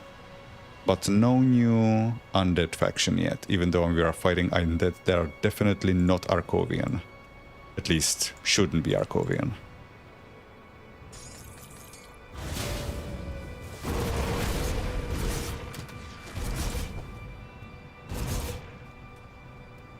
This doesn't lead anywhere, right? No, that ends. I'm checking every corner, every edge.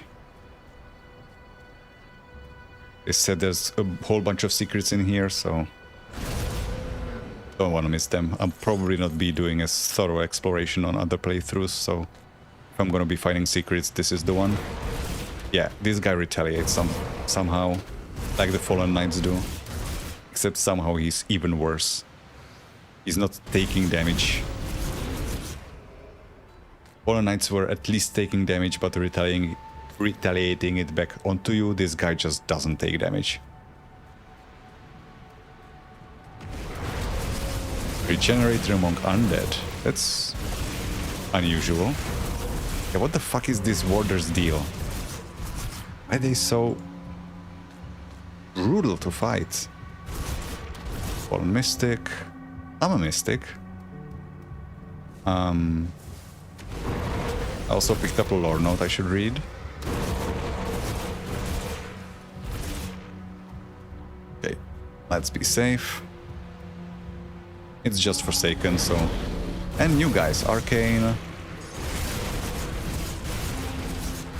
Yeah, Arcane also wasn't the thing that Undead had before, at least not on skeletons.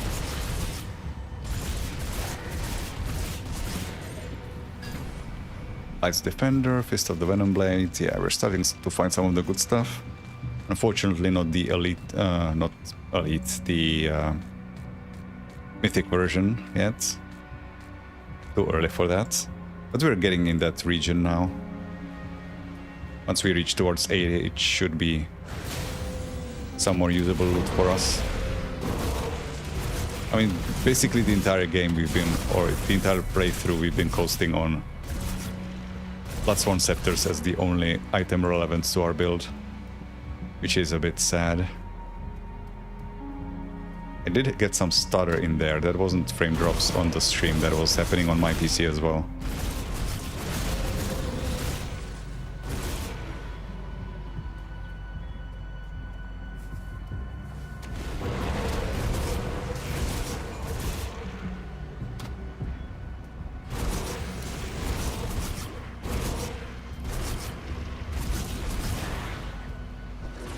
It's like the warders have some sort of a shield that I need to break before I can damage them. The buff doesn't seem to dissipate over time. Oh, there's some wards here. And they light up as I walk past. Nice. That's a cute touch. What is this? Oh yeah, I didn't read the lore notes that I picked up. Blood and Ice. In my 16th winter, I, Takan, make my lone blood pilgrimage to Frostvale. It is only the second time I have performed the rite of blood and ice, but I am proud that Algir feels I am ready to do it alone. Proud and heavy with burden, for I feel my father's gaze upon me. It is my great honor to offer my lifeblood to the ritual stones, a small bit of my blood to renew the bonds of kin and to keep the way home lit for the spirits trapped beneath the ice. Are you summoning undead? For spirits trapped beneath the ice. I do this for all our fallen, but it is my greatest honor to do this for my father still lying beneath the snow. One day the ice will thaw and we will perform the proper burial rites. My father will cross beyond the veil to be reunited with mother. And when at last I draw my final life breath, I will see him again. Until then, I will do my duty. So they're doing some ritual like blood sacrifices to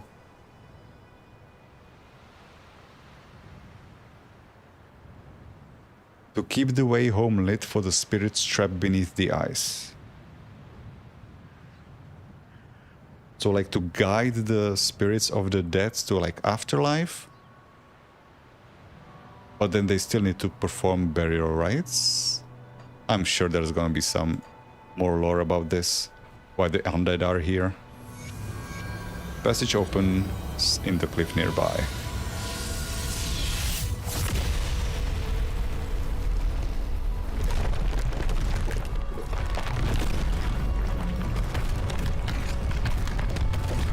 Oh, that's cool. Okay, waypoints. And I'm guessing this is as good a place to stop as any, right? Even though I'm currently having a pretty nice audience, I am getting kind of tired. And I don't think I will be able to make any meaningful progress to the next waypoint. I mean, I don't know how deep this goes. It might just be a cave that exits right to the portal. But I am getting kind of tired. So what I'm gonna do is I'm gonna go back to town. I'm gonna sell stuff. I'm gonna read through all of these damn notes so that I can clear out my inventory, and so that for future, for the next stream, I'm not held back by reading up more lore.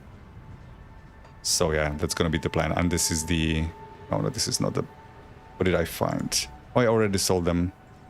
I no longer have the pants that I found from the Nemesis. Okay, probably do it in Fort Ikon, that's the nearest town.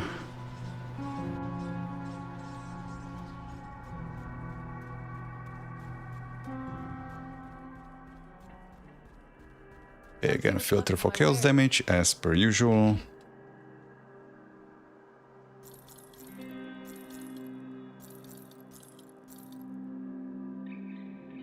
Pierce, poison, chaos, freeze resistance. Nah, we need the points.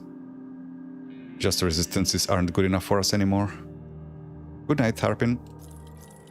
Have a good one.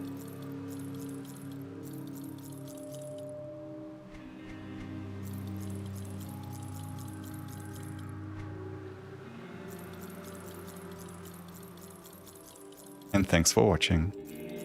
Of course. Iron well spent. Okay, so I'm gonna move the mic a little closer so I can sit for a better reading position. What order are we going to read this in? Avaline's note is one I wanted. Zaria's journal is after. This is completely not connected to anything. Out of Chthon, loose ends. Okay, so first one I found. So these are lore notes relating to the village of Darkvale. So this was in one of the houses there. Peacekeeper Chambers journal. Our little town is surrounded by forts and soldiers of the Imperium, and yet I have never felt more alone or vulnerable. Each day I see more and more soldiers leaving Fort Heron to head north, while the road through Darkvale is a never-ending stream of refugees heading south. Those fleeing the capital tell horrific tales of people gone crazy, of robbing and looting, as madness consumes the head of our nation. One story even describes a mob running down a woman in the street and devouring her alive. Sounds like a horror story, but I am assured that it is the whole truth. With so many new faces in town, my deputies are tasked with holding the town together. Fighting over scarce goods has become a daily ritual. We have had several murders in the last 2 weeks, a concept once entirely strange to our little village. 3 more people have vanished over the last week.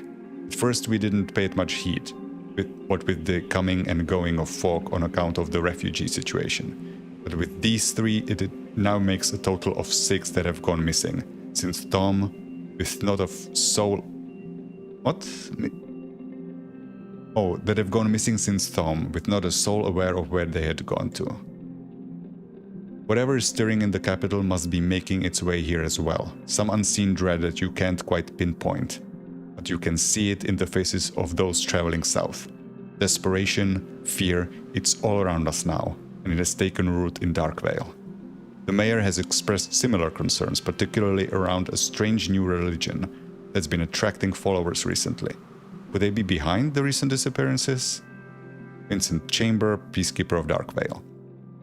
Relating to the Cult of Chthon, I guess I should do the Evelyn notes, which I managed to farm in the previous streams. Evelyn's note, page 1. We've been on the run for what feels like weeks now. The ethereals are always on our heels, spreading like wildfire across the countryside. The children are starving. The few bites of food we managed to scavenge on the go aren't enough for all 4 of us. I'm not sure how much more of this we can take. Word on the road is that the Cult of Chthon is accepting members, that they have food and shelter for all. I've always pictured them as heretical lunatics, howling at the moon as they bathe in blood, but the promises of safety may be too much to pass on. Talon cringes at the thought of being seen among the Bloodsworn, but we agree that it may be a necessary evil in order to survive. Our children deserve to eat. Page 2. Life among the Bloodsworn has required some changes to our little family. Mainly that we can only see the children after the day's rituals and chores are finished, which usually last late into the evening. Some days I don't see them at all until they are already asleep. My husband is having a difficult time with the prayers, calls them blasphemous filth, but I remind him that we are doing this for our family's survival. Myself, I cannot help but question the gods who have given us nothing except poverty. But here, under the protection of Chthon, we are safe and fed. The Bloodsworn have given us everything they had promised and more. All they ask in return is our devotion and a little bit of blood. So I can't help myself when I chant a little louder each morning as I sing my praises to Chthon.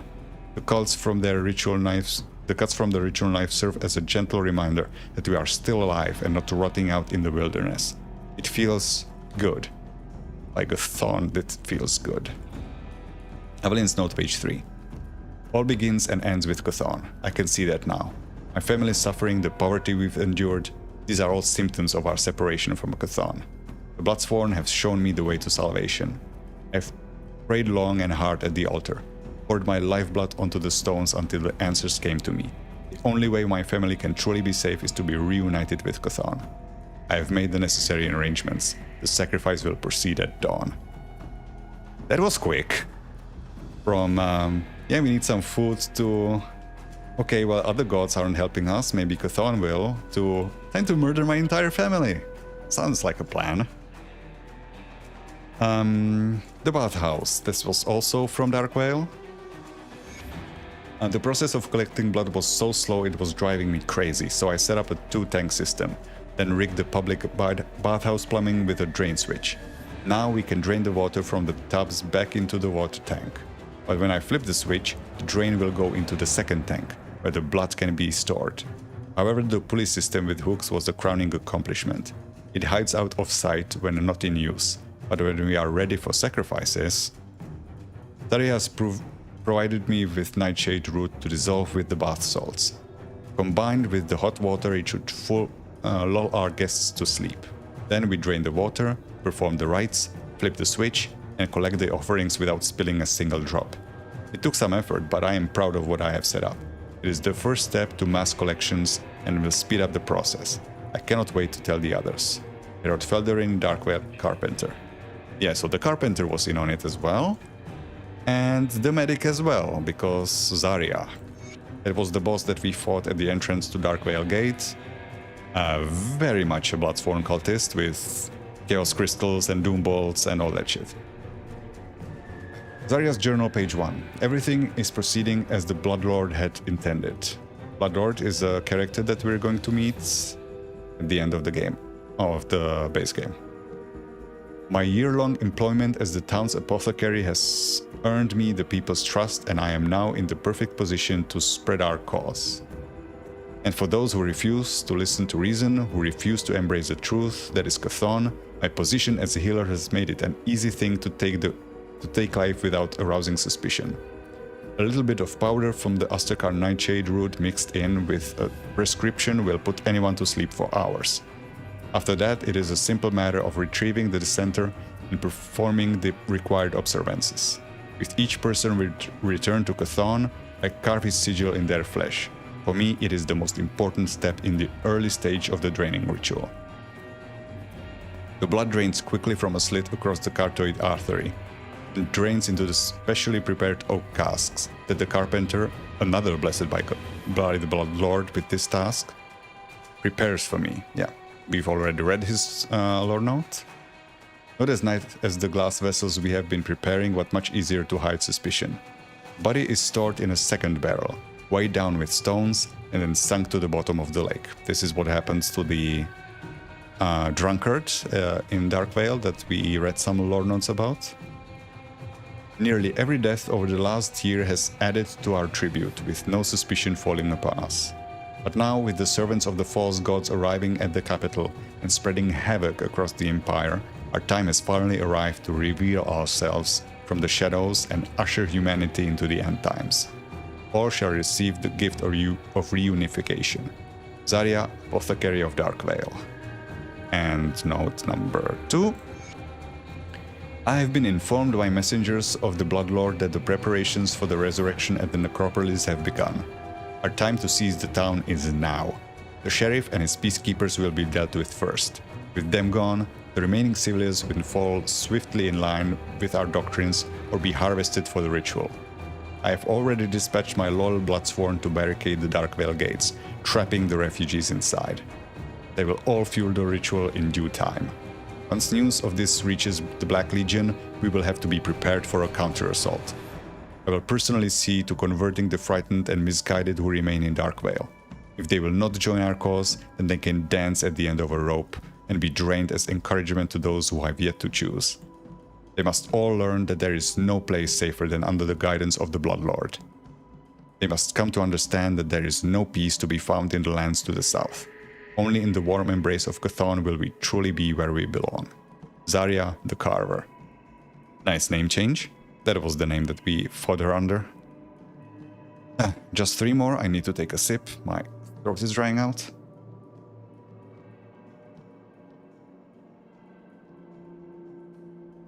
Blood for Chthon. I try to console them. I tell them that everything will be alright. Their eyes go wide with fear as I find the spot between the ribs and push the blade in. They always cry and it always makes me a little sad. They do not yet understand.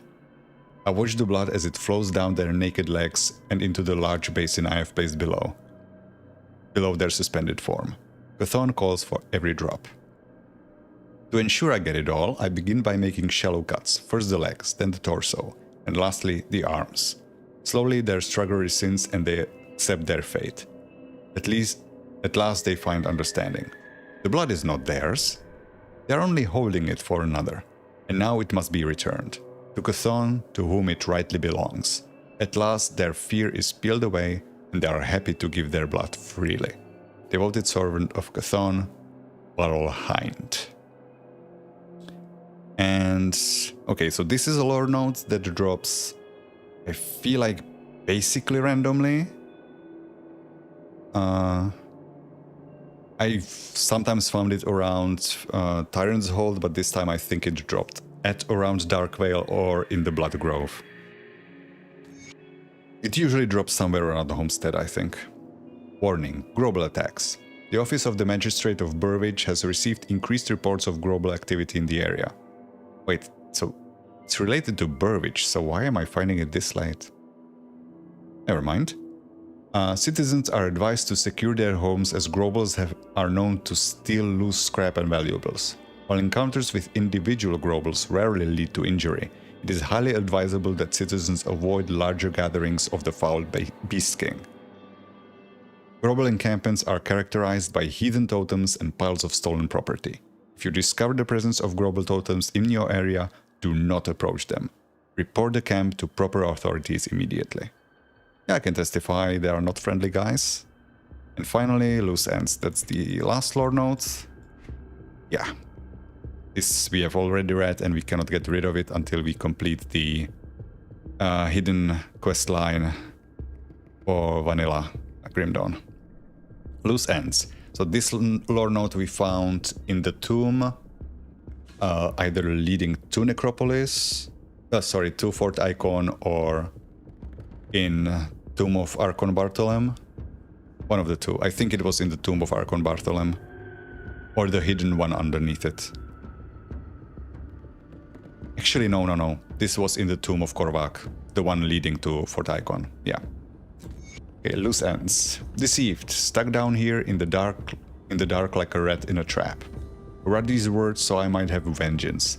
It's unlikely that this will be found, but if someone reads this, know that Malvek Bravel is a traitorous cur. I am Nazan und Draze. I'm a foreigner to these lands, and unashamed to say that I am both a thief and an assassin. I tell you this now so you know that I am truthful in my later words. I have been in the secret employ of a wealthy noble, one Malvek Bravel. Most of my work for him was stealing key pieces of information and material for leverage. I have slit the throats of no less than 3 of his rivals or their agents. I broke into the chambers of the man above Malvek and placed certain evidence. This resulted in the man's arrest, allowing Malvek to move into his position of power. None of this is new. Same things happen with wealthy men and scheming nobility the world over. More recently, he bade me to recover an ancestral artifact from his father's tomb, the family's signet ring. A thing that should not have been buried, he says. The argument between father and son led to rash decisions. I care not for the reason, his coin was always good, but I say nothing and let him speak. He went on to say, the tomb is lavished in my family's vast wealth of the ages. Touch nothing. I am not paying you to plunder my ancestor's tomb. You are only to recover my father's signet ring and return, and make sure you carry a torch. Seldom a light escapes those depths. Do not dare return without the signet. I found the entrance easy enough, but it just revealed stairs into blackness. After lighting a torch, I descended into the tomb and wandered these halls for hours, searching for a single name among these countless thousands of dead. At last I gave up, but I would not leave empty-handed.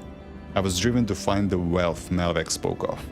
I went further and further into the darkness. There were some treasures, but nothing of what he hinted at. Pressed on, ignorant of the risk of losing my way back. Once the torch started flickering, I knew, as if I had planned the betrayal myself. Malvek had played me like a fool. His careful choice of words stung at my pride and ensured that I would be driven to find the signet despite any risks. And the subtle suggestion to bring a single torch. I was a fool to bring just the one. Here am I to stay as I write these final words. Now I see the deception for what it was. Only the elimination of a loose end. My light is done, and so am I. Nazan. Okay, so with that we've finished all the lore. And tomorrow, because it is getting too late and I'm getting tired, tomorrow we are going to continue. Actually, can I report back to this guy? I cannot. I was expecting grim tidings when I asked you to search for the other scouts, but you pulled through. We will mourn those lost and give what aid we can to the survivors. They owe their lives to you. The corrupted beast is another matter entirely. Did you learn of its origins? Were the Kern behind it? Okay, so I do not get a quest reward, but I do get some new dialogue. The beast is a mystery, but the Kern appear to be innocent in this. How can you be certain? They are practitioners of vile magics, fueled by their heathen worship. It would not be beyond them to twist a beast so. One of them fended off the creature and saved our scouts. That is unexpected. I would be careful. They may be playing tricks in an effort to gain entry to the fort. They may be allies, I will find out. Okay, so next stream, I'm gonna continue from the Icebound Passage Rift, through the Icebound Passage, and go to Kernhold, and then we will see where the journey takes us next. Apparently the path seems to split here, right? This Drangal Fortress is off the beaten path from the rest of this. So I don't know if this is going to be two quest lines that will lead us to in two different directions, or if we need to complete this first and then we can go here. Either way, we're going to make some decent progress, I feel like. Doubtful that we will complete the expansion in one stream, but probably two. So I think Thursday should be the final stream of the expansion, and then we will continue the base game, finish this character, test it for endgame, and then I'm gonna start making some faster playthroughs than this, less lore, and more like speed leveling to get to endgame a little faster. So yeah, thank you guys for watching, and see you tomorrow, hopefully. Bye bye.